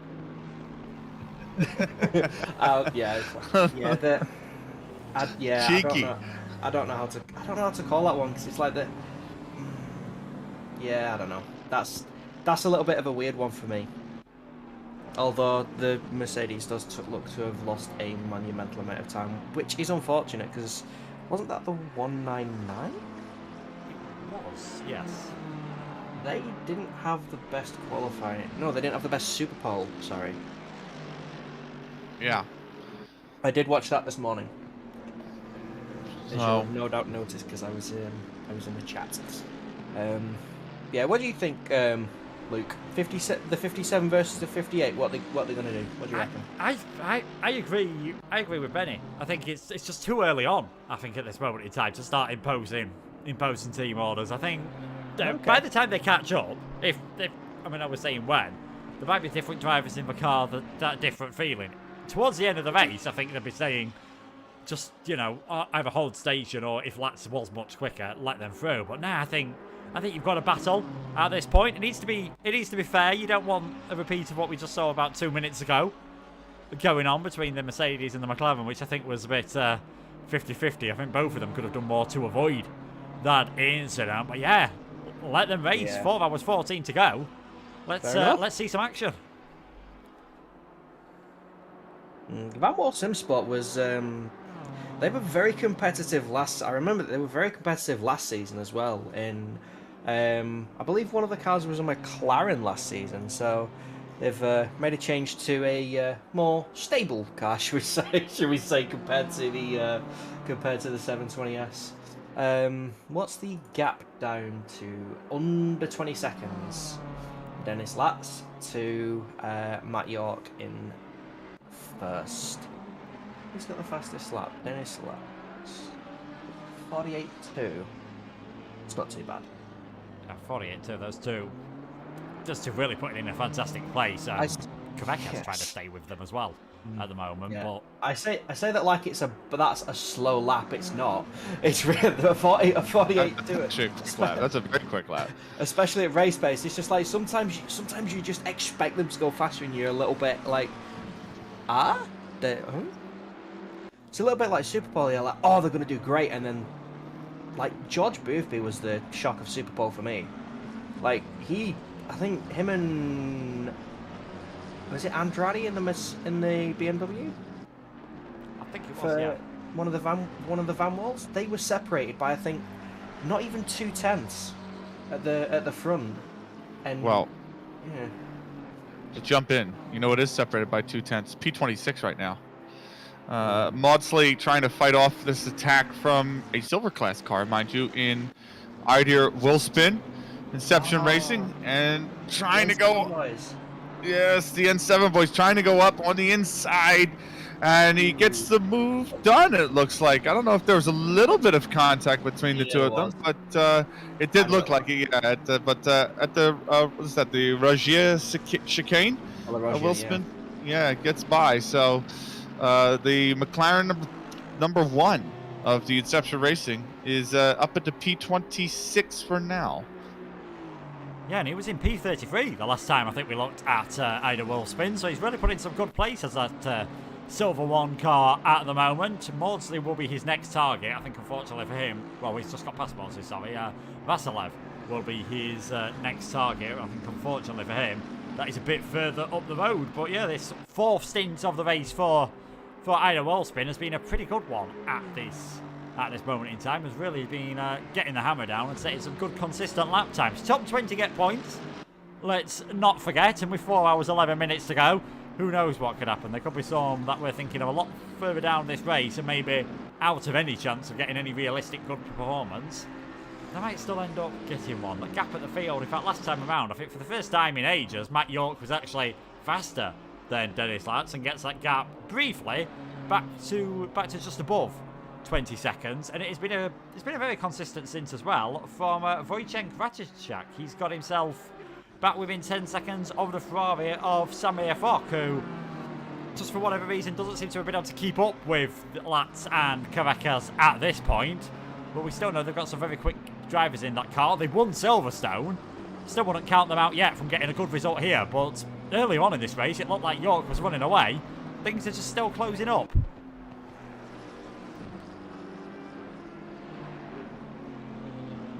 Yeah, well, it's certainly it's one that we'll definitely be keeping an eye on, because it's almost like that battle for P2 that we said was going to happen, and we said, oh, maybe it'll happen before the stints, and then here it happened after right immediately after the stint change. So certainly going to be watching that one throughout the I should say next hour at least, especially. Now there is that on the timing screen, is that Morcus and Stockton again?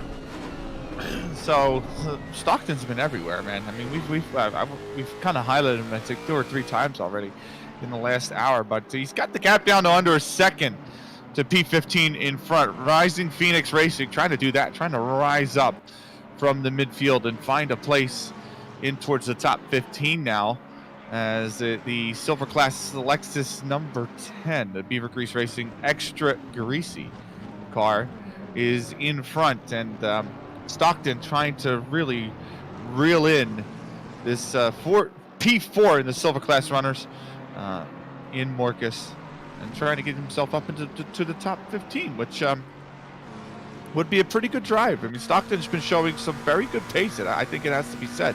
49.9 on the last lap, a little bit slow, but 49.2 is the best, and that's not, sure, that's not on par with the front runners, but that's not that far off the pace of maybe, say, a top 10 a spot, or just outside the top 10 spot right now.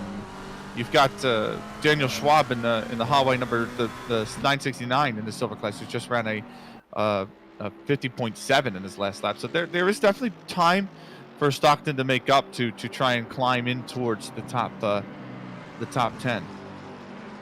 Yeah, the 46 car qualified in 15th place. If they can get past the Morcus very shortly, they will be back towards 15th. We're nearly at the halfway point of this race, just 8 minutes away from that one. Stockton, I think, like you said, we've focused on him so much just because he's been involved in the action.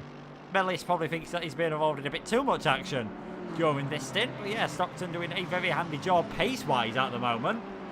We'll see whether he can close on to Morcus. Just looks a bit too further behind. Takes that tighter line on the entry to the Parabolica, as Morcus does run wide there, cuts across him. And that was a bit of a bad corner there from Morcus, and what looked like was going to be a very tough task for Stockton. might end up being a bit easier than he thought. Stockton not getting the little bit of distant toe from the BMW. Now he is.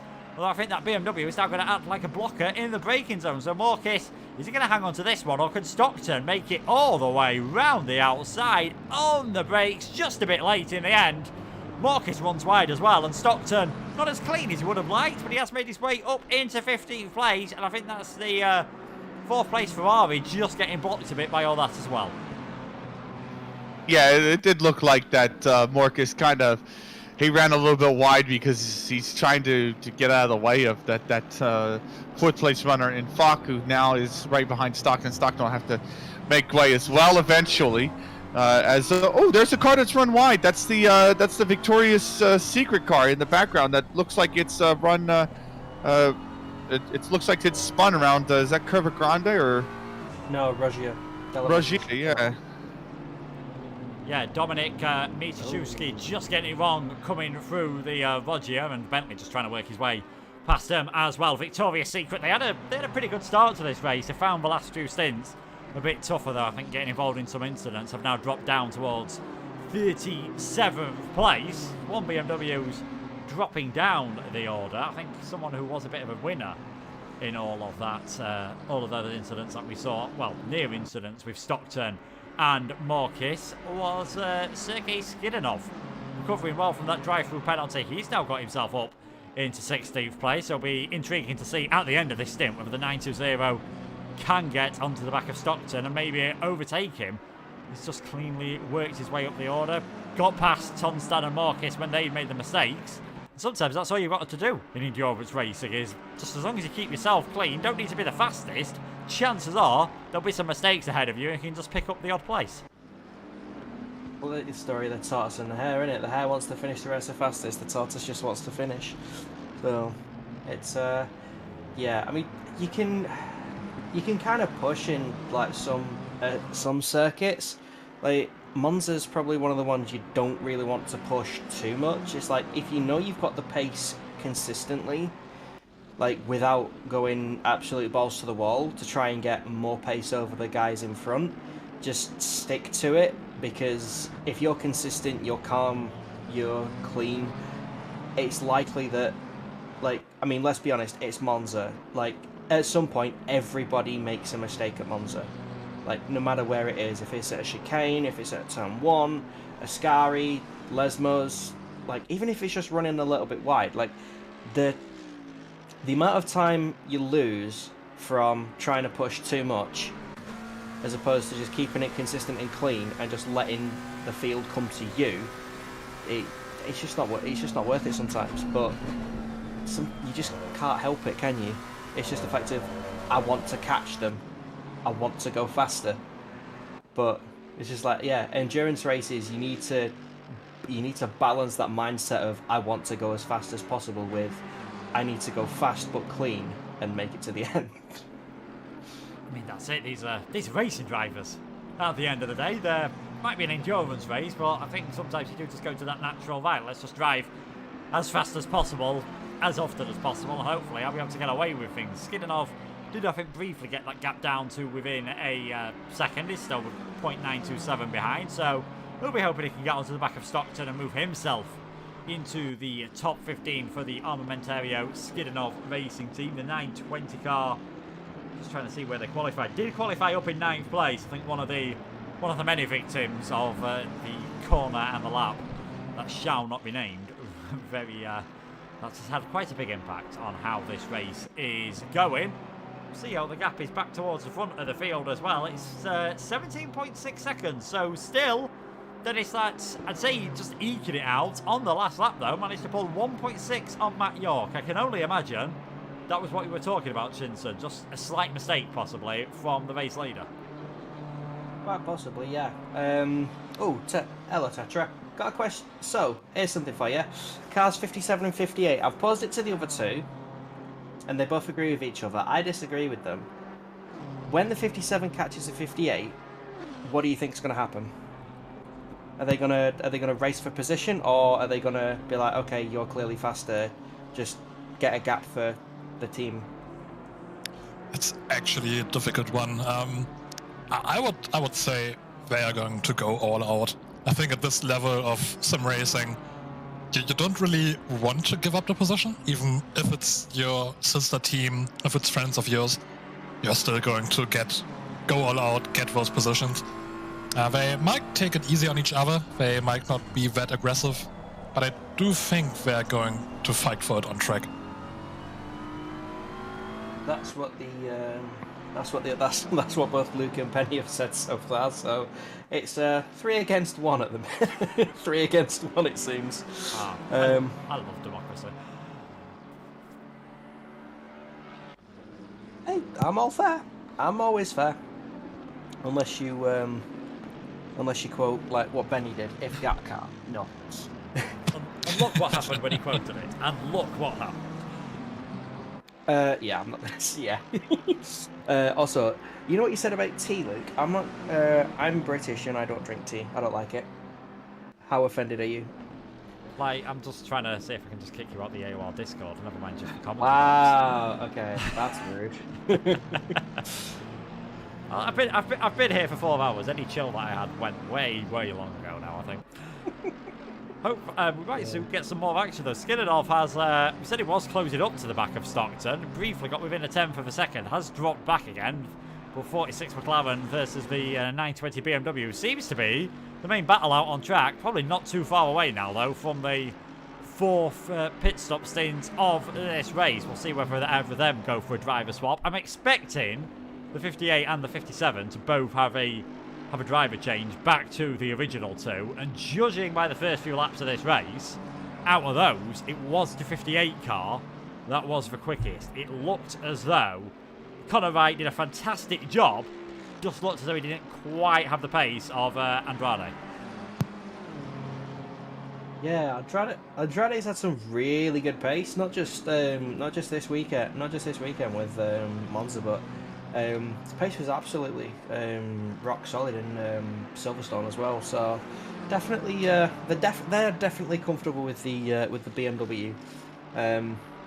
Not to say that other teams aren't. It just seems that they've managed to find a little bit more time in that BMW, which is, to be honest, it's quite nice to see because it's kind of like, especially like the same cars going up against each other. It's kind of like Formula 2 and Formula 3 where the chassis and everything is the same, and it's literally just the setup and the driver that's different. So it is nice to see, like, especially like 2 team cars, because it's likely they'll share similar setups, like just to help each other out, just to try and make it as easy for each of the team as possible. There's that BMW of Skinner getting very, very close to Stockton.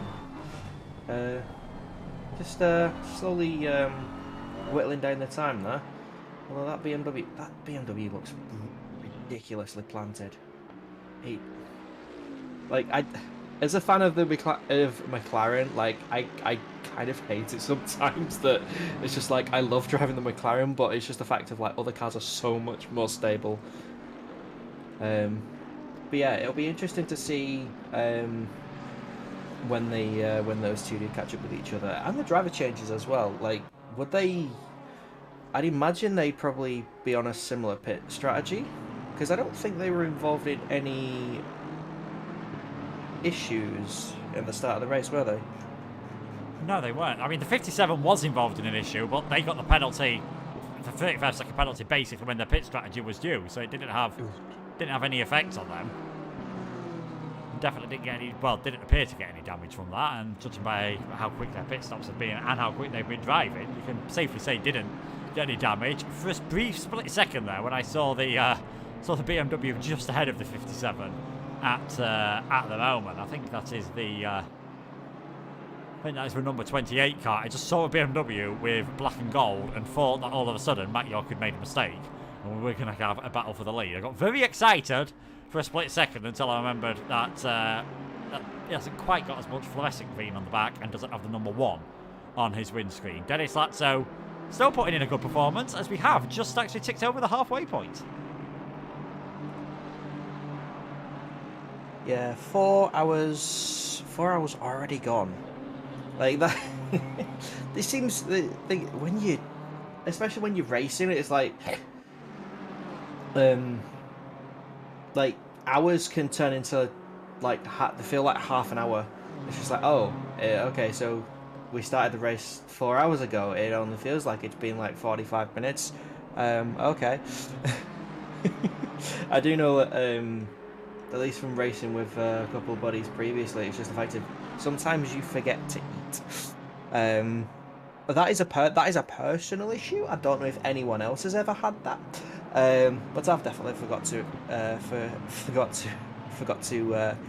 eat every now and again. But it'll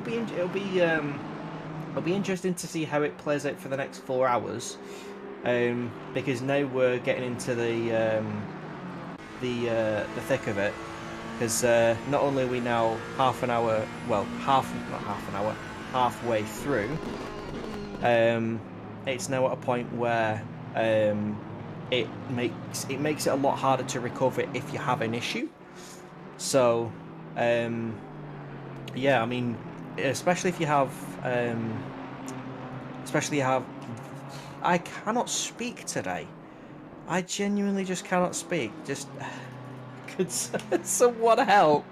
Wait, obviously, you've got more time. Like at the start of the race, you've got more time to make your way back up. I'm glad someone caught on to what I was talking about, because apparently my brain decided to go for a wander. Maybe while Shin's brain is recovering, just an interesting fact. We just talked about the 58 and the 57 car and whether or not they will switch positions.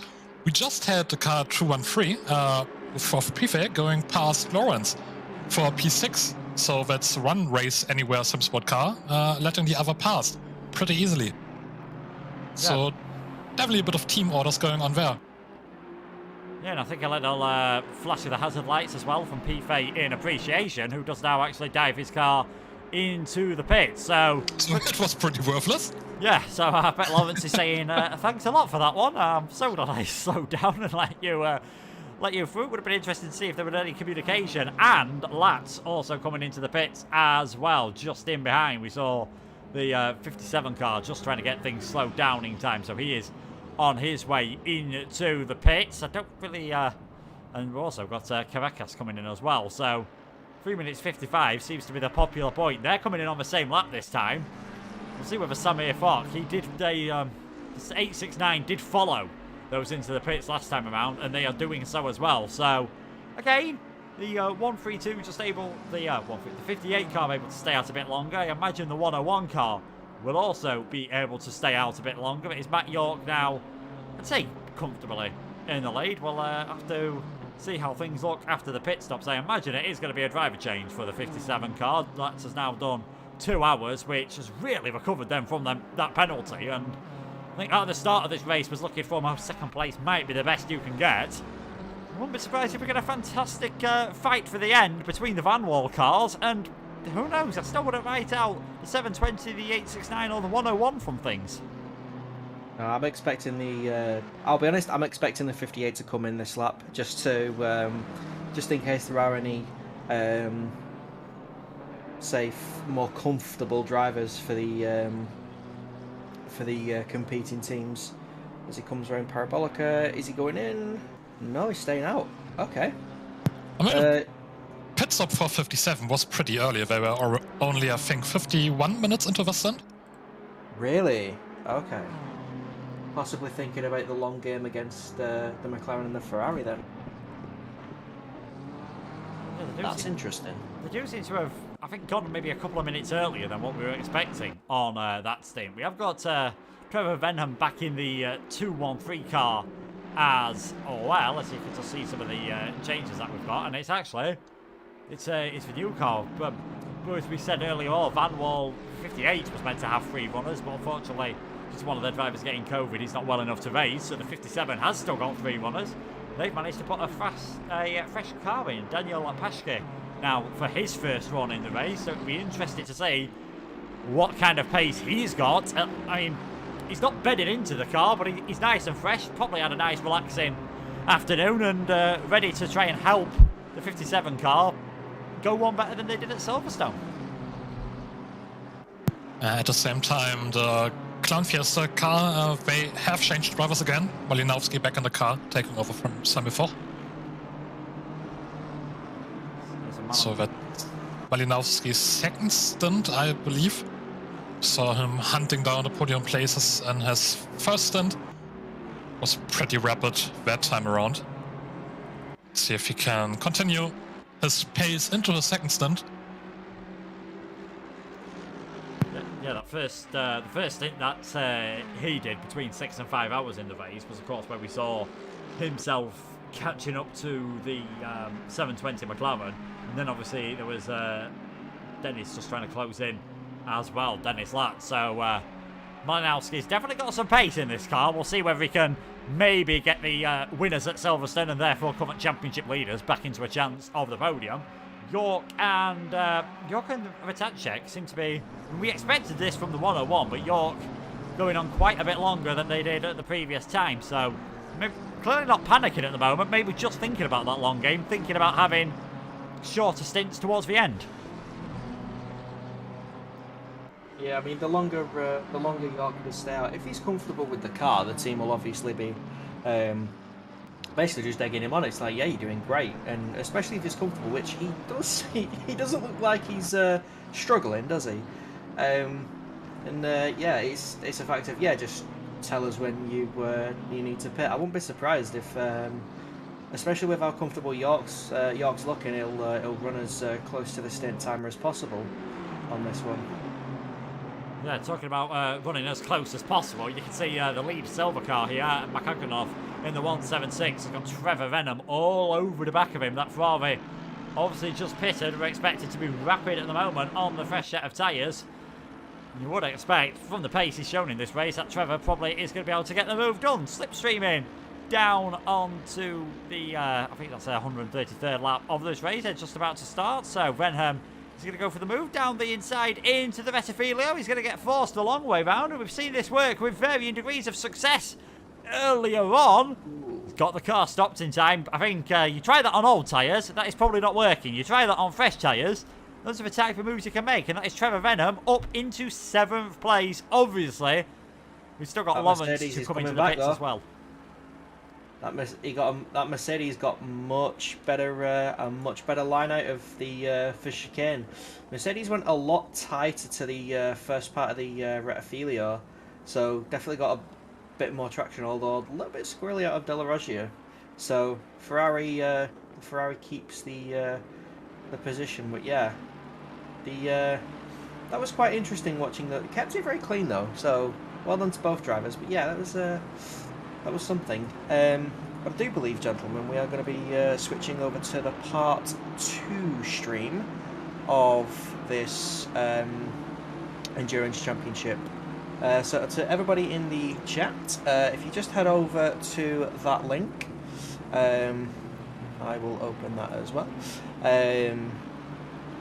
We will we'll get everything sorted, started, set up.